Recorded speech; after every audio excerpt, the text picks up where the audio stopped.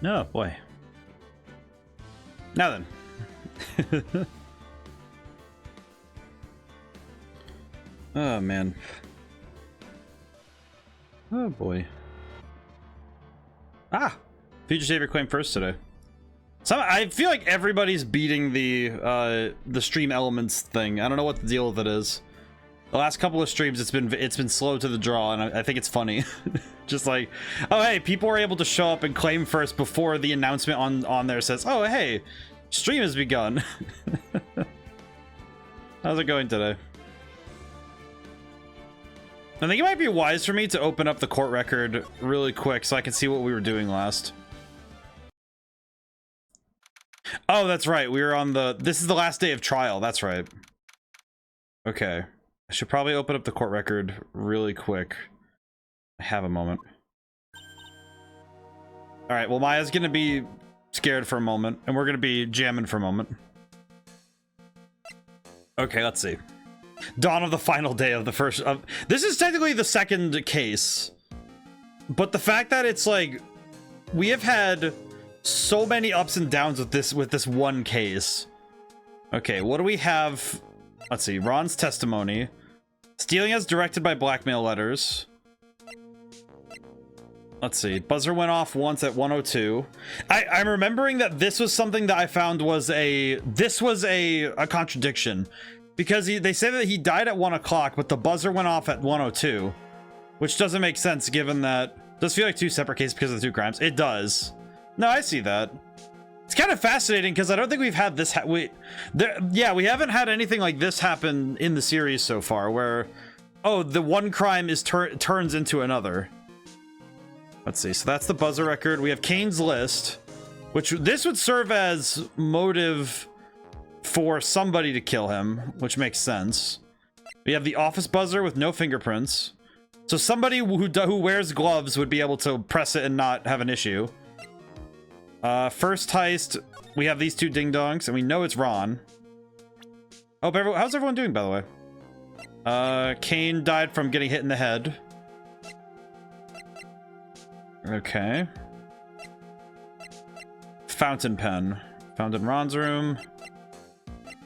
Okay. I think I know. Very tired of pulling through. Yeah, this week has been a little bit, I've been a little stressed this week, but I've worked through it pretty well, but I think it's like, I think the middle of August is one of the weirder times because it's a transitional period for a lot of people, right? Where it's like, okay, you have like a week or two, like I think most first year students of college are going and doing orientation in their first week, starting next week. So they're leaving now. A lot of people are, or they're in there right now, because I think colleges start late August instead of starting September. No, that's right, because I started college the last week of August was when I started my first week. Well, it's a transitional period because September we finally start to slide in to a different to the latter the latter third of the year, so it makes sense. But August is like, okay, yeah, we're coming into it, and it's been hot. It's been hot and muggy lately, so makes sense. Thankfully, today is Thursday and tomorrow is Friday, so works out. Thankfully, I hit a good spot in work today, so I'm like feeling better. Okay, and I remember I think I have everything we need to continue the case. What is it this time? You won't believe how many people are here for the trial. Well, it is a murder case. What are you talking about? They're here for the trial next door. Next door? Why don't you know this, Nick? They're having Detective Atmy's trial today. Detective Atmy? They say they're going to try him as mask to mask. Already? That was fast. Boy, I'd love to see mask to mask trial. I know. By the way, where's Pearls? Oh, she went back home. She said she can't neglect her training anymore. I know you don't like me. Pearls has really got into her training lately, huh? Since that incident last year? Oh, that's right. Ron is just like, please don't ignore me. Oh, Mr. Delight. Good morning. No one likes me. I mean, Ron, your wife loves you, dude. It's fine. No one would notice me even if I killed someone. Come on, don't be silly. Wait a sec. You know what I mean? You're the murderer. No, I'm just a poor thief. I'm so surprised this This guy has... Are you... Maya, look at this dude and tell me he could do anything. That's why this guy's a thief. He is built incorrectly for harming people. No, wait, that can't be right. A thief can't really be poor. I mean, yeah, they can, if you're bad at it. Now, let's see. According to Mr. Delight, from his second crime on, he was following a bunch of set plans. Plans that someone had been sending him to help him commit the heists. Do you really think there's a connection between the thief and the murder? It's possible, but today's trial's a race against the clock. Huh? How come? Let's just take our time like always. I'm afraid that's not an option. October 14th, 10 a.m. Oh? We're going right in, I see. Court is now in session for the trial of Mr. Ron Delight. Again. For the second time. The defense is ready, Your Honor. You're ready. Preparation is the last refuge of the week. Godot... you know what else preparation is? Preparation is it's the first defense against chaos. Are you telling me that preparing for anything is a weakness? Are you telling me that making lunch for yourself ahead of time is a weakness? I bet you just live off of coffee and shame. Okay, settle down, everyone. Let's begin with your opening statement, Mr. Godot. Oh yeah, I forgot. You know, I'm starting to realize, I think ever since I started dealing with Godot, it's like the combination of Godot and Butts in this game, I think has got my tensed me up. And it's like, I know I've been approaching other games with more energy lately, and it's like, it's good, but it also is like, it's tiring. It is very tiring when I get tensed up. It's just, oh my God. Because I get immersed in these games, so my passion comes up, and it's like, okay, yeah, what is this man doing? He's got the judge in the palm of his hand yet again. Ron Delight is simply too young to be sent to war. That's all. I'm afraid I have no idea what that means, Mr. Godot. You know, is it bad that I could see Godot having like an acoustic guitar, and he's trying to dispense wisdom to some young youths in the South? Ha! And you need to get out more, Your Honor. That is coming from life is war, but that is exactly why you must be more precise in your wording. That's all my statement means. You understand now, right?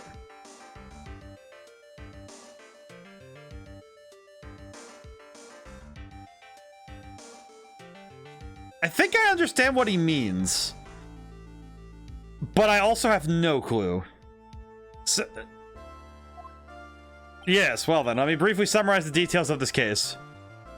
Wow, the judge is taking charge like he knows what's going on for a change.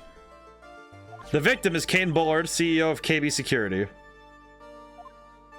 His body was found in a safe at approximately 9 a.m. on the morning of the 13th. However, the time of death was estimated as 1 a.m. of the previous day, and that's when our little lost kitten dropped the ball. Oh, thank you, Gonzabu. Thank you so much for the work. Thank you so much. That little lost kitten is, of course, the defendant. Very well then, Mr. Godot, please call your first witness.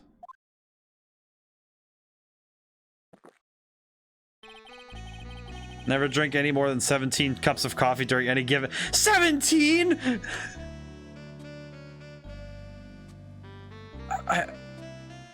How do you even live? I sometimes wonder if the translation team just struggled to translate him, because I feel like his language might be more sensical as like Japanese poetry or something akin to it. Told you last time. Yeah, I think that's... I think, yeah, I'm remembering that you told me that his speech pattern is very strange. And yeah, I think that it would make more sense in a poetic form. But when you're translating it literally... I told you last time, 15. Oh yeah, this. I mean, you also told me that this guy is a bit of a strange one, but also... So you were literal about the 17 cups. My brain caught up now. Wait. Okay, I'm gonna take those two things and separate them. First off, 17 cups of coffee is just still too much. That is insane. It's an insane amount of coffee. So, but yeah, thinking about it though, I do wonder if the translation is too literal. Like they're taking him too literally in the translation, maybe?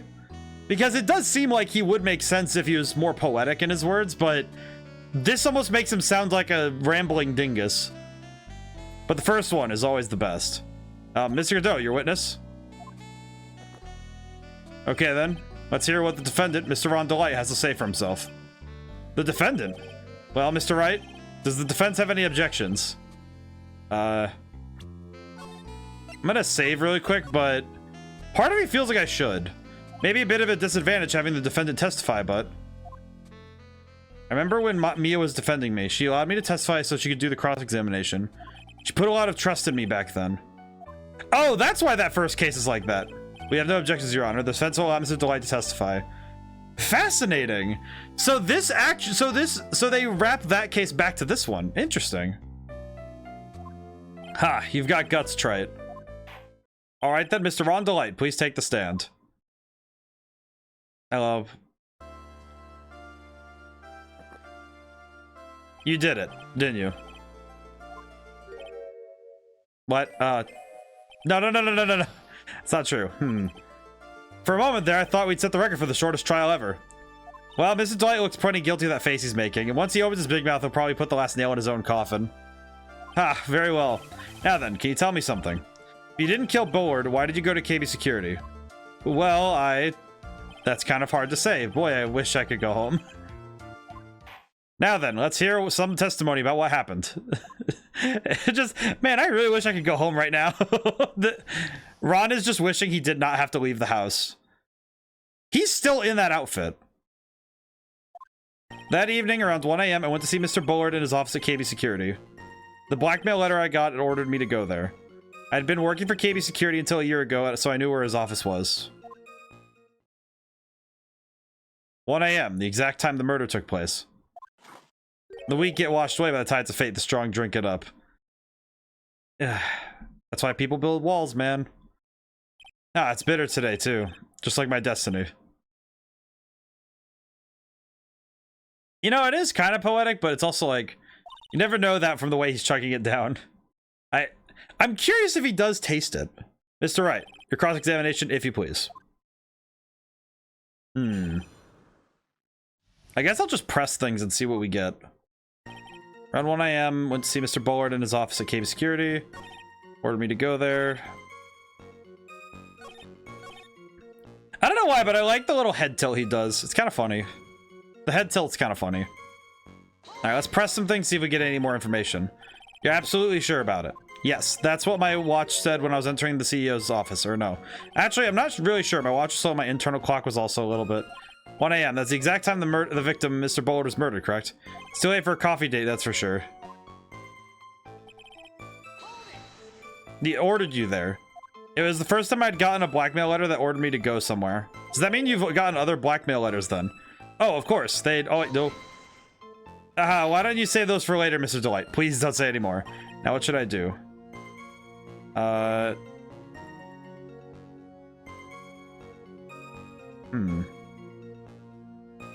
gonna save really quick, but I'm gonna see if pressing harder does anything. So what did the blackmail letter in question say?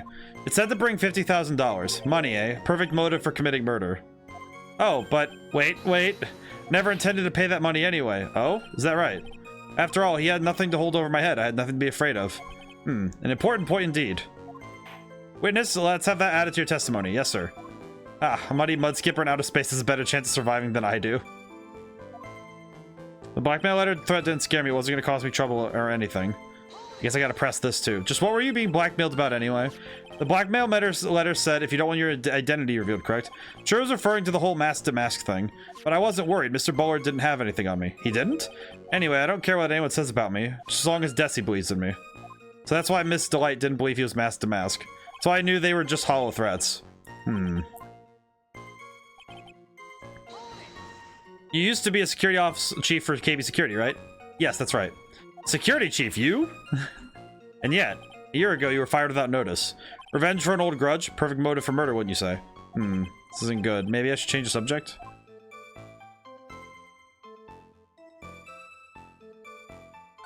What did you do after being fired from KB Security? I spent a lot of time looking for work, but then I decided I wanted to start something myself. Not good. This is going from bad to worse. So I started looking at books, TVs, and movies, learning all I could about masked men. Masked men? Wanted to draw a comic, right? No, it's wanted to become... Okay, well... Uh-oh, I've got a bad feeling about this. Okay, I need to go back and see if I can get why he was fired. I'll go back here and see if I can get why he was fired.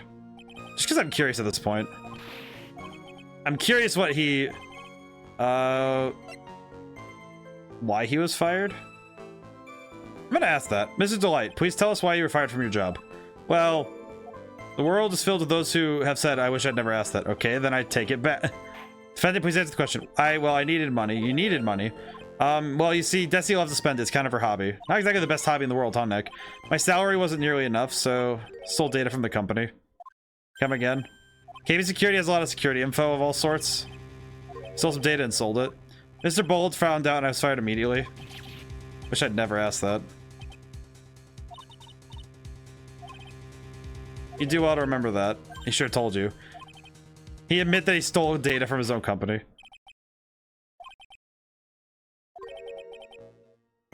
Well, when the fame is kind of kind enough to nearly let you blow your case without dealing a penalty. Yeah, it's like they really could have let me just explode everything. Okay, wait, but then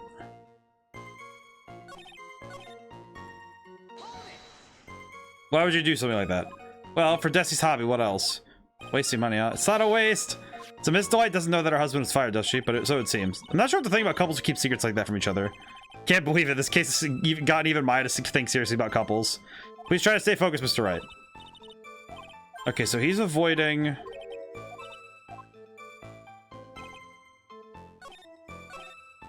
gonna press this again, because now I'm curious. Afraid that reason isn't gonna hold up anymore. Oh, he actually causes the objection. I had to press here because now we have the information.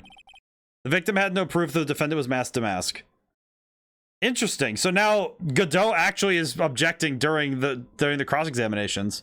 Well, this is an interesting dynamic. I wouldn't have thought this would have started happening. But you were the one who stole company secrets only 1 year earlier. But that was all over with once I was fired. And it was true that the fact I stole secrets kept in the reps. Even so, there's no reason for me to pay up now a whole year later. Is that really true? What is it, Nick? The fact that Ron was stealing company data, I wonder if it would have been a problem if that ever became public knowledge.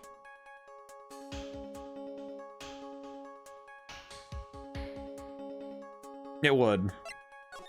Mr. Delight, I believe you would have been in considerable trouble if your identity as a company data thief was made public.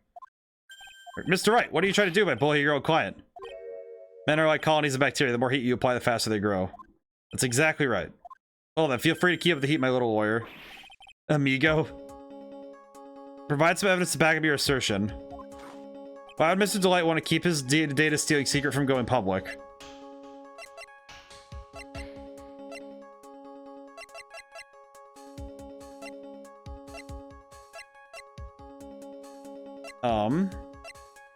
Curious.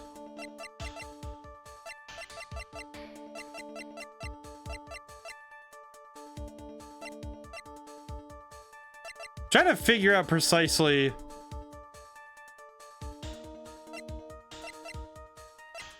Well, probably Desi, actually.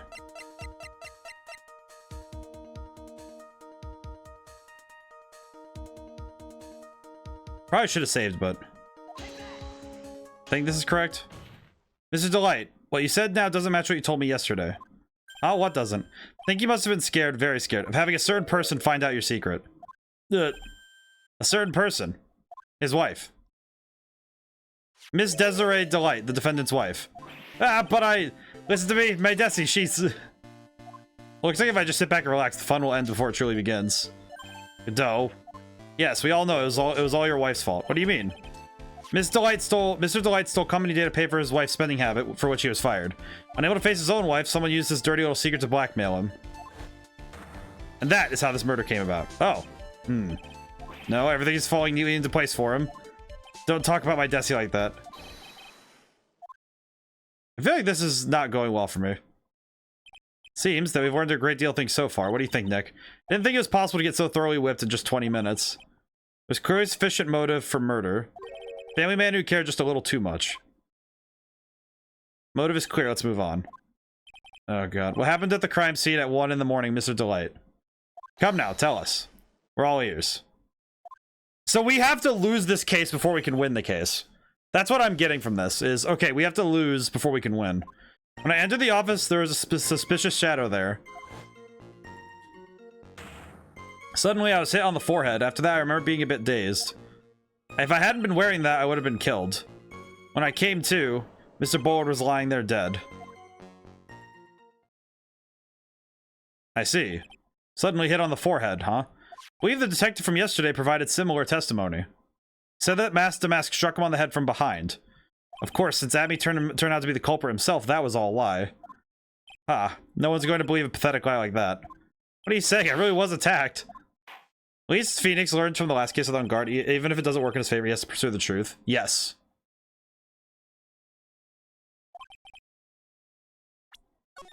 Okay, so I think I know what I need to do here. If I see any sign that you are, I'll treat you to another cup of my special blend. You don't need to worry about that, Mr. Godot. I have faith in Ron. I know he didn't do it. And I think by getting closer to the truth, we'll get closer to what we need. Who was this suspicious shadow? There was 1,000 of me, and even one knew I'd tell you, trust me.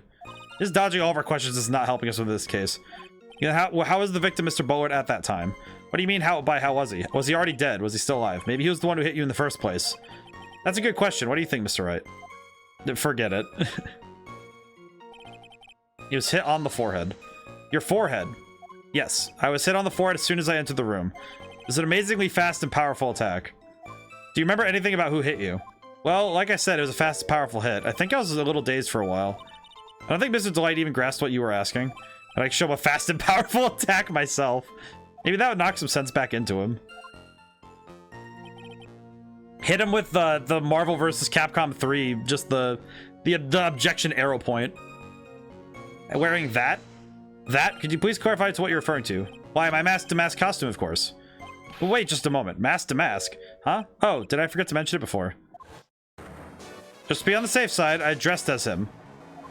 And then I descended upon the office of the office. What? Nick, did he tell you about this? He never told me this. I don't recall him ever mentioning it to me either. Even I didn't know that. I like that he just seems our little friend really loves to keep secrets. It's the fact that Phoenix gotta use X Factor on this doofus. I'm sorry, I never had a chance to mention it up until now. Wait, that's not right. You know, just now, you know how sometimes things just slip your mind. My 6th cup of coffee is staring at me coldly. At any rate, we can't ignore this new piece of information. Witness, please correct your testimony. Okay, I'm gonna ask about this. Why are you dressed up as Mask to Mask? Why, because I'm Mask to Mask, of course. What are you talking about? Mask to Mask trial's being held next door. Yes, I guess so. Anyway, at the time, thought I was being blackmailed over this issue. So I thought I should go as him just to be safe. Oh boy. Let me tell you, it's a real pain to move around with that cape. That's why it took a lot longer than I'd expected. It took a lot longer? What do you mean by took a lot longer? Oh, opening the safe, of course. My cape got caught on the safe door, you see. This all happened when I was hiding the body. Yes, you were the one who hid the body in the safe. Well, yeah. Inconceivable! Why? Just why? What reason could you have? What were you thinking? Question. When does somebody toss their dirty shorts in the washing machine? What? The answer is simple. When they take them off. As usual, I have no idea what you're saying. Do you mean that Mr. Delight hid the body because he's the murderer? Ha! So you're not as stupid as you look. His metaphor this time was really obscure. Mr. Wright, you don't mean that you knew about this whole safe business, do you? Well, yes. Why am I the only one not in the loop here? Witness, make sure you add this to the testimony. Oh god, the fair weather judge. Let's see. Wow, we really are just dealing with a lot of nonsense. When you came to. Yes, I was passed out in the corner of the room. Do you know when your assailant made their escape and to where? I'm afraid I really don't remember. Huh? Once they hit me, I lost track of what was going on. I think that's when they made their escape. That's certainly a convenient story for you, isn't it? It certainly is, isn't it? It almost sounds practiced. I don't know why you're telling me. This took about 10 minutes. Why did you hide the body in the safe anyway? Well, because it wouldn't fit in a drawer. That's not exactly what I meant. When I saw that corpse, I kind of lost it. I thought, if they find his corpse, they'll think I did it. Ha, I think you had a simple reason for that. It's because you killed him. That's why I spent 10 minutes hiding the body. That certainly makes more sense. Hold on. 10 minutes? What is it, Nick? I just had a thought. Under those circumstances, would you normally try to hide the body and spend 10 whole minutes to do it? Under those circumstances? What circumstances? Oh. Hey, Nick, if you think his behavior is so strange, why don't you present more evidence that would show just what those circumstances were? That's it. I'll take a look at the court record and present some evidence. We heard Mr. Delight yesterday, right? There's not much in this testimony either. Okay, so I need to present something. Okay, this is gonna be the hard part because I gotta present evidence that disproves the 10 minutes. Because that doesn't make sense. Okay, let's see. I think it might be the buzzer, but actually the buzzer is kind of the thing that I'm curious about. Maybe it might be this. It was this. Your Honor, could you please take a look at this record? And what might this be? The record for the emergency buzzer that connects the CEO's office to security. If the button in the office is pressed, the security team is supposed to come running. And according to this record, the buzzer is pushed once at 1:02 a.m. What? If Ron Delight truly was the murderer, he would have ran as soon as that buzzer sounded. After all, a security team would have been headed his way. Ha! Let's remember who we're dealing with here. He probably had no idea there were security personnel in the building. He's a security chief! What do you mean he wouldn't have known their security? Up until 1 year ago, my client was working as the chief of security. There's no way he wouldn't have known about them. But, as it turns out, the guard never came. That was nothing more than a coincidence. The fact that the guard was a pathetic loser, who had just gotten punched in the face by his ex's new boyfriend, and wasn't anywhere in the vicinity was not something Mr. Delight could have known. Ha! Again, remember who we're dealing with here.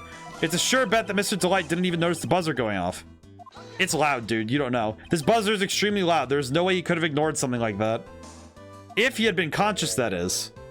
Conscious? What do you mean by that? Hit him with the... Fine. Let's hear your theory. He's the first one to not interrupt us when we're trying to theory. Recall the defendant's testimony. The moment he entered the victim's office, someone attacked him. Mr. Delight said he felt dazed.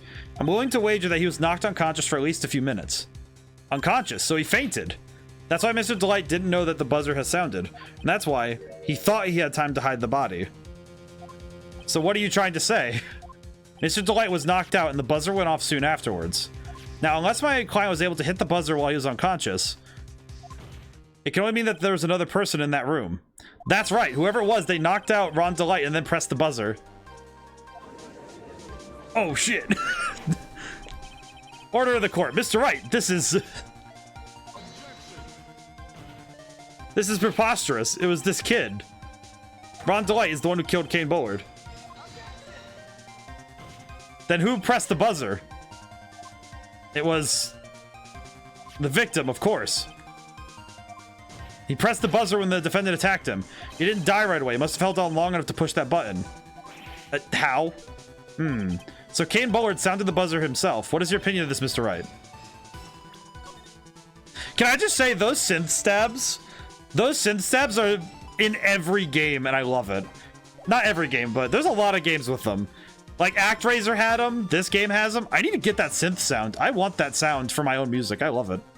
Need to prove that the real criminal was there at the scene, but how? Can I prove that that Kane Bullard, it wasn't Kane Bullard? I think we can, but I also think it's a little bit dicey. The defense's opinion is this, Your Honor. The piece of evidence proves that it wasn't the victim who sounded the buzzer. I mean, wouldn't it just be it would be the autopsy record? Well, what do you think, Mr. Godot? I can hear the sound of a buzzer, huh? It's going off inside your head at this very moment. The emergency buzzer of your heart. Is it really? Maybe just a little. Mr. Wright, you need to think more carefully. Crap. Back it up. I can prove it. I think I can prove this. I think I can prove it. This piece of evidence proves that the buzzer...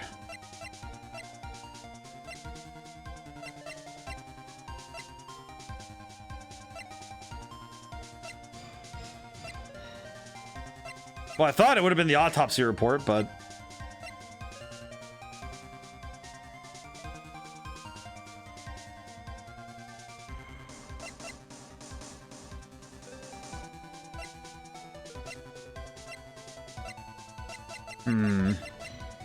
I do kind of wonder if I can't prove this one, but...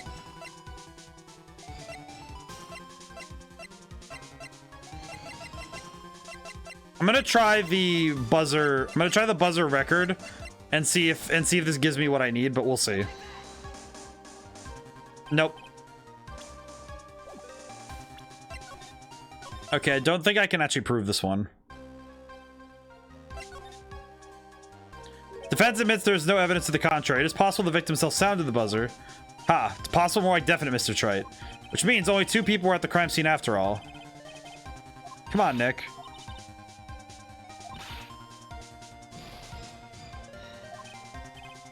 Okay, well, turns out I do need to prove it. Sorry, my brain is just like, okay, no. So, if I can't prove this, then I can't fail. I fail. So I need to prove that it wasn't the victim who sounded the buzzard. Let's see. So, according to what they said just there, I do have to prove it, but I'm not sure what evidence would prove it. I need to look through the evidence again. Are there any people I can prove with this?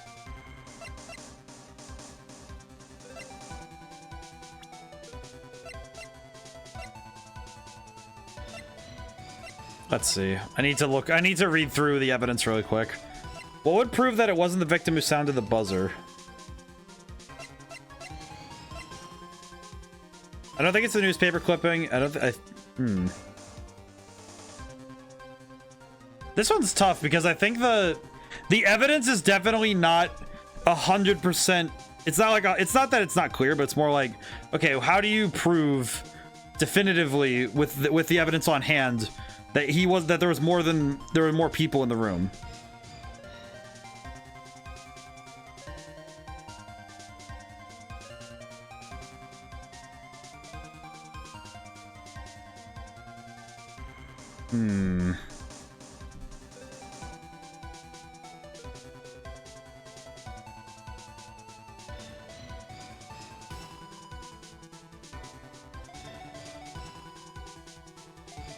You have all the stuff, it's just not clicking. Yeah, it's like, okay, what? I'm trying to figure out...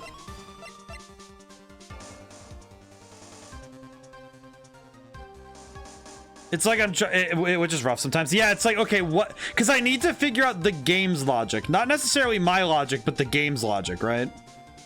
And that can be a little hard, because it's like, okay, what proof here can I use to prove that it... What evidence do I have that lets me prove that it wasn't the victim?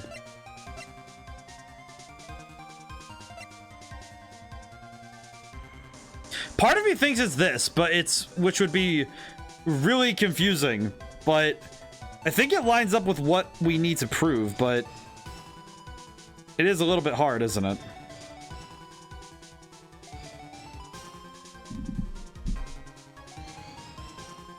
I think this logic isn't out there, isn't that out there for this example. Right, and well, it's like, because I tried the autopsy report and I tried the office buzzer, and I think that's why my brain is catching, because it's like, well, it's not these two.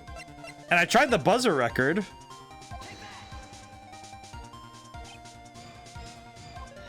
Yeah, because I've tried the things that logically make sense to me.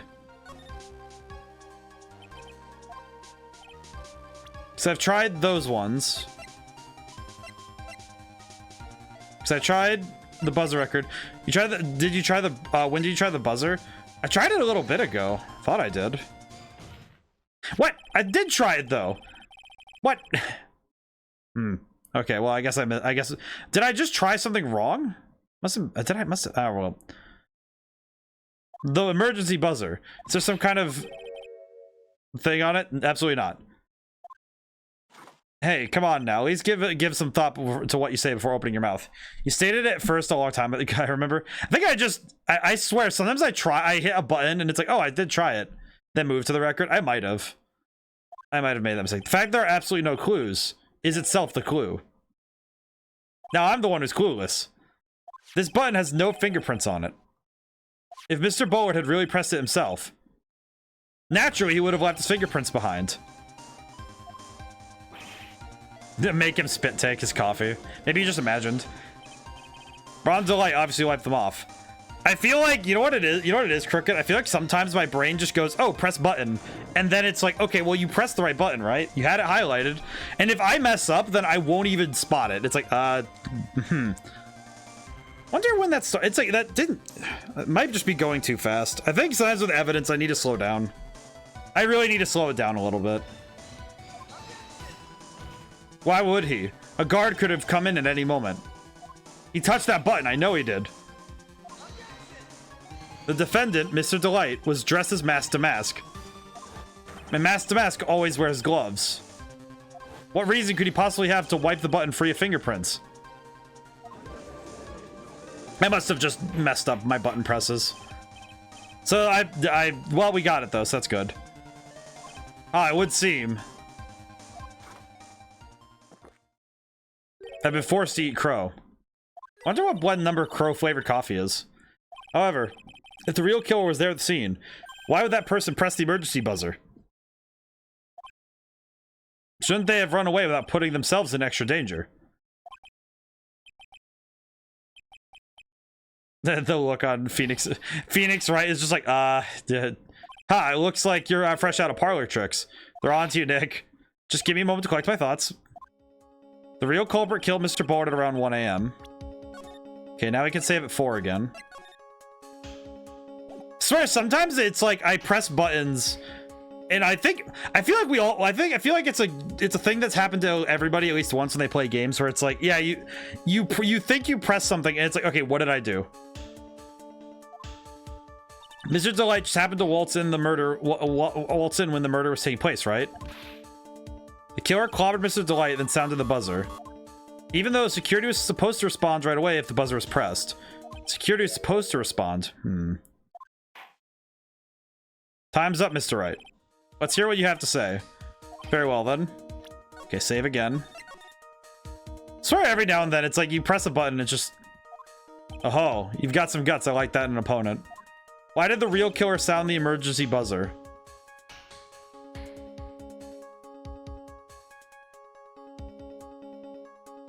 Ooh, this case is a mindfuck in the best and worst way possible at the same time. I have never seen it before. But it's nice to meet you. I don't know how to refer to you other than... Should I refer to you as average or Italian?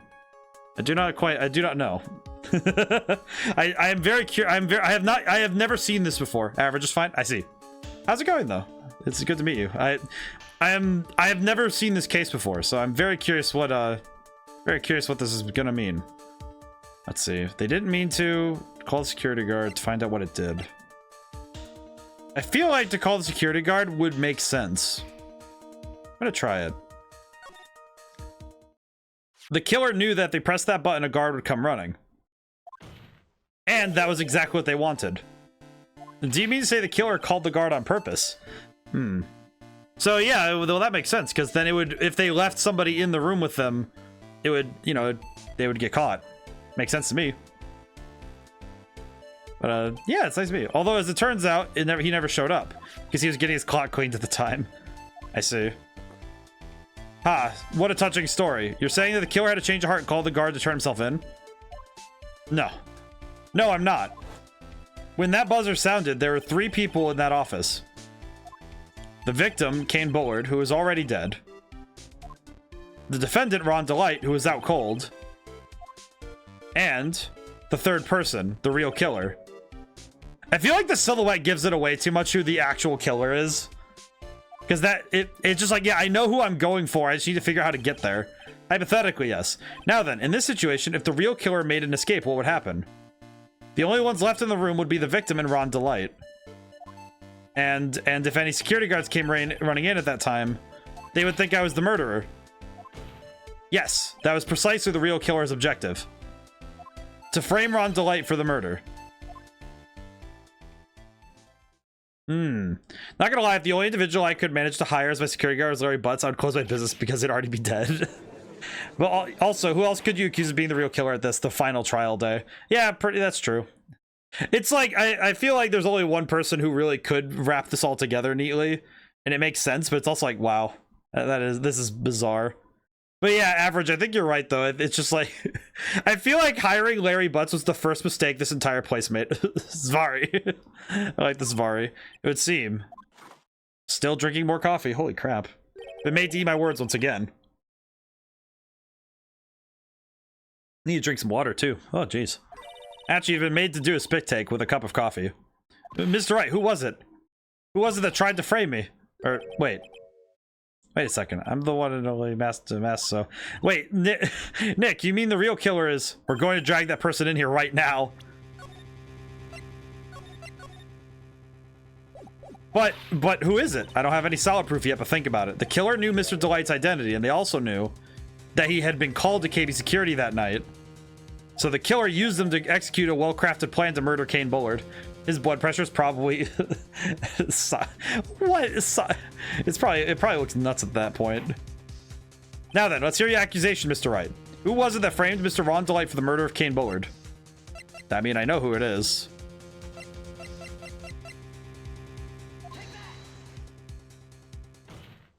Detective Luke at me. He's the only one who could have done it.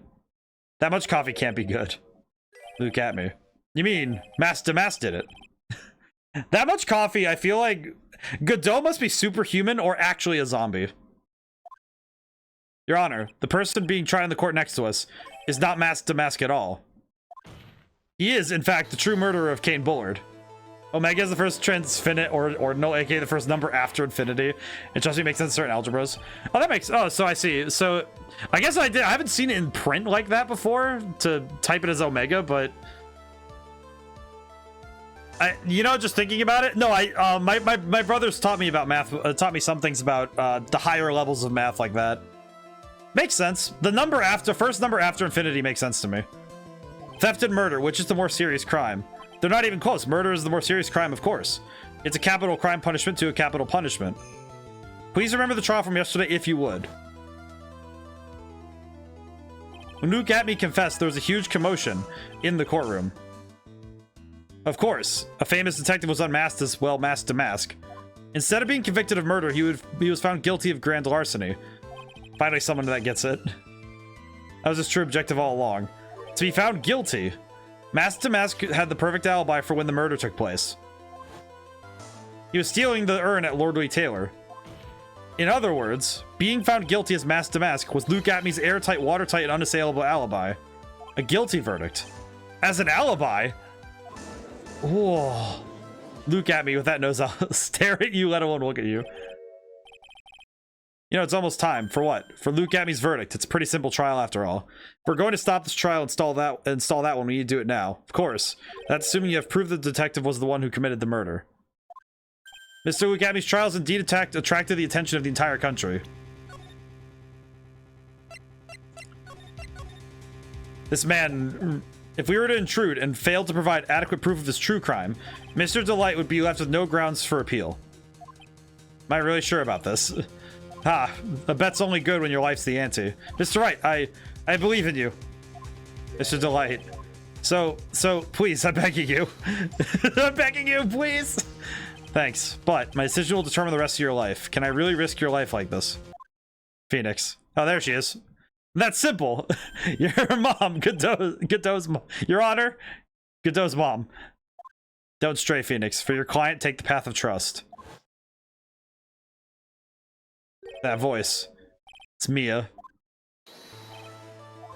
Your Honor, the defense requests an immediate recess. Ha. So that's your answer, huh? Very well. I've decided as well. The court will now take a 20-minute recess. Mr. Wright, when we return, please summon Mr. Luke Atme to the stand. Yes, Your Honor. Godot's mom is... Well, Sir Detective Atme. Heh. I have to say, Mr. Payne, you performed splendidly. Oh no, Sir Detective Atme, you're the one who... That's enough. This court sees no reason to further prolong this trial. This court finds the defendant Luke at me. Wait, don't hand down your verdict yet, please.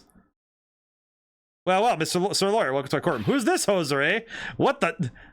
My name is Phoenix Wright, attorney at law, and I wish to file an accusation against this man, Luke at me. Accusation? You accuse Mask to Mask. That man is not Mask to Mask. He's just a ruthless murderer. What? Look at this, man. I love the brief look to the other trial room. We finally get to see another trial. Basically said, he ain't capping for real. Your client, your homie. You know what? I understand exactly what you mean, but also I am very confused reading that myself. No, I understand very well what she means. It's just very funny reading it like that. Also, getting to see the other trial room and just seeing the other judge, it's like, oh, all the judges look this crazy. I see.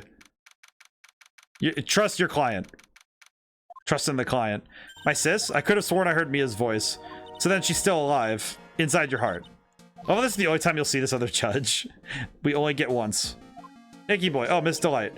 Is it true that detective is the real killer? To be honest, we don't have any definite proof. I think, can't remember.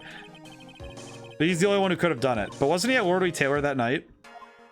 Not to mention, we don't exactly know his motive. Play too much Ace Attorney. Reasonable. Why would Detective At Me want to kill? Everything's a blur. I think once you play a lot of one series, you end up seeing, like, it sort of melds together into one contiguous piece. And you remember the most fascinating parts of it, but it's very hard to keep everything together all at once. Oh, it's almost time. Better get back to the courtroom. Need to find some solid proof, and it's got to happen sooner rather than later. I think I have exactly what it is, but I'm curious if it'll work out. Court is back in session. Mr. Luke Abbey, please take the stand. Hey, buddy. Oh, well. How do you do, Sir Lawyer?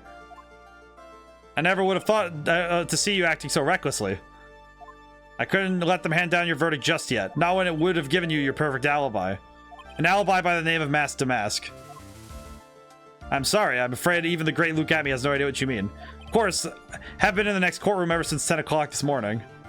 Afraid there's no way I could have known what's been going on in here. You've been in the defendant's seat all day long, correct? Being tried as Mask to Mask. Indeed. It's truly child's play to fool the ignorant masses. Not only did the poor fools ask me to protect their valuables, they even gave me a generous reward upon returning their own property to them. Take this red diamond ring that sparkles upon my divine finger, for example. So you continue to insist that you are, in fact, Mask to Mask.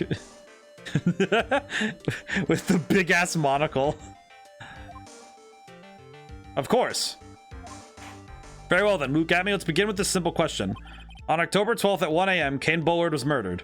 Where were you at that time? One without knowledge lacks even the knowledge that he should be ashamed of himself. But don't worry, I will not hold it against you, Sir Judge. Thanks. Here we go. Alright, Mr. Atme, the night of the murder, speak. We're all ears. As you wish, Sir Prosecutor. I just realized something about this entire piece here. So, there's a detail I caught way early on about specifically the nature of this entire alibi. Stealing the urn is Mask to Mask, just as I announced I would. I had more than enough time to prepare. It was a pathetically easy job. A photograph contains no words, but in this case, one turned out to be my witness. Luke's about to cook absolutely nothing. I see. The time at which the camera captured Mask to Mask was the same time as the murder. No, it wasn't. Oh, I pressed A too fast. Everything else up until now is all part of his plan. There has to be a secret to this picture as well. Even the great Mask to Mask cannot be in two places at once. Now then, if you'll excuse me. I have a verdict to receive. Unfortunately, Mr. Atme, we still have to do your cross-examination. A fool is too foolish to know that he is a fool. I think he's trying to say that you're full of it. The only thing that's full of it is his alibi. Yeah, because I know that you're wrong. And I actually have the proof this time. No you didn't. No you didn't. You're already wrong, though. Yeah, because you're already wrong. Okay, I am gonna save really quick, just to be safe. No sense in being too risky. I feel like they do a great job making this character very agonizing. Ah, well, nope. Nope. Yep, save always. Okay, wait, no. So it's not the picture, but... Even if it is a false choice save. Yeah, no, it's always saving. I've been very good about it. We've played all 3 games, so I've gotten a lot better at when to save, even if there's no dialogue option save.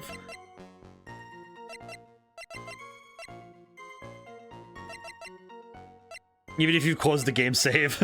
Just save after the stream, before the stream. Let's see. Well, wait, I thought the picture would have been it. About the camera that took this photograph. Oh, come now, it's all too clear what you're thinking, huh?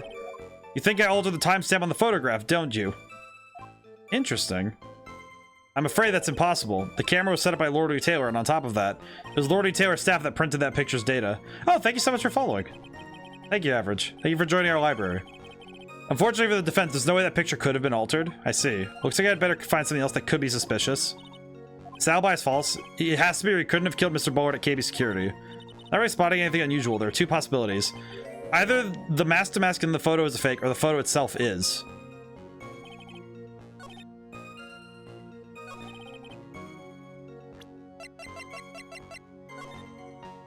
I'm gonna look at this really quick.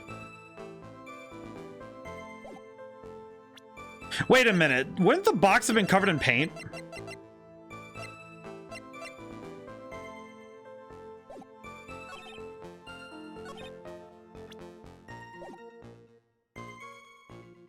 I just realized that. Wait, let me look at this box again. Wouldn't it have been... Wait. Because, yeah, the box... That doesn't look like the same box. So, I'm gonna try it. I'm gonna save again, but... I think the box is fake, because it wouldn't have been the right item. Because that... Maybe? Nope, it's not. Dang it. Bleh. Let's see. Time at which the camera captured mask to mask was the same time as the murder. We'll say this about Adam. He's the only criminal to actually willingly put himself in the doghouse to get out of the bigger crime. For most others, that's a compromise they make on the stands, but by doing it for long before a trial for murder comes up, he does fool a lot more people. Yeah, I think that his plan is really strong, especially given this. I imagine that he really did want. He probably wanted more, and wanted out of whatever he was in. And by getting out of it with larceny, it's like, oh yeah, I can get away with it. I can get out of this better than other ways.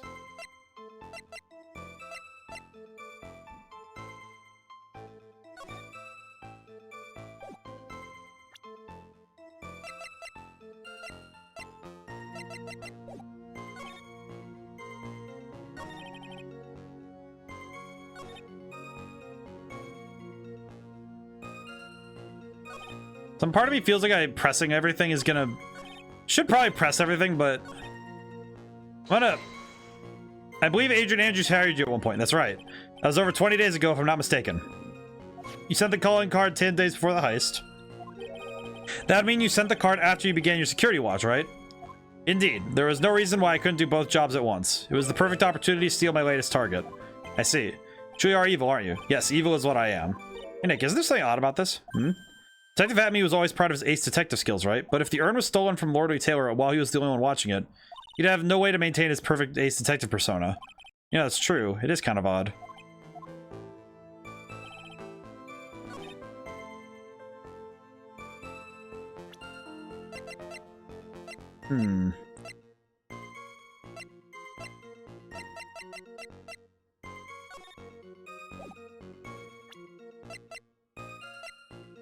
I need to look. It's like the evidence here is kind of confusing because I'm like, okay, how am I gonna? I'm trying to make sure I understand fully everything I have to figure this out.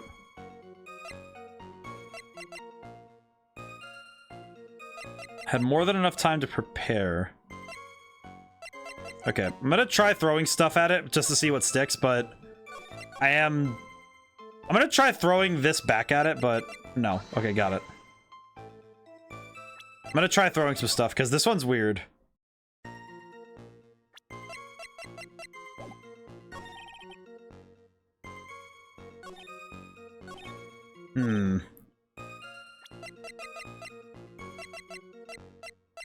I need to look. Need to figure this out, because now I'm thinking about it like, okay, well...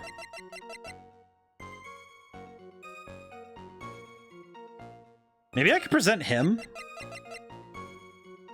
What if I present him? Nope. Blech. I feel like this is the part where my brain is trying to do the logic jumping, and then I'm too far ahead. Because I know I think I have the next 2 or 3 steps, but this step is just tripping me. Photograph contains the words. I guess I just have to press things, see what I can get. But photograph, you mean this piece of evidence here? Is that correct? It is. Indeed it is. That is it. The very thing that proves I committed the crime. The very thing that proves you committed the crime. Sure, even you understand by now. Lord Taylor provided that camera. There's no way I could have tampered with it. That means I could not have killed Kane Bullard unless I had an accomplice. Come on, think long and hard about that night. The basement warehouse and the picture that supposedly captures it. It's gotta be here. Isn't there something funny about this picture? Are you implying that this picture is a fake? You bet I am. There's definitely something strange about this picture. We took a look around the basement warehouse that night before the theft took place. And there's something in this photo that doesn't match my memory of that night. Very well then, let's hear what you have to say. What about this photograph do you find funny? Oh, it's the pool here. The funny part is right here. Why, this is a blood stain. Ah, blood. Now this case is getting interesting. Not exactly. This stain is actually pink paint. Oh, just paint. And peach colored at that. From blood to peaches. The judge sure loves going on his wild tangents. The problem with this photograph is not the paint. The problem is, when you consider the layout of the basement warehouse... Gotta save now. It turns out that something that should be there is nowhere to be seen. Well, Mr. Wright, what is supposed to be in this picture instead of the paint stains? Tommy Faye's golden statue. Okay. The supervisor of the treasure exhibit stated the following. Well, there's one good reason. There's a good reason for that. On the day of the crime around noon, that golden statue just happened to arrive from the mountain training hall. I realized that the statue would be the perfect size for covering up the paint stains. That's why I put it where you first saw it. I myself was there the night the theft took place and saw the statue in that spot. If this picture was truly taken on that night, then the statue should have been there. But when I went there the day after the theft, that statue of the old bag was sitting in the corner. Perhaps it was somehow pushed there accidentally. Your Honor, this statue is slightly larger than yourself and quite heavy. It would take more than an accidental push to move it in that distance. In that case, can you prove it? Can you give us the rhyme and reason as to why the statues moved that night? Can you do it, Nick? That reminds you who moved it. Oh god, now I have to figure out this? Oh god, here we go. The real question is, why did they move it? Well, Mr. Wright, I hope you're prepared with your answer. Who was the one that moved the golden statue on the night of the crime?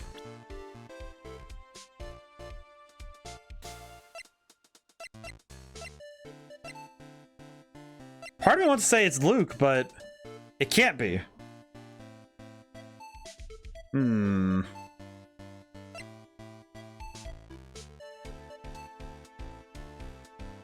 trying to figure this out. Part of me wants to say it's mask to mask, but that feels also like I'm kind of grasping at straws a little bit, aren't I? Because that one feels like, okay, well... Because it could have been mask to mask without it being, you know, actually mask to mask.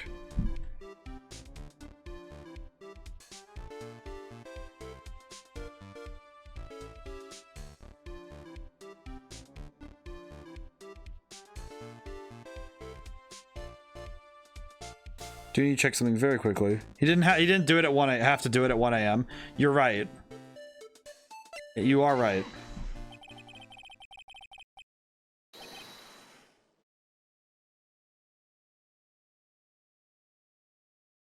Okay, one moment. I'm gonna...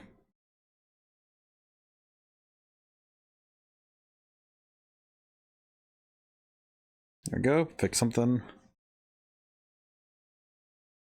Come now, Sir Lawyer. There you are again on one of your strange delusions. Mr. Wright, what basis do you have for your strange delusions? It's very simple. The witness was the only one in the basement warehouse that night. That is indeed very simple, however. Why would I want to move a heavy golden statue? The reason for moving the golden statue. Here's where our battle really begins. Well, Mr. Wright. Oh god, here we go. Here we go. What reason did this witness have to move that statue? The reason can be found here in this photograph. Look at me. You pretended to be mask to mask to create an alibi by showing that you were at Lordly Taylor that night. But this photograph contains a single fatal flaw. If the statue had been there, your lie would be exposed like a cheap film at a drugstore. That is why you had to move the statue. A single fatal flaw. Interesting theory. Please enlighten us. Just where in the picture does this lie exist?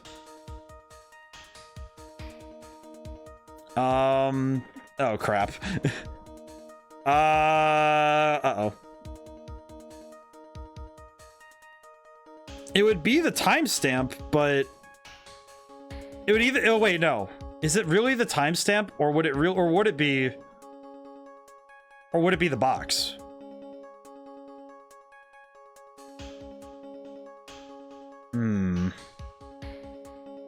Wait, let me think about the way he's standing. His left hand has the ring on it. Think about it, think about it, think about it.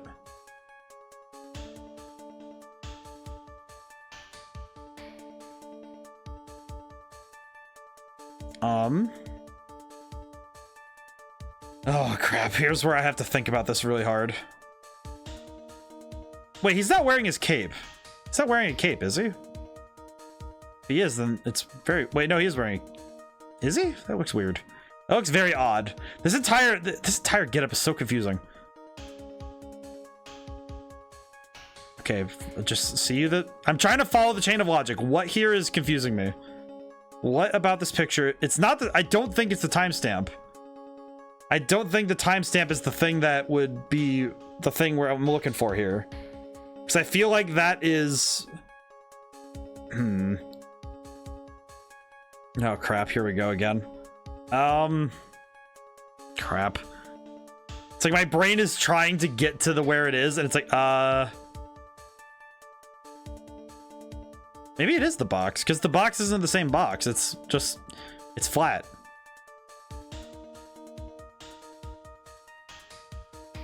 I think I'm gonna try the box and see what happens. Because I feel like that's the only thing I got right now, because it's not the paint. I don't think. Because also, if the statue was in the picture, it would show that he hadn't already hit himself, like bent it out of shape to get the alibi of hitting himself in the head. Which doesn't make sense. Somehow this music is making my brain work less. It's like the dinging in my head is just not letting my brain rest properly. I'll just try it. The lie is mask to mask. Are you saying that this mask to mask is a fake? That was not what I clicked on, but sure. Ha. You know, I really wish you'd start acting more responsibly. Huh? The current question is, why was the golden statue moved? So what possible connection could there be with mask to mask's identity? Faces, oh buggers written all over it. It's a penalty for you. Back it up. Oh, Mr. Wright, what reason did the witness have to move the statue? Reason can be found in the photograph. Like, I was going for the box, so that one feels like... Create an alibi you were showing at the Lordly Taylor that night. But this photograph contains a single fatal flaw. If the statue had been there, your lie would be exposed like cheap film at a drugstore. And that is why you had to move the statue. A single fatal flaw. Interesting theory. Please enlighten us. Just where in this picture does this lie exist? Is it just the timestamp? Because I feel like that's just exactly it. Naturally, the lie is in the photo is in the timestamp. What do you mean? I'll tell you exactly what I mean. On the night in question, Luke Abbey went to KB Security and murdered Kane Bullard. Therefore, it's obvious. It would have been impossible for him to have been at Lordly Taylor at this time.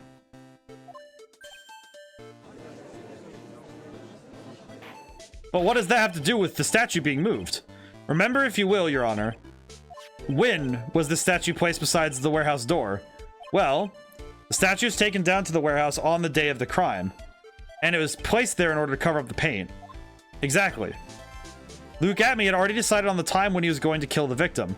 And so, in order to create an alibi for that time, he took this picture days before the murder took place. Well, what the... Of course, the statue hadn't been brought down to the basement warehouse yet. Ah. So, on the day of the crime, Mr. Atme must have been quite nervous. As nervous as a long-tailed cat in a rocking chair factory, so to speak. What? Why? Because something that wasn't supposed to be there had been brought down in a place where it wasn't supposed to be. And that is why Luke Atme had to move the statue on the night of the murder. He did it to make the room match with the way it had been in his photo. The way he gets so scared is really funny. Mr. Atme, is this true? One moment, Your Honor. Have you forgotten this? What's that? The data for the basement warehouse computer. According to this, the camera did indeed go off on the night of the crime. It's true that the camera had been set up by the Lord Taylor staff. However, the program used to manage the data was yours. That alone would have allowed you to tamper with the data. He is losing his defense. His ground lost. Mr. Godot, what is the meaning of this? Oh yeah, Godot, are you gonna sit there and sniff your coffee? Have a good day. Godot, I warned you about making me wait. Now put that coffee down.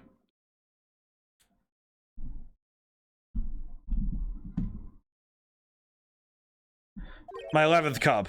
I've promised to drink no more than 17 during a trial, which means I'm still good until the last drop. However, the defense is a very good point.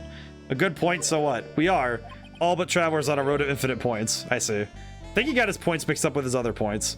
So you say this photograph was taken ahead of time, that the statue's moved in order to make it match. That's a very interesting idea. However, there's one point that can't be denied, which is... Oh, I keep thinking of the show. What? You did? He did in the anime blooper clip when he does that panic sprite. I love it. It's only a possibility. Men that are trapped by the chains of maybe can never reach their dreams. That's very true. No way, don't fall for that, Your Honor. Hey, Mr. Damask. Yes? There's no funny business in your actions, Master Damask. There should be no problem with you telling us your strategy, so let's hear it. Yes, please provide this court with your testimony about your plan to steal the sacred urn.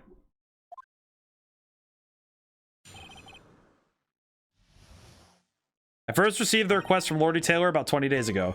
The urn was placed in a box in Zvari. It was then sent to the warehouse. Hence, I was unable to see the urn for myself until the day of the crime. I knew it was an extremely valuable treasure, so I sent my card 10 days beforehand. I handled security by myself to ensure that my crime would go smoothly. At last, I held the urn in my hands for the first time at 1 a.m. on October 12th. That's pretty much all stuff we've heard before, isn't it? Yeah, but we will find the hidden truth in the nuggets of new information he gave us. Wait, is you sure there are no mistakes this time? Sorry. Very well then, Mr. Wright, you may begin your cross-examination. Just the really shrill what?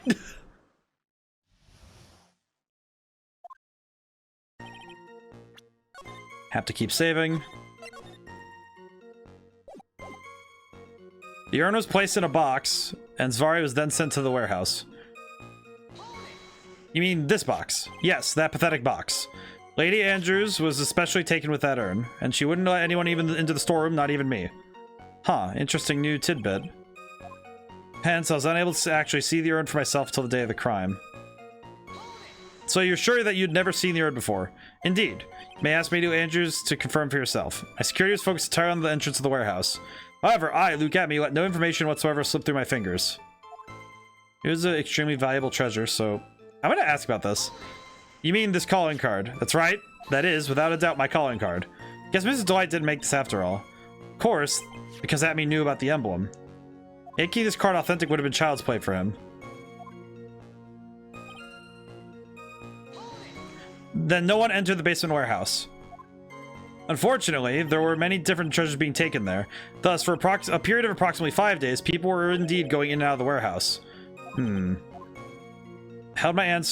Held it, they were in my hands. And this is the photo that proves it, huh? Indeed, to be honest, even if a photo was taken, I didn't think it would matter terribly much. Hey Nick, this photo is a fake. Detective Atme might have stolen the urn whenever this was taken. That's true. You know, he's been saying that he never saw the urn until that night. If we can prove that he's lying there, we can wrap this up and put a bow on it. You take a good hard look at the court record. Not a lot to go on, is there? Ted's been covering his tracks. You know, this photo took well before then. That he had never seen the urn before he stole it. And he proved that he's lying. I was actually unable to see the urn for myself until the day of the crime. I'm gonna look at something very quickly, but... I'm gonna save very quickly, but I feel like there's something very funny about... You mean you looked at all the stuff about... You looked at all of this extra stuff about this.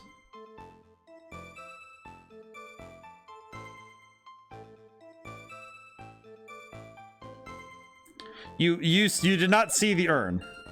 Is that correct?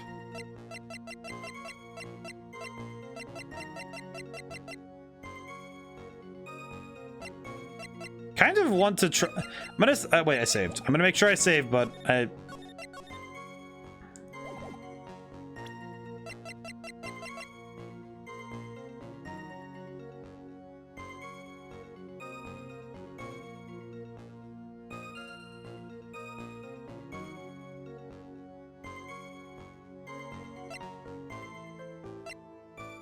think it actually is this poster, but nope, it's not. Okay, wait. Hence, I was actually unable to see the urn for myself until the day of the crime.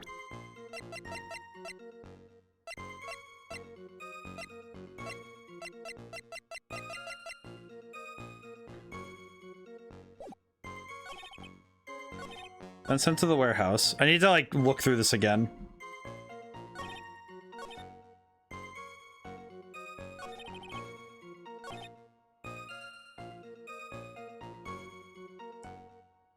I feel like it's the I was unable to see it. I feel like this is the bit that I need to prove incorrect.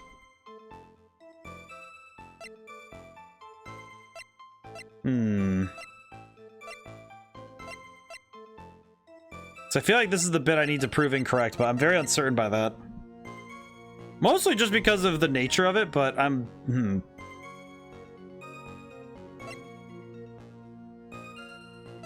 trying to figure this out. Brain is working very slowly through this.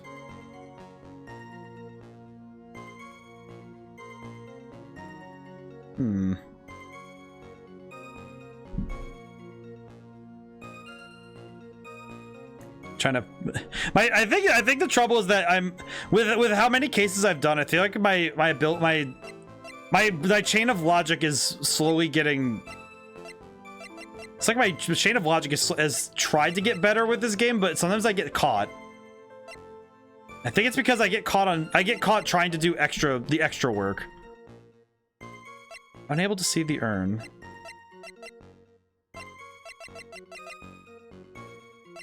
Until the day of the crime. Nope. Okay. Bleh. Oh boy. Okay, I need to actually.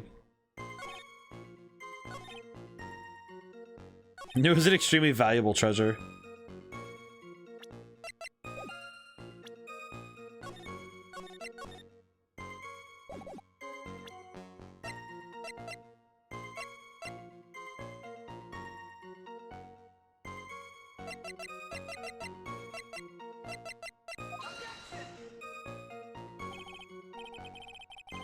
I feel like I'm getting stuck in my own logic again. Hang on, I need to step back. This was a little tricky to me about what to present on with what. It's something about what Atme did that shows that he was acting on info he claims to not to have had. Something about what Atme did that shows what he was acting on info that claims he.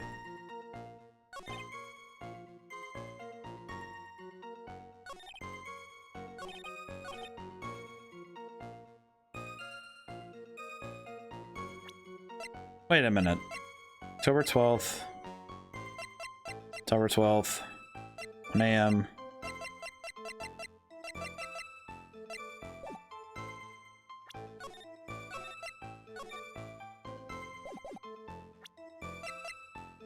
Wait a minute. For the first time at 1 a.m.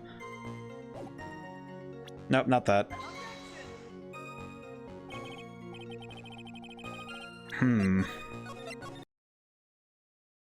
Present on with what?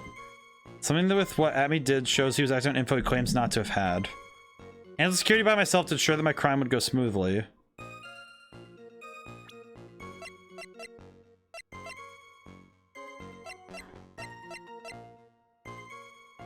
Jeez, this is one of those ones where, yeah, I'm seeing what you mean, Crooked, because I'm looking at this and it's like, okay, it's really hard for me to figure out exactly what evidence to present.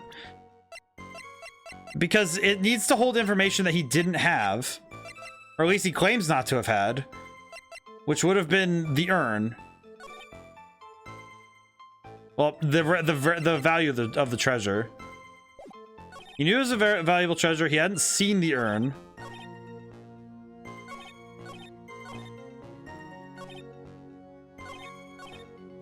Until the day of the crime.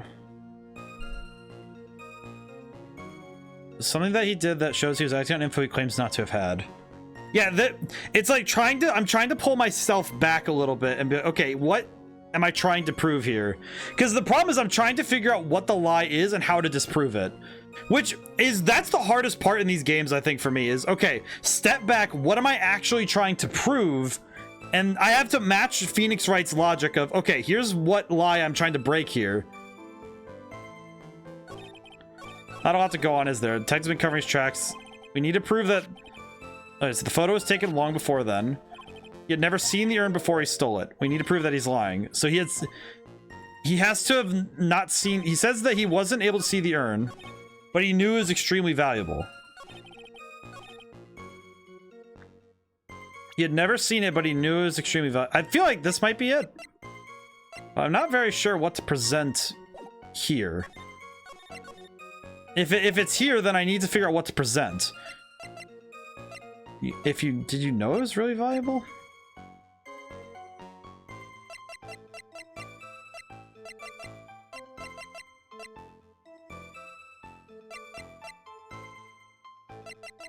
Sent my card 10 days beforehand.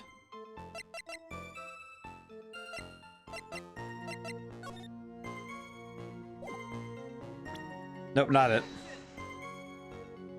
I feel like I've done that one already, but I don't know. It's like I'm trying to... The trouble is that I'm not trying to use my own logic. It's, okay, figure out what the game is asking you to figure out. At last I held the urn in my hands for the first time. I handed security to ensure that my crime would go smoothly. Jeez, this one's... Wait, it was placed in a box. Did you say you didn't... You said that you'd never seen the box. Well, yeah, he wouldn't have known it's in a box. Wait, but you wouldn't have... Nope. He wouldn't have known it's in a box, though. Wait, go back. Maybe I need to press this again? You mean this box? Yes, that pathetic box. Lady Andrew specially take with the urn. She wouldn't let anyone enter the room.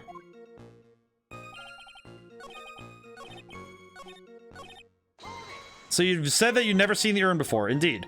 And ask Lady Andrew to confirm for yourself. My security is focused entirely on the entrance. However, I look at me, let no information whatsoever slip.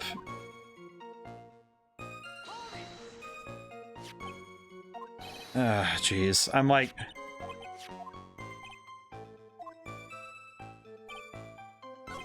It's like, I know that he's lying.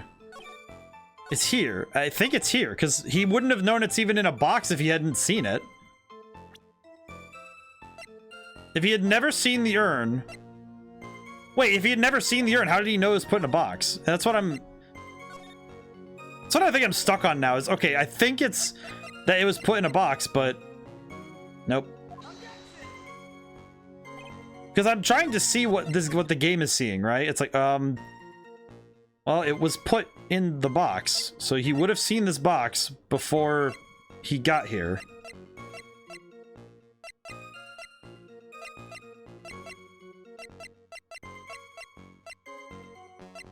Which... That doesn't... yeah, I think I'm really trying to, like, parse this, and it's just not working for me. It's not working for me. This is one of those moments where... This is reminding me a lot of when in case 5, where I got stuck on so many different pieces.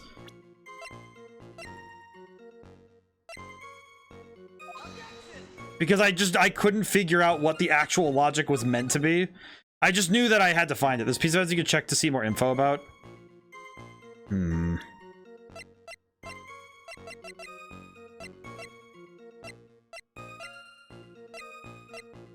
Let's see, so...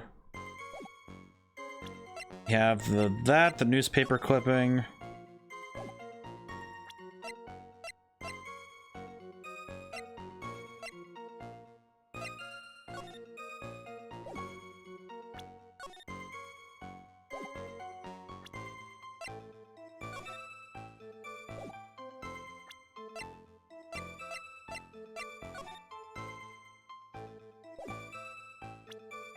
Speckled. Wait, speckled urn. Wait a minute, speckled urn. Wait, wait, I just caught that. I was like, wait a minute. Mr. Emmy, if you really are mask to mask, then you also wrote this calling card, correct? But of course. Is there a problem with the calling card? Allow me to read a passage from the calling card that Mask to Mask had written. Take good care of that speckled urn. Now, the speckled here surely refers to the pink pattern on the sacred urn. Yes, that is true, but so what? Truth be told, there's no way that Mask to Mask could have known about this pattern. What do you mean? This pink spotted pattern on the urn is actually nothing more than paint stains. Paint stains? And these stains did not appear until after the urn had been taken to Lordly Taylor. I'm not finding this joke to be very funny, Mr. Trite. The day that the sacred urn was taken to the warehouse, the urn was broken due to human error, or should I say an error-prone human. And that's when the pink paint got on the urn. Urgh, you can't be serious. And yet, this calling card clearly mentions the paint pattern. Which means Detective Atme had seen this urn long before the crime ever took place. In fact, he saw it when this fake photo was taken. And because this photo is a fake, your alibi for the night of the murder no longer holds water. The noise he made. Sound like he's gargling water. I see. Witness, do you have anything to say for yourself? Just he's broken. Nick, I think it's a little early for a victory pose, huh? I mean, we have to figure it out. We have motive. Ah. It's so sad. No one has any conviction these days. Conviction, you say? Yesterday, we all decided unanimously that this man was mask to mask, and now we're calling him a murderer. You don't think we're being a tad fickle? That's a good point. No way. Don't fall for that too, Your Honor. You say that Luke Atme was the one who killed Kane Bullard. Let me ask you this. Why would he do that? Actually, I think I know where the evidence for this is. Heh. An excellent point. Motive, Mr. Wright. Motive. Might you, my merry murderous motive manifest? Nick, he's getting a second wind. If he prepared an alibi and pinned his crime on Ron Delight, as you say, he must have had a very strong motive for murder. The only one with any motive we've seen is Ron Delight. Actually, I know this one. Isn't that right, Detective? Indeed, according to my own research, the boy's motive is clear. Without a motive, it's nearly impossible to prove guilt in a murder case. Now then, maybe you can enlighten us to what the defendant's motives are. Doing everything they can to make Ron look suspicious. Despite our lack of hard evidence, might be our only chance. I actually think I know the evidence we need for this one. That blackmail letter wasn't for Ron. All of the blackmail letters must have been from Luke. I just realized it. Luke Atme had no point of contact with the victim whatsoever. Kane Bullard decided to investigate Mask to Mask and simply mistook who he was. It was Mr. Bullard who wrote the blackmail letter and sent it to Ron Delight. It was again Mr. Bullard who harbored a grudge against Mr. Delight for his betrayal. Mr. Bullard's mistake is quite excusable. The defendant truly believes he is Mask to Mask. That's why Mr. Delight saw it fit to kill Kane Bullard. I just realized I just cracked the case open in my head. So the victim, Kane Bullard, blackmailed the defendant. This is the blackmail letter found in the defendant's apartment. A handwriting test confirms that Mr. Bullard was indeed the one who wrote the letter. What? But I just realized I know what happened. I think I have this one. I think I have this one in the bag. Maybe. I think because I know what to do. I'm gonna check. It's the blackmail letter. If you don't, I'll take that red diamond you received the other day instead. Oh, I can't press here yet. It's like, but I see it because it mentions the red diamond. Kane Bullard decided to investigate Mask to Mask and simply mistook who he was. It was Mr. Bullard who wrote the blackmail letter to send it to Ron Delight. It's again Mr. Bullard who harbored a grudge against Mr. Delight for his betrayal. Mr. Bullard's mistake was quite excusable. The defendant believes he truly is Mask to Mask.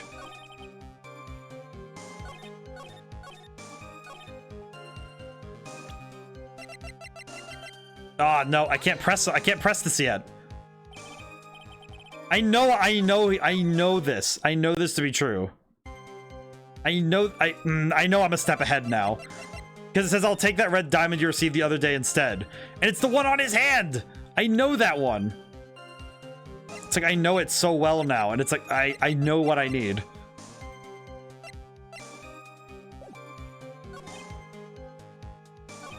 Kane Bullard decided to investigate Master Mask to say who it was. It was Mr. Bullard who wrote the blackmail letter and sent it to Ron Delight. And it was again Mr. Bullard who harbored a grudge against Mr. Delight for his betrayal. Actually, I think... I'm gonna try something very quickly, but I don't think it's correct. Nope, it's not. This piece of evidence you can check to see more... well, wait, no, that's earlier. My brain's like... I need to remember I can check more info on... that is a good point, though. I should probably check information on certain pieces of evidence. It's just true in general. I should probably check more. Do I have anything else I can check? Tear of Eminon.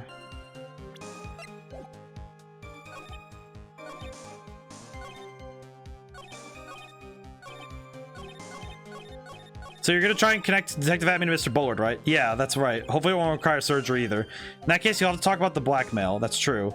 Was the blackmail letter really intended for Ron? Since we don't have enough information, you press him for more testimony. Yeah, so I have to press everything. And who in the world is going to prove that? I will. After doing a thorough background check on Detective Atman and Kane Bullard, we were unable to find any links between them. It's all in the report. Perhaps they were connected through their work. They were both involved in security. Nope, that was blunt. In any case, the only one with the motive is Mr. Delight. Mistook. That's right, mistook, from the Old Norse mistaka, meaning to take an error. That wasn't what I meant. Just who did the victim mistake Mask to Mask to be? Why, the answer's obvious. Ron Delight, of course. Boy, I would love to wipe the smug look off this guy's face. Why would the victim mistake the defendant for Mask to Mask? Don't you already know that? Zvari, take a look at this newspaper. Oh, that's the famous Tear of Eminon, a magnificent jewel. That photo shows a magnificent detective as well, does it not? Furthermore, it shows an ugly guard, namely the defendant. The defendant? The victim clearly misread this article in Zvari. He got the wrong impression. The impression that the ugly security guard is in fact Mask the Mask. I see. That was an unusually reasonable deduction.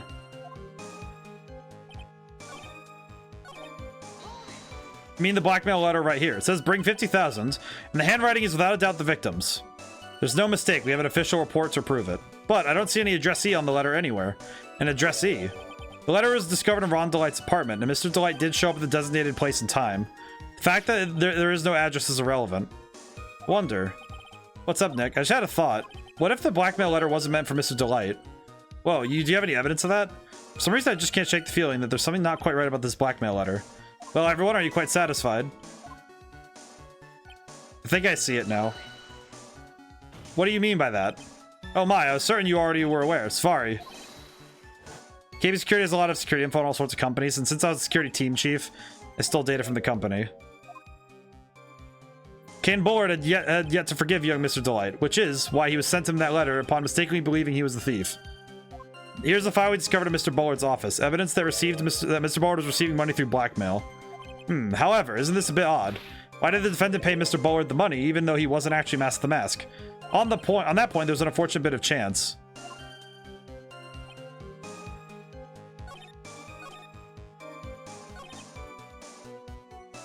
That doesn't... Wait. Do you really think that story is going to hold up? That assertion is not merely my own, I'm afraid. What do you mean? I have here a memo from Ron Delight's wife, Desiree Delight. A memo? Ronnie thinks he's Mask the Mask. Don't you feel sorry for him? Please don't think too badly of him. I see. Ah, well, Mr. Trite.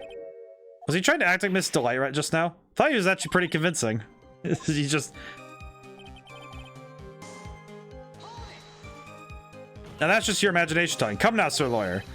I'm afraid imagination isn't the right word for it. This is a deduction, the result of carefully applied reasoning. Can we do that careful reasoning for ourselves? It's a long story and better saved for another time. Very well, another time. The so-called long stories aren't usually all that long, at least not in my experience. Okay. So it's that middle one. So it's this middle one here. Oh, it said I have to press him for more...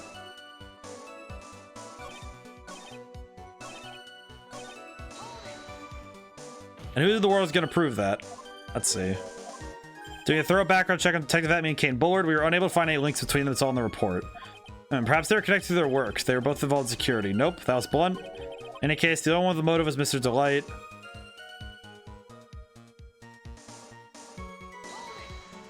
Mistook. Okay, let's see. The answer's obvious. Ron Delight. I'm gonna press again.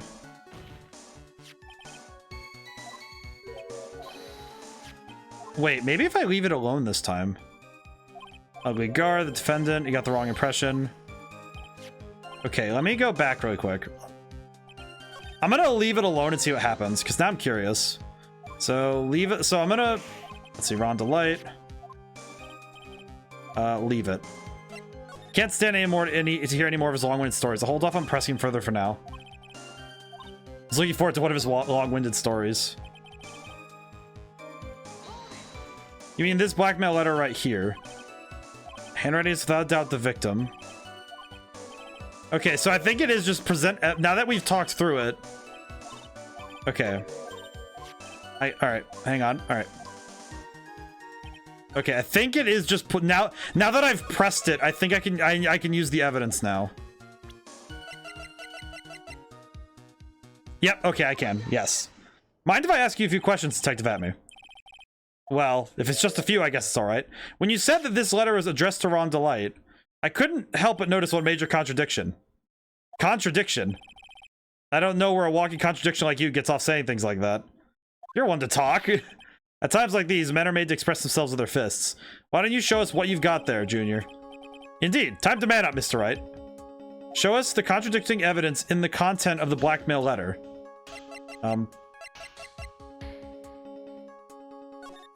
The red diamond. Okay, wait. That means I need to...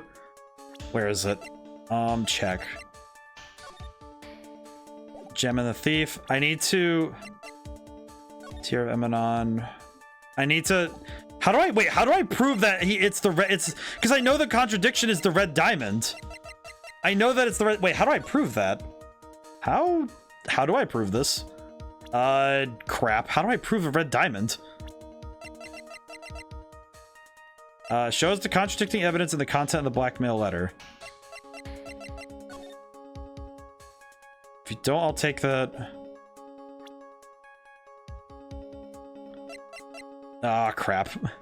How am I gonna prove that, though? Because I need to prove that it's the red diamond. Because I know that it's the red diamond, but how do I prove that? Crap. Oh, crap. Shows the contradicting evidence in the content of the blackmail letter.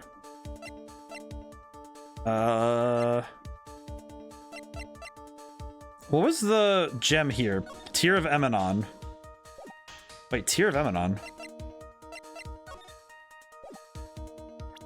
It might be the newspaper clipping, I think. It's either the newspaper clipping or the Kane's list, but I think it's the newspaper clipping. Because that gem is blue, and the one in the letter is red. Try it, I guess. Take a good look at this newspaper clipping. It contains a picture of the Tear of Emanon, the stolen jewel. What about it? The problem is that is this jewel's color. Color? I'm not as much for discussing color myself. According to the clipping, the color of the stolen jewel was blue. However, in the blackmail letter, a totally different jewel is mentioned. I'll take that red diamond you received the other day. Red? Which means the red diamond described in the blackmail letter is not the Tear of Emanon that Mask to Mask stole at all. And your point is, Mr. Trite. So you're trying to say that this blackmail letter was intended for someone else. That is what you're trying to say, right, Trite? What is that what you're trying to say? Right, Mr. Wright. Well, that is what you're trying to say, right, Nick? Yes. Yes. This who came forward was actually blackmailing. Well, it's Luke. It's Luke Atme. Naturally. It was you, Detective Atme. Do you have some sort of basis for that claim? I think so. You have been personally involved in every single Mask the Mask case, and in the last case, you recovered what was stolen and received a jewel as your reward. A jewel? Probably the one conspicuously wrapped around your finger. That red diamond ring. That is the diamond referred to in the letter, which means that Kane Bullard wrote that letter to blackmail you.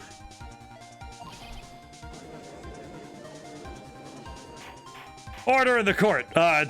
Order, I say.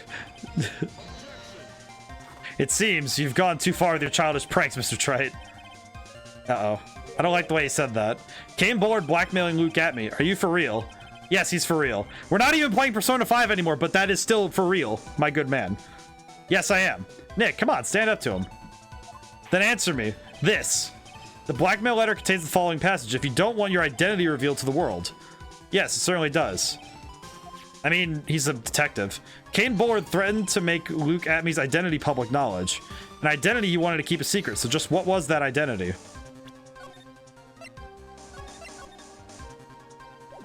It's, Atmey killed Kane Bullard because he was afraid of his secret becoming known. What was that identity he wanted to keep secret? This is what it all comes down to, Nick.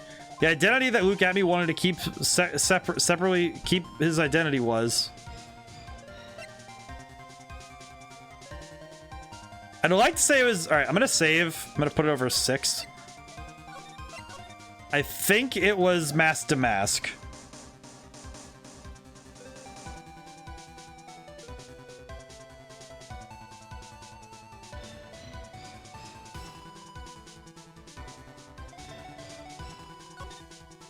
I think it was Mask to Mask. Luke Atmey was Mask to Mask.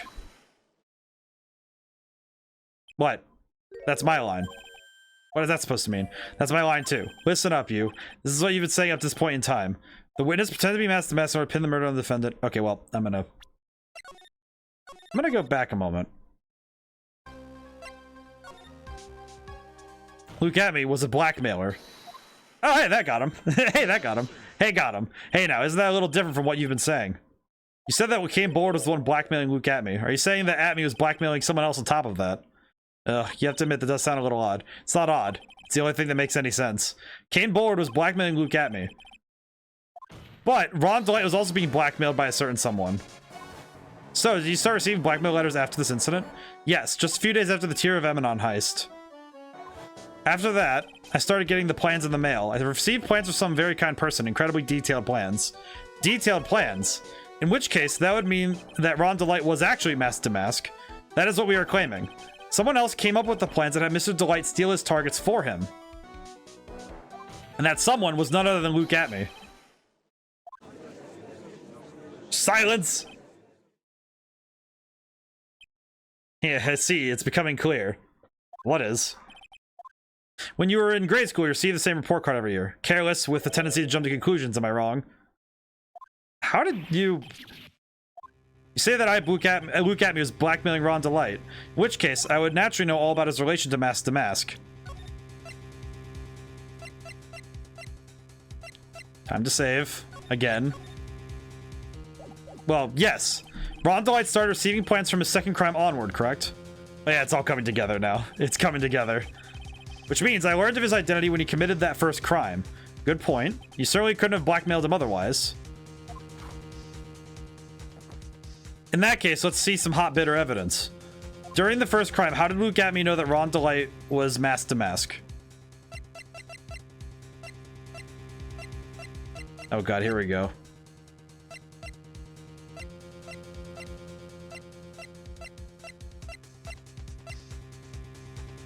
How did Luke Atmey know that Ron DeLight was Mask to Mask?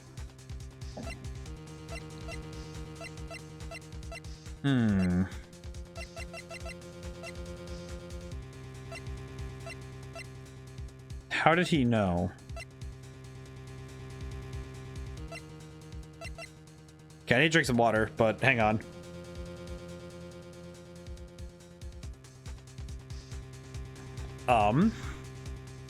How would he have known?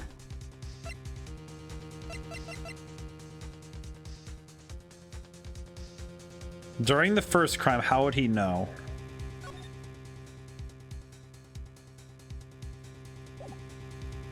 I would like to say it's the newspaper clipping.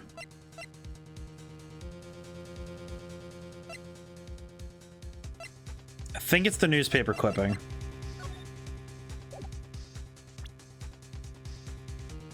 Part of me wants to say it's the newspaper clipping, but I need to look over the rest of the evidence just to make sure I can know for certain, you know what I mean?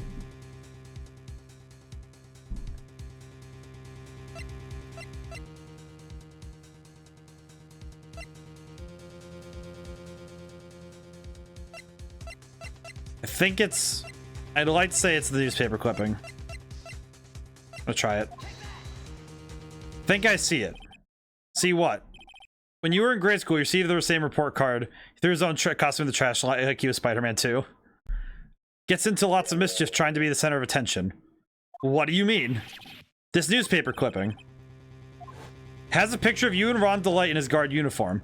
It seems that Mask to Mask didn't just disappear into thin air. He just took off his outfit and hid it in a bucket. That sounds far too stupid to be true. Correct. With tricks like that, he couldn't fool a baby, let alone an ace detective. And that's when you figured it out, Mr. Atme. That's when you learned that he was Mask to Mask. What the? Wasn't he supposed to be Mask to Mask? Not only that, it looks like he wasn't even an ace detective. Can't believe it. He was just a slimy blackmailer. What a fraud, trying to pass himself off as an ace detective. Ouch. Why, how dare you expose me like that? Why, I mean, I've never blackmailed anyone in my life. I'm a famous and proud ace detective and also Mask to Mask. Why can't you understand that? That's the smile of somebody who is absolutely losing their mind. This is the face of somebody who absolutely is losing their mind. I'm afraid you are neither a proud thief nor an ace detective. You're a blackmailer and a murderer. That is your true identity. Why you?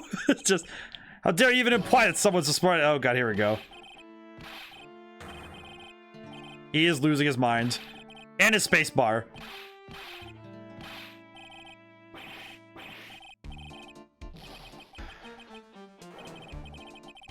He is losing his mind. Again. It would seem we finally arrived at the real answer. That was quite a performance by Mr. Atme. Bailiff, please prepare a cell for Mr. Atme. No, for...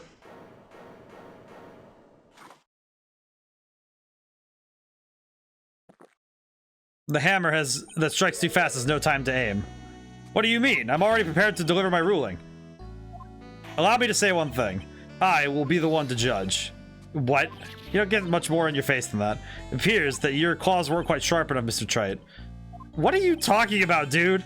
It's true that you've proven a lot of things. Things like Luke Atme was a filthy blackmailer, and that he wasn't at Lord Taylor at the night of the murder. That's right. That's why he's the one who killed Mr. Bull. But there's still one thing you have yet to prove. What's that? Just because he wasn't at the warehouse doesn't mean he was at the murder scene. Therefore, if you can't prove that this pitiful excuse of a man was at KB Security, then I don't see how a verdict can be delivered. I mean, I could try. I can try. What do you mean, no way, Phoenix? We got this. Order of the court. Well, Mr. Wright. I mean, I think I got it.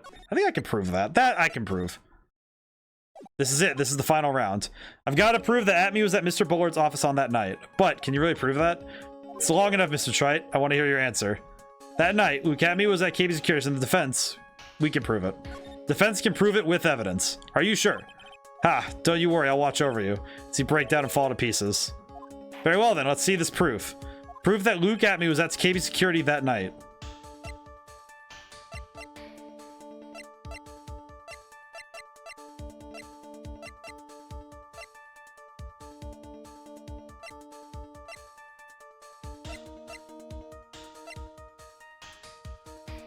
Actually, it would be this blackmail letter.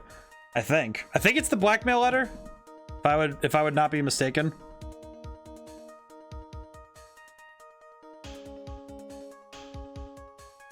I think it's wrong. Maybe. This is the proof. What do you mean, no? It's true, this is very important. However, I'm not foolish enough to think that I'll pass for evidence here. Oh my god.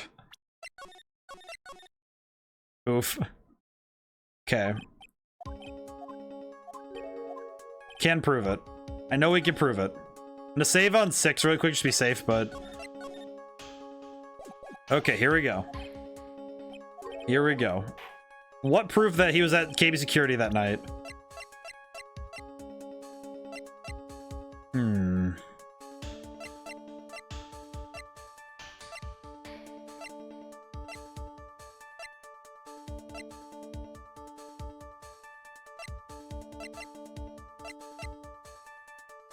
Actually, it might be this. I'm gonna try it. This is the proof. Nope. God dang it. I thought I'm like, okay, maybe? Okay, here we go again. Okay, what? All right, what am I looking for here? Because, all right, so I've tried the buzzer record. Maybe the buzzer? I've tried a few things already. So I tried the blackmail letter and I tried the buzzer record. Maybe the buzzer itself? This is the proof. God dang it. Okay, so proof that Luke at me was at KB security that night.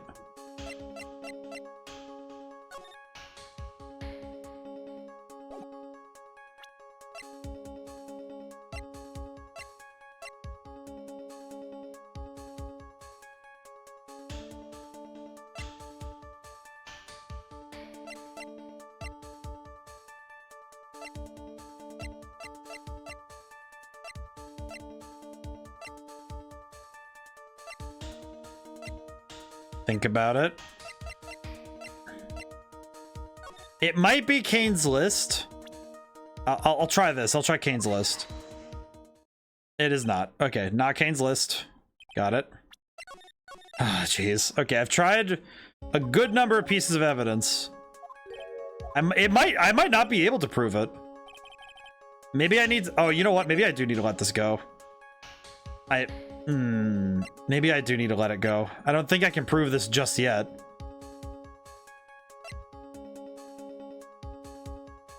I'm gonna try one more piece of evidence. And if it doesn't work, then I think I have to let it go. I think I have to let it go.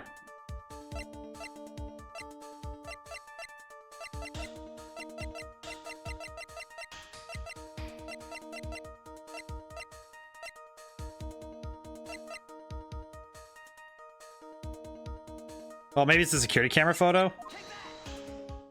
Nope, it's not. Okay. I think I might not be able to prove this. Let me go back. This is it, the final round. I've got to prove that Atme was at Mr. Bullard's office that night. Can I really prove this?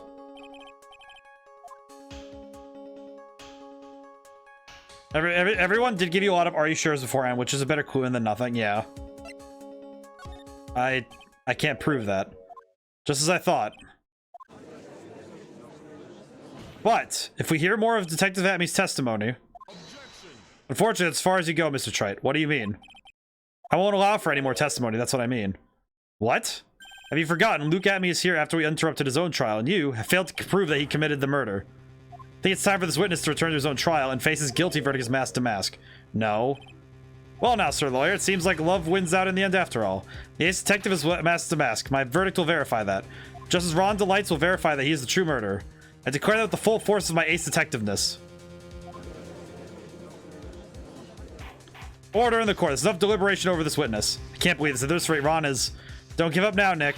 We still have tomorrow. We can look for more evidence, and by then, it'll be too late. Huh? Why?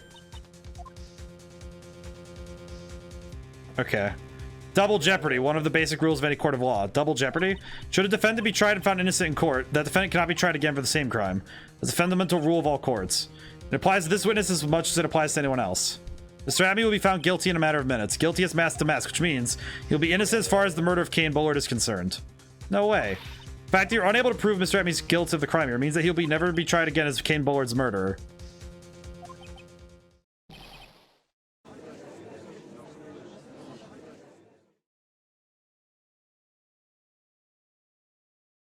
Now there's nothing I can do to possibly win. Even if Ron is proclaimed to be innocent, real killer will go free.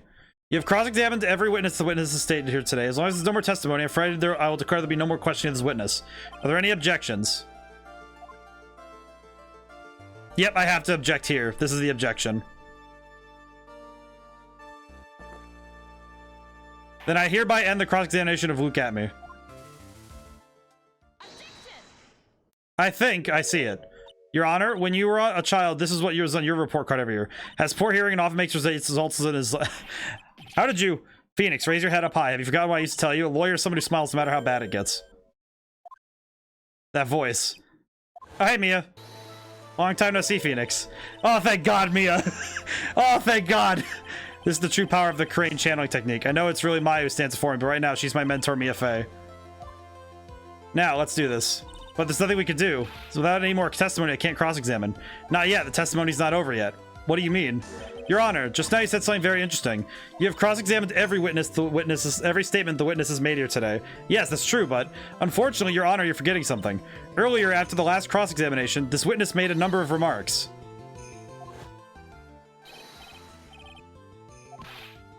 Justice Ron Delights will verify that he's a true murderer. I declare that the full force of my detectiveness.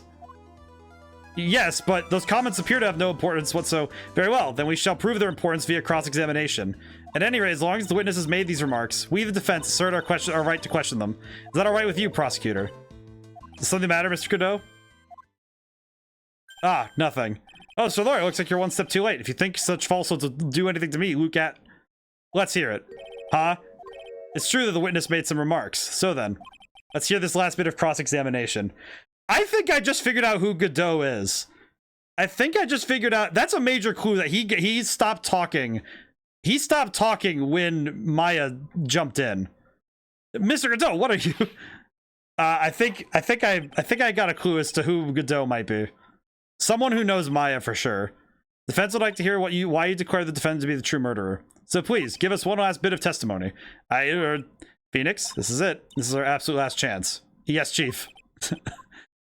Thank God for Mia. Oh my God. Indeed, it was true. I was not at Lord Taylor. I had to leave to see about another vitally important job request. I had known about the date beforehand, so I had this photograph readied. My brilliant deduction was what informed me that the true culprit was Ron Delight. Thanks to the keycard and wallet, it was abundantly clear that he was there. I was also able to make a deduction from the buzzer, which only sounded once.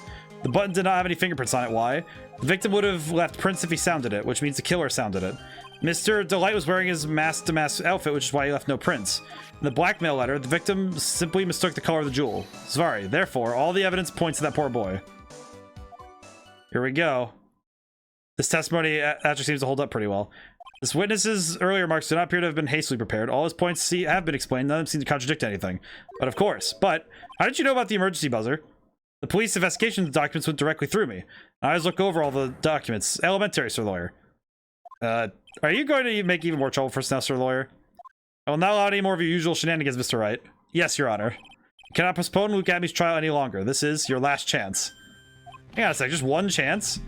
Ah, seems like the party's about to begin. Well, Phoenix, is there any evidence that contradicts the testimony? So it would seem. What do you mean, so it would seem? Listen, Phoenix. Pointing out contradictions doesn't mean you always have to present evidence, does it? At any rate, this is our last chance. If you can't find a case-breaking contradiction, you lose. That's all there is to it. Okay, here we go. Cup number 17, the last one. Seems like the time has come to put an end to this trial. Here we go. Alright, save over 6. Oh boy, here we go. And I need to do it without presenting evidence, which means all I can do is find the contradictory remark and press it. Remember, you only get one chance. Very well then, Mr. Wright, please begin your final cross-examination. So I need to find the contradiction and press it and that's it. It's true I was not at Lord Taylor. I had leave to see another vitally important job request. I'd known about the date beforehand, so I had this photograph readied. My brilliant deduction was what informed me that the true culprit was Ron Delight. And that's thanks to the key card and wallet. It was abundantly clear he was there. I was able to make a deduction from the buzzer, which only sounded once. The button did not have any fingerprints on it. Why? The victim would have left prints if he sounded it, which means the killer sounded it. Oh, that's it. Wait, just wait a minute. I think this is it because the way he said that, the victim would have left prints if he sounded it, which means the killer sounded it. Wait, no, that makes sense. Wait. Mr. Delight was wearing his mask-to-mask outfit, which is why he had left no prints. The blackmail letter, the victim likely just mistook the color of the jewel. All the evidence points to that poor boy. Actually, the picture on the thing literally says it's quite literally blue. I don't know what you mean by that. I guess I have to press it. Mr. Atme, about this last remark. You still don't get it, do you, Trite? This isn't the time to be pressing the witness on every little statement. What? I said this before. There's still one thing you haven't proven. That this scum was in Kane Bullard's office that night. And now, it's time for me to drink my last cup. Mr. Wright, I will hold you on your end of the bargain. Oh, God. Oh, it didn't even let me... It just... It bankrupts you the moment you miss. Oh my goodness. It doesn't even let you go backwards either. It's just, alright, yep, you failed. You have failed. Immediately. Oh my god. Yeah, it kills you immediately. I forgot that. It doesn't even have an ending either. It's just, yep, you messed up, die.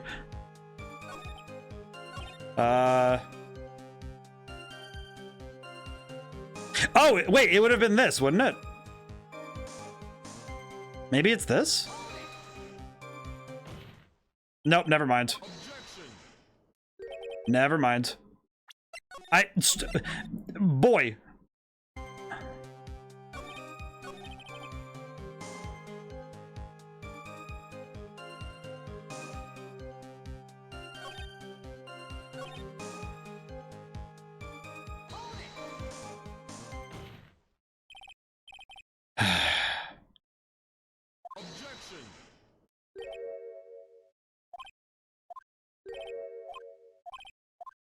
Oh my god. Wait, how could wait a minute. I just realized that one I pressed where I let me save and go back, that doesn't make sense. Oh crap. All right, so I had it right and went backwards. Go back. Back it up. Hang on. I think I did get it. I just messed up. Hang on. It was this one. Nope, it wasn't. Never mind. God bless America. Why is my brain not working? Okay, well, I messed up. It's the fact that it's so sudden, too. It's just, yep, you failed. Die. Get out of here.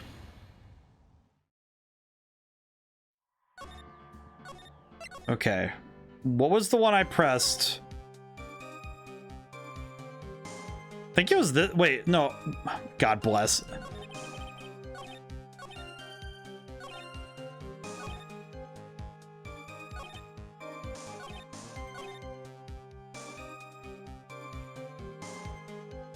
Wait, would he have known about this? Guess I'll press. About that last remark. There's a statement about him wearing his costume, no leaving prints. Oh, okay. Bless. It was that one. Okay, hang on, go back. God damn it. Just it almost makes me more annoyed that it's like, okay, I had it right once and then I messed up. Which is just foolishness in my opinion. It was the one about him wearing his costume.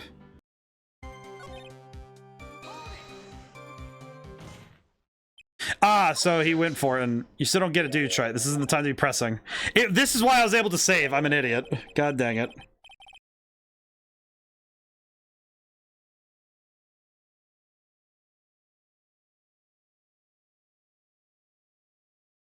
I'm afraid you're the one who still doesn't get it, Mr. Godot. What? Mr. Atme, it seems you have finally admitted that you were in the CEO's office on the night of the murder. How can you say that? Let's review your testimony, shall we, Mr. Atme? The button did not have any fingerprints on it. Why? Mr. Delight was wearing his mask, the mask outfit. Is that correct?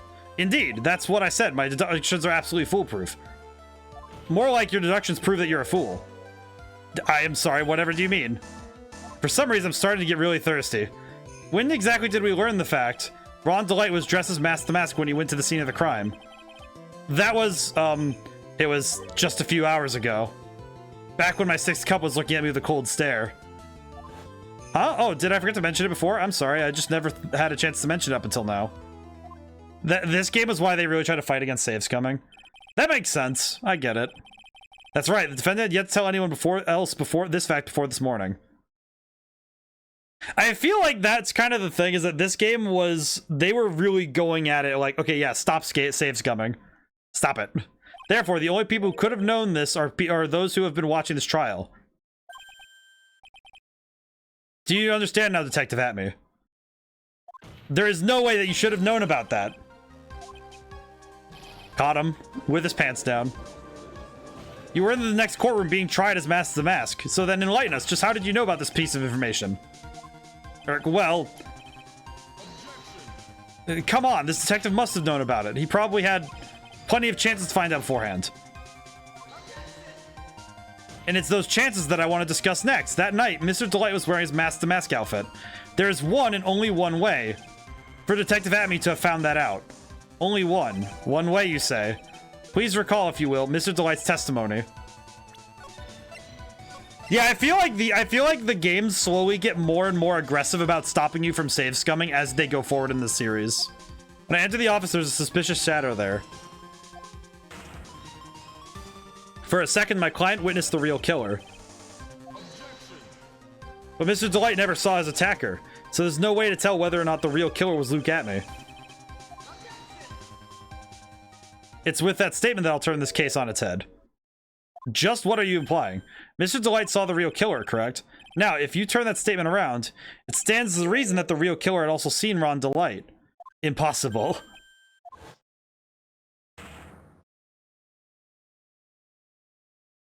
I see. Detective Atme, you saw Mask the Mask at the murder scene that night. And you saw him when you killed Kane Bullard and assaulted Ron Delight. That was the only way you could have known what Ron was wearing. What is happening? What is happening? He is charging up his power. He is losing his mind again. Take a good look, everyone. Unable to find a rival worthy of my genius, I was forced to create one by myself. Here I am, that tragic clown. That's the same line you gave yesterday. But I think there's a little more meaning behind it this time. He's losing his mind again. It is fascinating the tactics that game designers take to try and fight, you know, like saves, like, because I think save scumming is a tactic used in a lot of games, but I feel like visual novels specifically can have a really hard time of trying to stop that practice, but it can also kind of work backwards when you try to do that. Kane Bullard was blackmailing Luke Atme, who was in turn blackmailing Ron Delight. Upon killing his blackmailer, Luke Atme tried to frame Ron Delight. He then claimed to be guilty as Mask the Mask in order to escape his true crime. And to that end, he came up with this plan, to use the double jeopardy rule when making his alibi. At any rate, it would seem we finally found the truth. Excuse me. Came perilously close to besmirching the record of an innocent young man for the third time. Besmirching him with the title of murderer.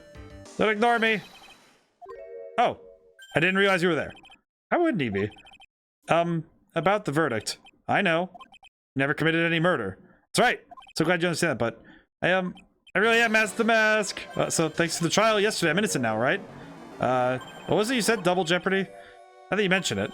Being careless. Careless? What do you think, Mia? As the defendant says, the rule of double jeopardy is absolute. A defendant who can never be tried twice for a crime in which he was once found innocent. Then, Mask the Mask is really innocent. It would seem so for now. For now. Now then, this court finds the defendant finally not guilty. Holy crap.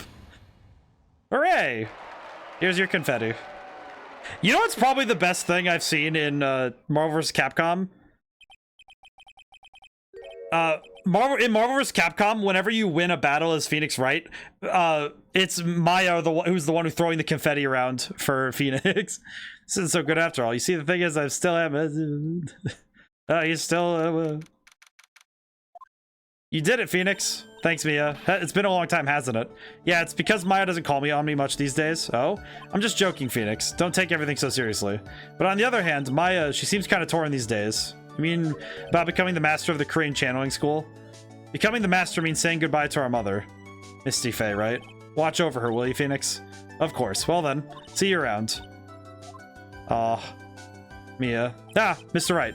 I don't know what to say. Congratulations, Mr. Delight. And thank you so much. Or, no, wait. Nothing really matters. Come on, just be happy already. Ron, you're off the hook, and as long as you talk to your hot wife and don't keep secrets. You're right. As long as he stops keeping secrets from his wife, he's good. But in exchange, I lost everything, huh? What do you mean? Stealing security information from KB Security, becoming Mask the Mask. I did it all for one reason, for her. Me and your wife, Desiree? She hates criminals more than anything. Come to think of it, she was once held hostage by some robbers, wasn't she? She always said how she hated sneaky criminals. I knew that, but once I got fired from KB Security, lost all the money I had. She wouldn't have any reason to stay with me. I thought she would leave me for sure. So that's why he became Mask the Mask. Yes, but it's all over now. Broken bowl can never be put back together. That's not true, right, Nick? Right. Really? Can we go back to the way things were? You'll be fine, and Nick can prove it. I can? Kind of wish you would check with me first. Mrs. Delight, even if a bowl is broken, there's always a way to put it back together.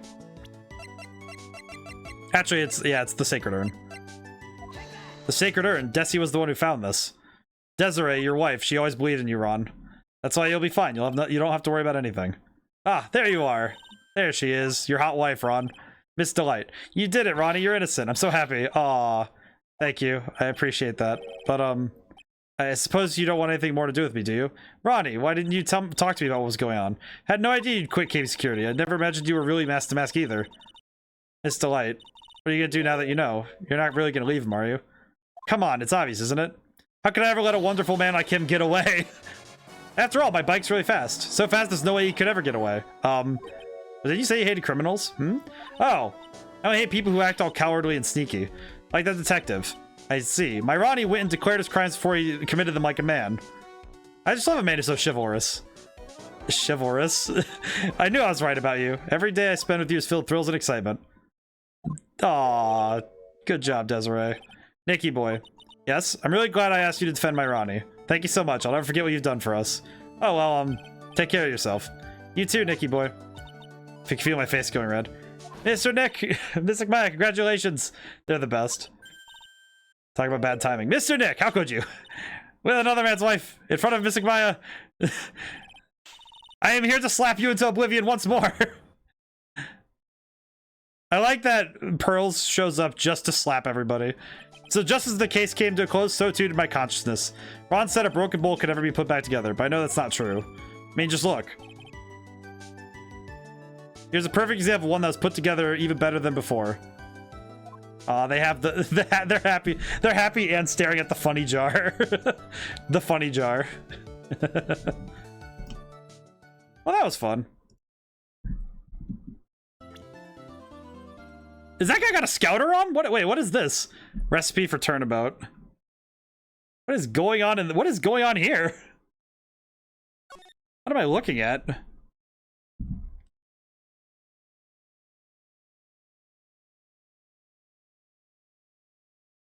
I see. Alrighty then. Well, we finally got through case 2. He does in fact have a scatter. Holy. That's enough.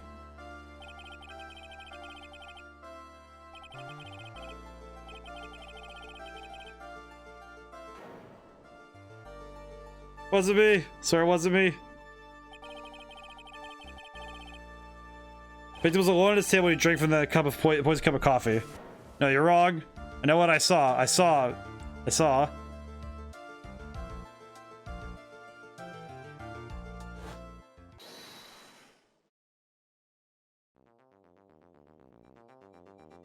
Saw someone else there. A man. He's the real killer. Why does that look like Phoenix Wright?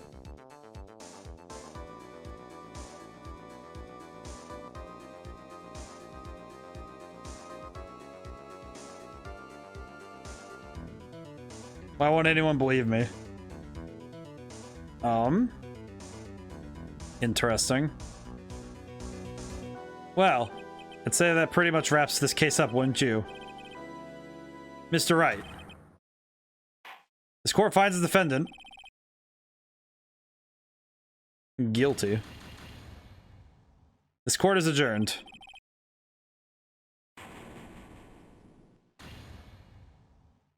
What just happened? Or is this just a bad dream? Ah, the start of the new year always makes me feel like I take on the whole world. I bet it does, Maya. So, I've decided that our resolution should be Svari, take on the world. What do you think? Sure, whatever, Maya. But I think maybe you've had more than enough mistletoe cake. Never. You gotta eat a lot of cake during New Year's. It's practically a tradition. Like watching the fireworks on TV or playing a board game. Hey, pal. Hi, Gumshoe. Happy New Year, detective. Likewise. Now listen up, right? Here's to another fruitful year of lawyer police cooperation. Yeah, me too. Alright, pal. You've got some explaining to... Have you got a holiday present for me, detective? What? Well, Here, have this. It's nothing much, really, but... Yay, thanks! Look, pal, we need to have a talk. Take a seat. Hey, what about Pearly? You haven't forgotten her present, have you? No, I mean, yes. I mean, no.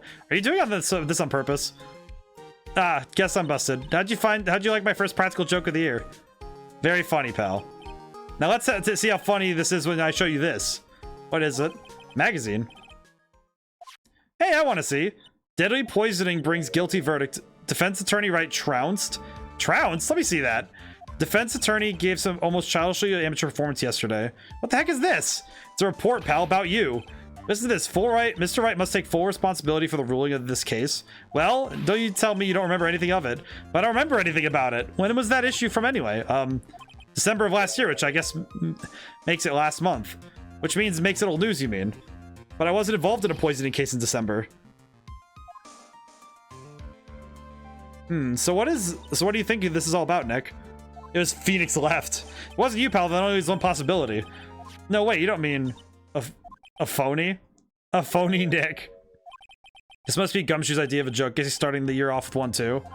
It says I was trounced and my client was found guilty. So, what are you gonna do about it, pal? What do you mean, what am I gonna do about it? Well, it's your fault that the judge found the defendant guilty in this case. My fault? How do you figure that?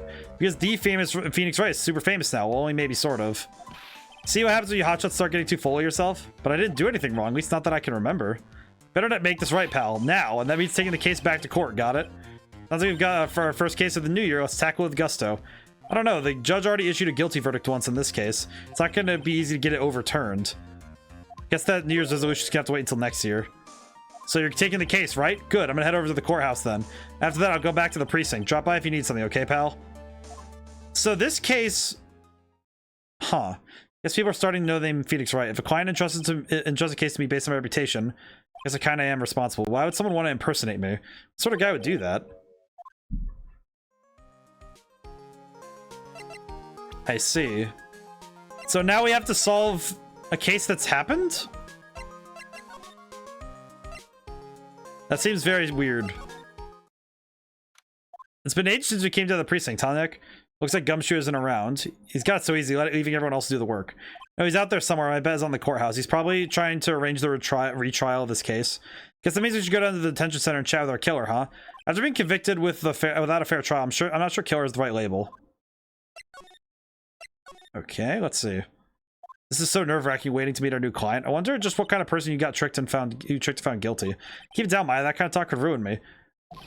Ah, how could you, Mr. Wright? How could you do this to me? You put me in solitary. I haven't been able to stop crying. Aren't you? Yes, I am. I am totally and utterly let down. Ah, are you? Don't pretend you don't know me. It's me, Maggie. Maggie Bird. Yeah, I remember Maggie. Maggie Bird. Ah, that was the case from the last game. Maggie Bird. She's the policewoman I defended that one time. She was accused of murdering her lover. He was a cop too. What are you doing in here? Didn't I get you to acquitted? Oh, sure. Very funny. After the fifth-rate defense job, you come in here and start making jokes? You better hurry up and tell her what happened, Nick. Oh, I see. So that's where we stand right now. I'm sorry you got caught up in another murder. My whole life has been nothing but a whirlwind of bad luck and failures. She got put in solitary for a month? Maybe remember her saying the exact same thing last time. Well, I don't mind. It's one more disaster in my life. At least now the real Mr. Wright is here with me. Won't let the world keep me down, sir. Okay, what happened? How come you're dressed like that, Maggie? Last year you looked so sharp in the police uniform. Well, I was fired after that incident last year. Oh, I'm sorry. It's okay, I don't mind one bit. I enjoyed being on the force, but I think it was time for me to move on. So what do you do now? In the second act of The Life of Maggie Bird, I'm playing the role of a waitress. A waitress? Yes, in a French restaurant. In a small place, but it's quite fashionable. For some reason, my brain just went, oh yeah, this is definitely an actual maid cafe in the Japanese version, because those are actually common over there. And also faux French restaurants. It is certainly an aesthetic. My charming smile and shapely figure came through for me. And the owner, Mr. Armstrong, hired me straight away, sir. And you got into this mess straight away, right? Yeah, you could put it that way. Okay, so what exactly happened? This whole mess started on the 3rd of last month, and it happened on at Tribulations. Tribulations? Yes.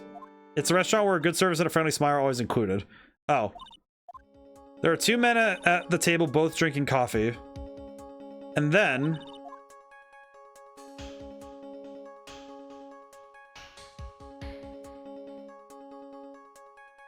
One of the men slipped some poison into the victim's cup. The victim took one sip and was gasping for air. I was so shocked I passed out. Hey, hold on there, Maggie. What? You kept calling the guy the victim. Didn't you know the guy who was killed? Not at all. I'd never even seen the guy before. Oh. So she wouldn't have had a motive to kill him then, I guess. And the other men, the killer, you saw him, right? Of course. Good waitress must be attentive to the clientele. So you saw the killer and you were found guilty of the crime anyway? How come? You tell me, Mr. Wright. I guess the question is to my answer is my phony. Anyways, you saw the killer. Better get a description of the guy. So if you saw the murderer, why were you still convicted? Because no one else saw. Saw what? The other man, the one who put the poison in the victim's coffee. Everyone testified that way. Mr. Armstrong, the customer, everyone. The victim was sitting alone at his table the whole time. How's that possible? I don't know, but nobody, not one person would believe me, sir. Even Phoenix Wright, my one last hope for a fair trial, failed me. What pathetic defense. My granny could have done a better job. Look, that wasn't me, okay? And then they found something a bit incriminating in my apron pocket. What? Small bottle of poison. What poison? It was in your pocket? Well, I passed out when the victim collapsed. The killer must have slipped the poison into my pocket when I was unconscious. No one else saw this other guy. No, sir. That's what everyone said. But I don't know how they could have missed him. I was the one who took the coffee to the two men. Oh, what was your impression of them? Well, when I first saw them, I thought they might be in the music industry. The music? How come? Well, one of them had some sort of earpiece and an emo musician's look about him. There was a sample CD on the table, sir. An earpiece and a sample CD, huh? Did you get a good look at the CD? Had a band's name written on it. I think it was MC something, because they were preparing for their debut, I guess. So it was a band CD, maybe a promo disc. Maybe it was MC Screwdriver. Get serious, Maya. Would you buy the CD of a group named that? What was the group called again? MC Axon? No, MC... What about the killer? What did he look like? Well, I don't really remember. Only that he was a young man, well built like the victim, really. Oh, yeah, I need to ask you about this. Hey, this article's about my case. Can you tell me anything about the guy who was pretending to be me? Yes, sir. It was the morning after I'd been arrested. I met you in the visitor's room here. You were wearing one of your super sharp suits. Me? Yes, you, Mr. Wright. Alright. Hey, Maggie. Was my evil double I am there too? No, I don't remember phoning you, Maya. Oh, that would have been so cool. Then you got really worked up and passionate. I'm gonna get you cleared of this crime, you said. Okay, I get the picture. But you've met me in person before, so how come you didn't realize that guy was the real me? I guess looking back now was a little strange. Only a little? Well, okay, so you were a bit taller than mortal and you looked taller than normal and you looked shady. Your voice was deeper. So the guy was nothing like me then. But he had your spiky hair and blue suit. Is that all it takes for someone to imitate me?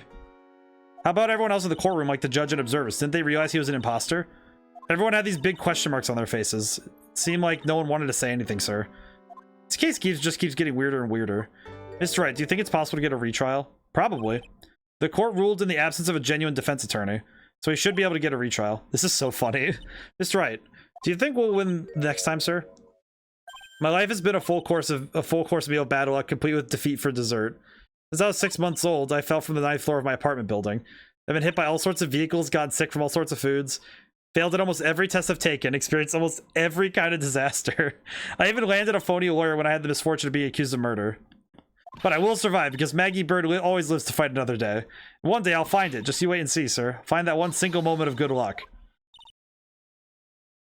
What? Is that Zinio? What are you staring at me like that for? Maya's right. They were all just like, damn, Phoenix must be having a bad day. I guess so. Whoever it is that thought it was a good idea to use my name and get an innocent girl convicted of murder, better watch out. We'll find him. Don't you worry. We'll get Zin E-Hop for you. Thank you. Oh, I'll tell you where Tribulations is then. Yes, the restaurant where the murder took place. Yes, sir. Please tell Mr. Armstrong I said hi. Go check out this restaurant. Let's go see what's going on. Oh god, it's so pink. Oh, it's agonizingly pink. This isn't good. Wow, look at this place. Look, more like smell. What is with the suffocating scent of flowers in here? Then again, girls like that kind of thing, right? Actually, I'm not into all that into it. No one's coming to see us. Maybe there's no one here. Don't be silly, Maya. It's a restaurant and this is open for business. Hello, anyone here? I don't believe it. There really isn't anyone here. Perfect. Let's get intrusive. There's no one here. We can take anything we want. Yeah, I suppose we can. Oh my god. What is that image? What is this man? Oh, good lord. What am I looking at? This place is concerning. It's a rack full of fashion magazines. They're all in French. Why don't you try wearing something a bit more chic sometime, huh, Maya? I guess. I'm always in my acolyte clothes, aren't I? It'd be fun to wear normal clothes every now and then. There's something stuffed in behind the rack. Looks like a sports paper to me. Hey, look at this. Someone scribbled a little doodle on one of the pages. MC Bomber. And 1, 2, 3, 4, 5 zeros. $100,000 maybe? I wonder what MC Bomber is supposed to be. This paper, it's from December 3rd. This paper's from the day of the poisoning. What? I see. Paper from the day of the murder. This has to be a clue. I should see if I can find out more about this paper. Well, I give up. I guess we can't just flip through it. Damn.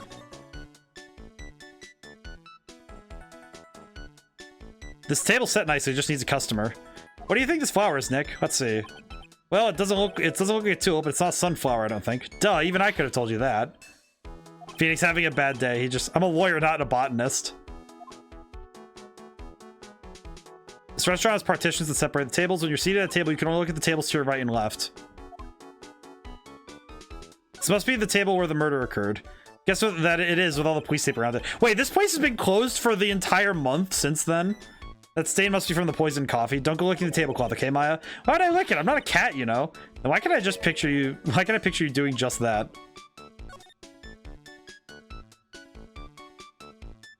Everyone just looks at the fake Phoenix Wright like, yeah, this is definitely Phoenix Wright. He looks like Joey Wheeler. Restaurant's front entrance. The sign hanging down in French probably says open or closed.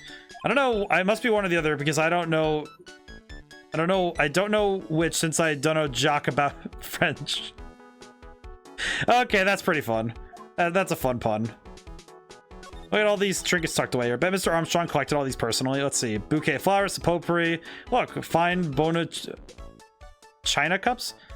Never knew you're so cultured. Come on, Maya, this is common knowledge. Any Joe Schmo knows this much. I mean, I don't know, man. Oh, it's one of those magical boxes that spits out money. You know, you're the only person who ever described a cash register in that way. This place feels like it would be a mini game room in a Sonic game. Is that weird of me to say? Like the music, the aesthetic. Wow, it's a beautiful winter wonderland out there. Really? Cool, I love snow. Let me see. Huh? It's not white, it's not even snowing. Got you, I was only kidding, Maya. Nick, there are lies that are okay to tell, lies that definitely aren't. All I do is tell an itty bitty white lie about non-existent white snow.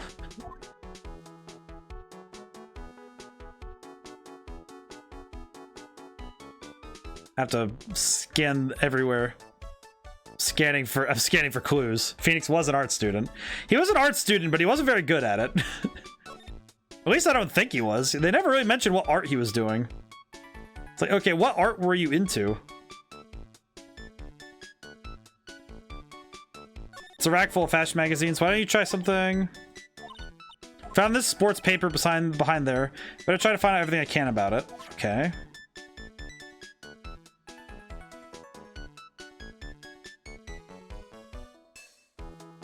Well, it doesn't look like we have any more clues here, do we?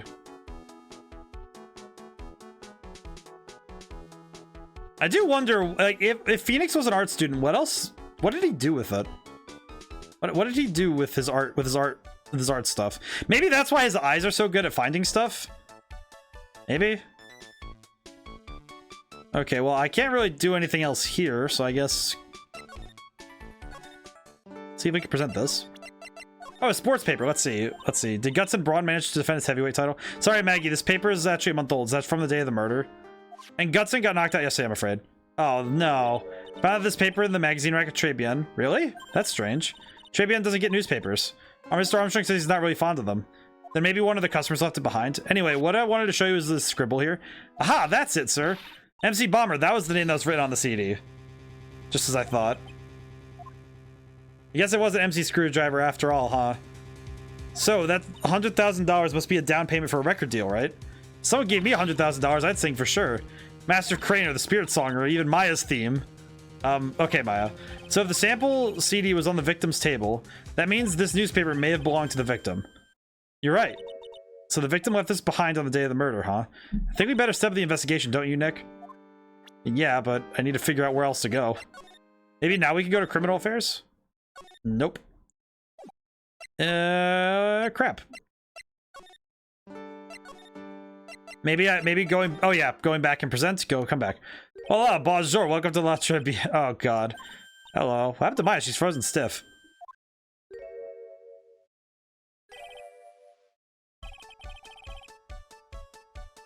What the fuck? What on God's green earth am I looking at? What? I know that's the guy in the picture, but what is that? What is this? Mr. Armstrong is amazing. What? Why? What? Please put the rose down, sir. I'm just here to solve mystery. Hi. Huh? B Avenue? Oh no, I can't even. My brain is like, my cringe blockers are coming up. Like, don't. Don't. Tulip? What are you? What is your mustache? What is your beard? How do you curl a beard like this? How do you curl your hair? Huh? Me? Look at this face, like a kid rejected by its own mother. You're fatigued, though. Oh my god, I thought I was getting away from the crazies. We just went from having Luke at me to this dude. You need this. An aromatic bath oil melange of La Neroli? Neroli? Personal recommendation. You think I need what? Just add a couple of drops of the mixture to the bath water and voila. Soothe your body and mind. Simply fantastic. Really? For the sir. Who, me? Look at that face. Like a puppy rejected by life itself. You're fatigued. Like I said some time ago, witnesses only got more eccentric. It's like, I understand the necessity to like, okay, we need to make things more fascinating. But it's like, oh my god. All right, here's the thing. Take a look at the 3 games. The sudden ramp is insane. I recommend this. Oil of bergamot and maybe a hint of... I'll add peppermint and clary sage for fragrance exceptionnel. Invigorating recipe will bring your delicious beauty, monsieur. My beauty? Alright, if you'll be seated, I'll bring you the special menu of the day. Actually, we're not here to eat, we're lawyers. Sir, I know this is already, monsieur. You're Phoenix Wright, no? Yes, you know me? I'll never forget a man who flirts with me, especially in court. I guess he was cross-examined by a mysterious Zin Eop. Looks like everyone I know, everyone to do with this case already knows who I am already. Wonder what sort of impression he's been leaving on people, don't you? Let me introduce myself to you again. I'm Jean Armstrong. What happened? So can you tell me about what you know about the incident? Yes, makes me sad to remember it, yet I remember it very well. More than a month has passed since it happened. Yes, I guess it's been a month since Maggie's sentencing. So it was the 3rd of last month, just after 1 in the afternoon. Man who was suddenly in here, came for a coffee, suddenly became ill. Because of the poison. That is the truth as I know it. It was Maggie who took his drink to him. I was in the kitchen. I heard the sound of someone collapsing. When I came out to see what had happened, he was already slumped in his chair. He was dead? Yes, he was dead. Maggie had passed out as well. This man who died, was he alone? Yes. All alone. I know that Maggie said there was someone else, but... I see. The police, they asked me many times, are you sure there was no one else at the table, they asked. I am not the only one. The old man said the same thing. Old man? What old man? I was gonna ask about the restaurant. So what does très bien mean? I know très, that means 3, right? No, très bien is français. In English, you would say very good. Oh, very good.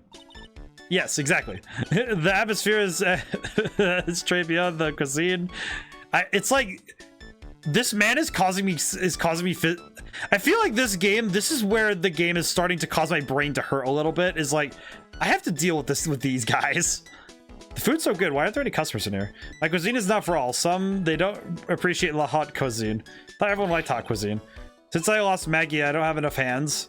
So you're running this place on your own now? Yes, for the moment. No one has answered my advertisement. Please don't eyeball me while you say that.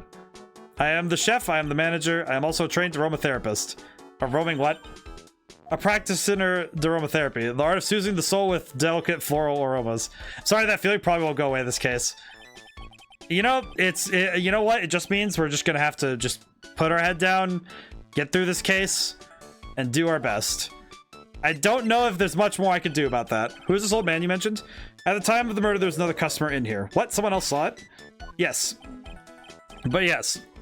As usual, they came alone that day. At the time of the murder, he was here. He saw it too. But he said the same thing. There was no one else at the victim's table. The Maggie swears there were 2 people. But, my dear, the lawyer, he could not prove this. About the lawyer, that was me, I suppose. Wow, he's the first person who said it wasn't me. Don't kid yourself, Nick. So who's the one making stuff up? Okay, I'm gonna present some... I don't have anything I can pronounce, so let me pronounce this. I'm not a lawyer myself, I do not speak out of turn. But your defense in court that day was a little, perhaps you say, lacking. Even a Frenchman who cannot speak any English could have done a better job. You're very cool, though, and so handsome. Wow, I wonder how bad the defense could have been. Every time you opened your mouth, the whole courthouse stirred. Oh man, that is something I don't want to imagine. Found this in the sports paper. One of my cousins must have left it behind. Do you have any idea which customer it was? The only one I could have the only ideas I have are saved for my kitchen. Okay. Interesting. I have no other evidence right now, so I could present Maggie. Maggie was a policewoman once. Ne sais pas. She had to quit for reasons beyond her control. Yes, she was suspect in a murder investigation, right? Oh, you know about that? That's why I gave her the perfume for happiness. Happiness perfume? Yes. Blended from bergamot like I've given you before. She's been arrested again and found guilty this time. This is true. Her natural aroma of unhappiness must have been very strong. Just admit it, perfume doesn't work. Not surprised she was the prime suspect. After something like that took place before my very eyes. Something like what? What's this guy talking about? Does this mean Maggie did have a motive?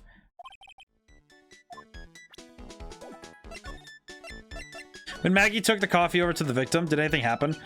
Yes, I suppose you could say so. So what happened? It was nothing.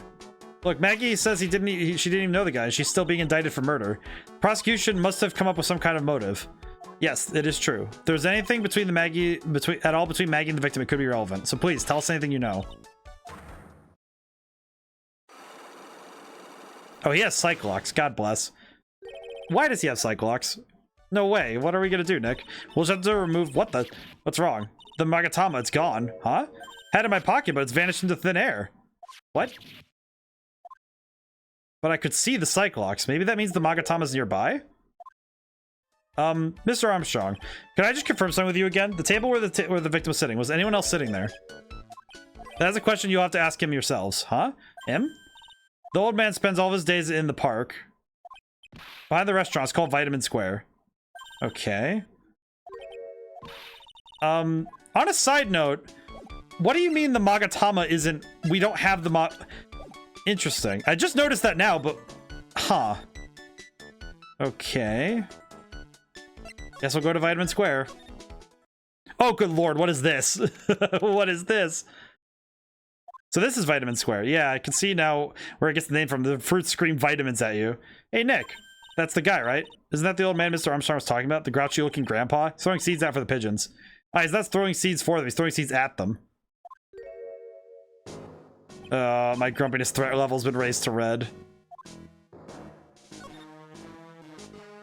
I like Mr. Armstrong well enough, but this old man. Threw away. Did you throw this away? Are you looking for a job? Cat, that's none of your business. Sorry, I guess I'll just take this magazine with me then. Don't want anyone else having it. Give it back. Too bad. Now you don't want it so bad. Now you want it so bad. I don't want to give it up. Hey, that's mine.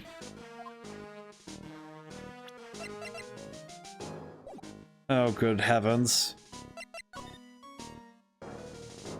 Excuse me, sir. Can I ask you about Maggie Bird? I don't know any Maggie Bird. Yes, you do, Maggie, the waitress at Tribulations. Cat, it's a disgrace, I tell you. Another disgrace. Disgrace? An innocent girl revealing herself like that. Revealing? You mean her uniform? Neither today. They don't have any shame. No shame, I tell you. No one else. Whatever happened to the old Bushido values of... Oh, God. Like honor and modesty. What about me? I'm not wearing anything revealing. You? Problem is you lack any sense of grace. Talk about hitting a girl where it hurts. He's uncooperative and traditionalist to the core. He looks like Popeye if Popeye didn't eat spinach and just ate sexism. Excuse me. Would you mind if I had a word with you? Yes! I just want to ask you a couple of questions. What's the matter with you? Can't you see I'm busy? So you don't like my seeds, eh, pigeons? Sure, you chucking those seeds at them. That's gotta hurt. Go on, eat this. Do you go to Tribulations a lot? Huh, the miserable excuse for a restaurant? The garbage they serve is not food. Where's the sushi, the tempura, the rice? Tribulations is a French restaurant, sir.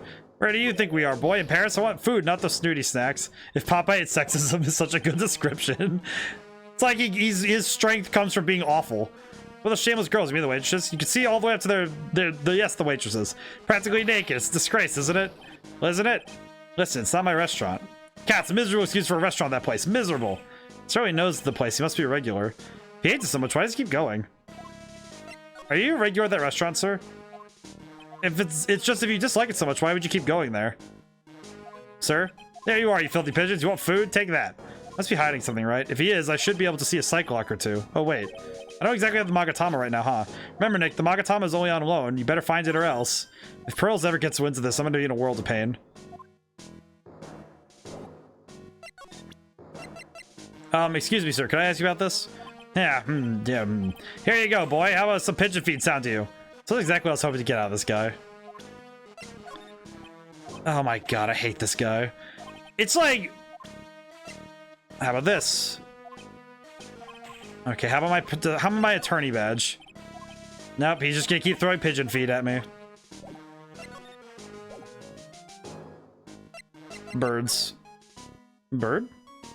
Hey, look, pigeons. Yeah, and heaps of them too. Did you know pigeons are a symbol piece? That's a dove, not a pigeon.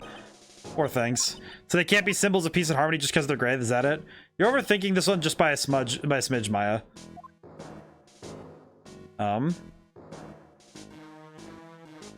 This place is so fruity. It's not a bad thing. Besides, I love apples. They're among my favorites. Then that apple slide is perfect for you. What's so perfect about it? Oh, come on. Don't be a stick in the mud. Slide down a few times. Go on. Woo. No way. I'd get covered in sand if I slid down that slide. Anyone could see that. Yeah, you're right. Otherwise, I'd give it a try, too. Looking at this orange reminds me of what? That you're supposed to eat a lot of them to ward off colds in the winter. You can't have fun during the holidays if you're sick in bed, and, you know. You don't have to tell me twice. Oh, dear lord. You still have sandboxes like you wouldn't believe. Really? You? Sure. Finding iron filings in a sand with a magnet was my favorite thing to do. Iron filings? Wow, that's too exciting for words. It's my ambition to collect every single shred of iron in the sandbox. Such a kid back then. So how did you manage to get all the iron? Nope, never did. I think it came close though. Come to think of it, I still have all the iron filings I found way back when. You want them? No.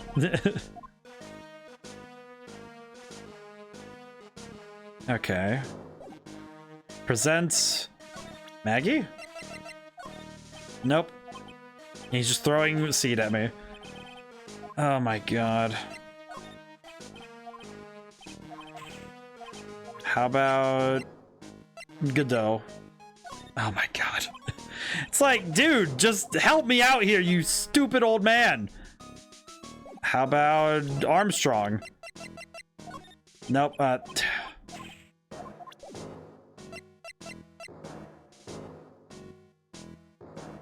it's just like...